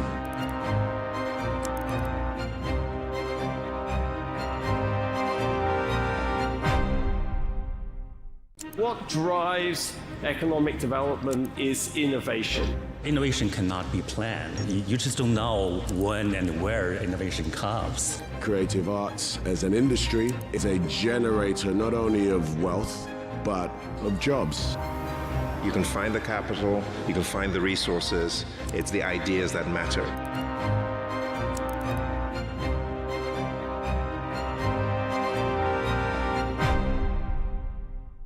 To me, development delayed is development denied, and we have to change this. We know the energy demand is going to double by 2050. We don't know how we're going to supply that demand. Those countries that will continue to innovate will have a competitive advantage. They want the data input and the models that they can manage and they can trust.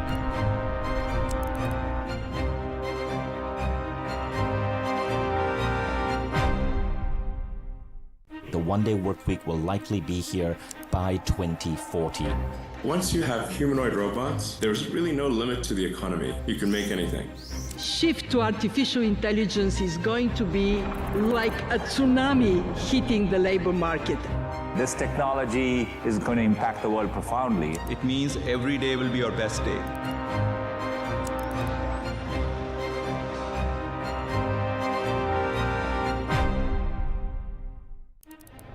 في الماضي صنعت الكلمات والأفعال أعظم لحظات التاريخ، فألهمت الشعوب ورسمت مسارها. As long as you live another day, you have an opportunity to create. كلمة واحدة قد تتحول إلى قرارات. In a world in which everything is global, we need global responses. جملة واحدة قادرة على تشكيل الآراء. To me, development delayed is development denied, and we have to change this. والخطاب الصحيح يمكن أن يغير مجرى التاريخ. If we fail to act now, we will see a climate crisis that is unimaginable. غير أن الصوت الواحد مهما كان مؤثراً لا يكفي وحده. We're going through a time warp. It's going to be shockingly different. هذه تحديات معقدة يصعب على الدول والحكومات مواجهتها منفردة. Shift to artificial intelligence is going to be like a tsunami hitting the labor market. نحن بحاجة إلى منصة تجمع القادة والخبراء والمفكرين، منصة تطرح فيها أصعب الأسئلة وتصاغ فيها الحلول بجهد مشترك. I'm an optimist by nature. If you're not optimistic and passionate, you'll not get anything done. القمة العالمية للحكومات، حيث تلتقي العقول وتتولد الأفكار ويستشرف المستقبل.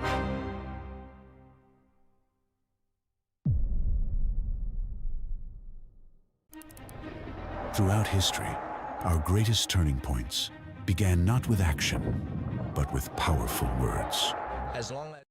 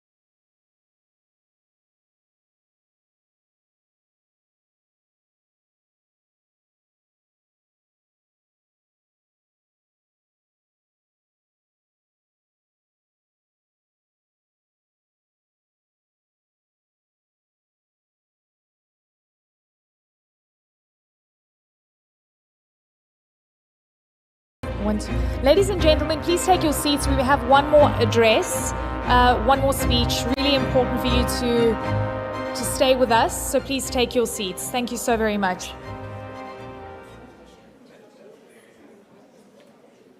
Thank you, Eleni.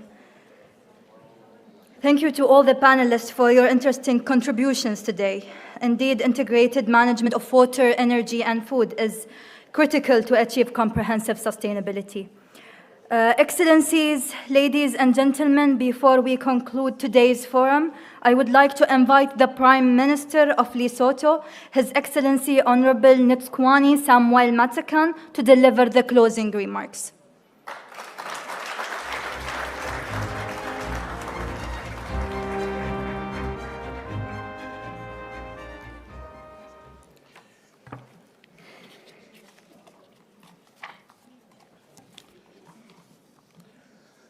Excellencies, Ministers, ladies and gentlemen, it is both a profound honor and a privilege to address you as we conclude this important session. Allow me to extend my deepest appreciation to the host government and the organizers for convening us at a moment when global cooperation and collective actions are crucial. At the outset, let me convey to you all warm greetings from His Majesty King Letsie III, the government and the people of the Kingdom of Lesotho, a nation modest in size, yet resolute in its commitment to the ideals of multilateralism, sustainable development, peace, and inclusive prosperity. Much has already been covered by speakers before me. Let me rather make this observation.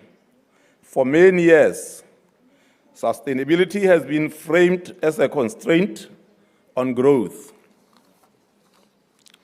However, in our case, we view sustainability as a competitive strategy.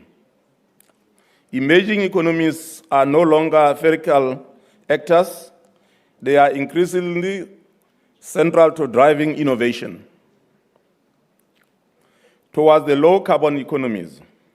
Digital transformation and diversified trade patterns require a paradigm shift from passive policy adoption to proactive leadership, shaping sustainable futures. Excellencies, in a world of constant shocks, energy, climate, or geopolitics, resilience is the new growth model. Countries that secure affordable and clean power, reliable water, and climate-smart food system will grow faster, protect their citizens, and remain competitive. Moreover, in a presumed multipolar world, inclusive development must be anchored in innovation, shared knowledge, and equitable access to finance and technology. Multilateral platforms must amplify the voices of smaller and vulnerable economies like Lesotho in ensuring that global governance remains fair, responsive, and inclusive. As a small land-linked economy and the water tower of Southern African region, our strategic importance is far larger than our size. It has been said by almost everybody, the concern that the world is facing when it comes to water. But Lesotho maybe is the only country that has got water in abundance.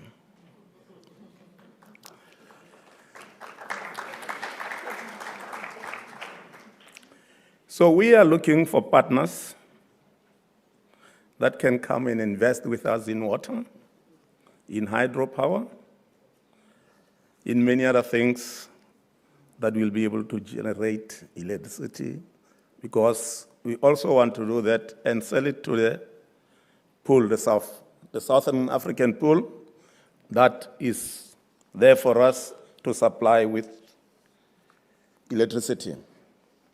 Excellencies, we recognize that sustainable growth must be rooted in climate resilience and environmental stewardship.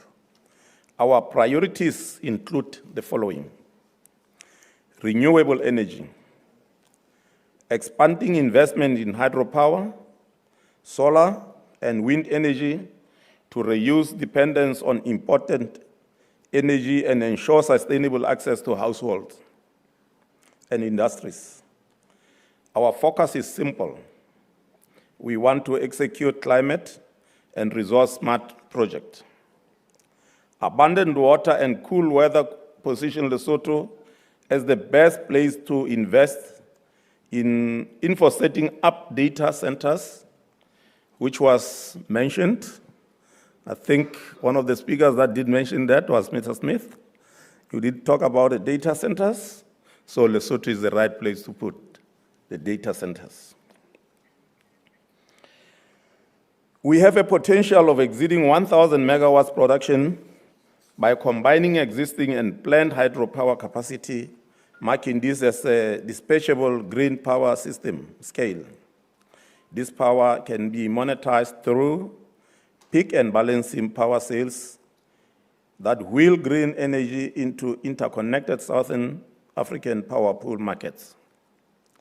Auxiliary project within Lesotho and independent power producers.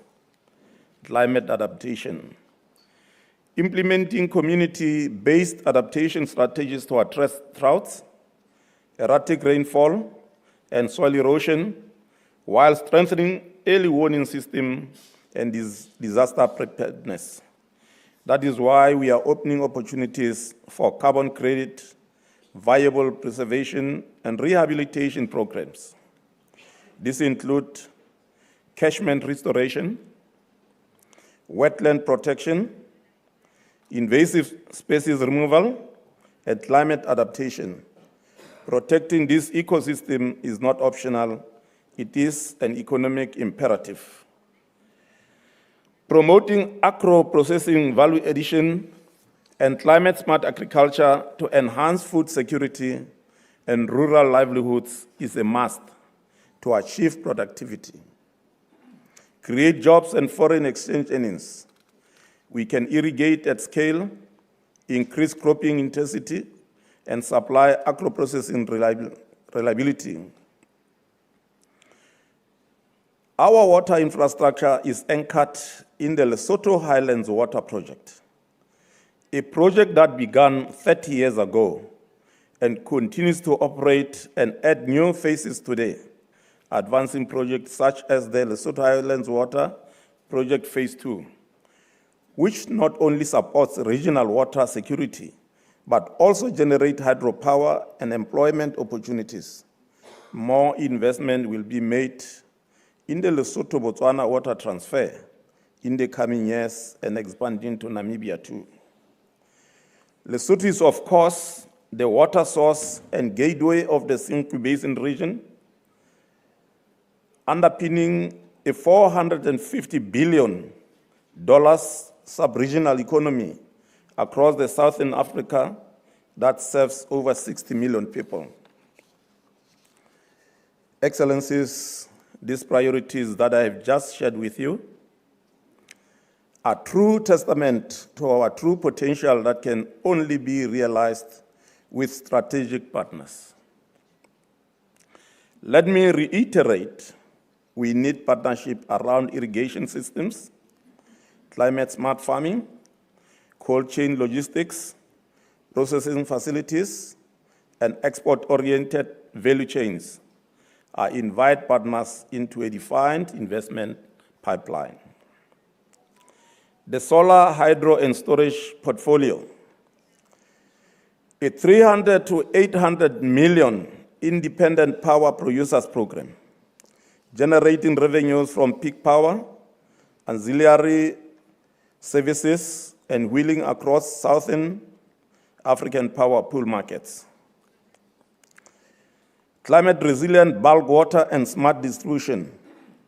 Infrastructure that protects cities, agriculture, and energy systems. Reducing food imports and creating rural jobs and expanding exports for Lesotho. Representation scalable carbon and ecosystem protection platform that preserves water security. On the flip side of all this is an opportunity to unlock climate finance and carbon market revenues that enhance the positive impacts and contributions of partners to globally valuable programs.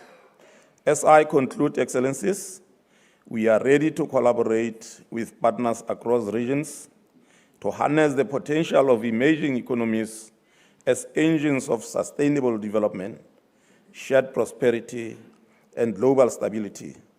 We recognize this mix of public and private investment have a strong multiplier effect on employment and economic growth. We are therefore committed to leveraging investment for inclusive human progress and development. Together, let us reaffirm our collective responsibility to build a sustainable, equitable, and resilient future to all, and a global order that emphasizes strategic partnerships and collaboration, including strengthening regional and global institutions. I thank you.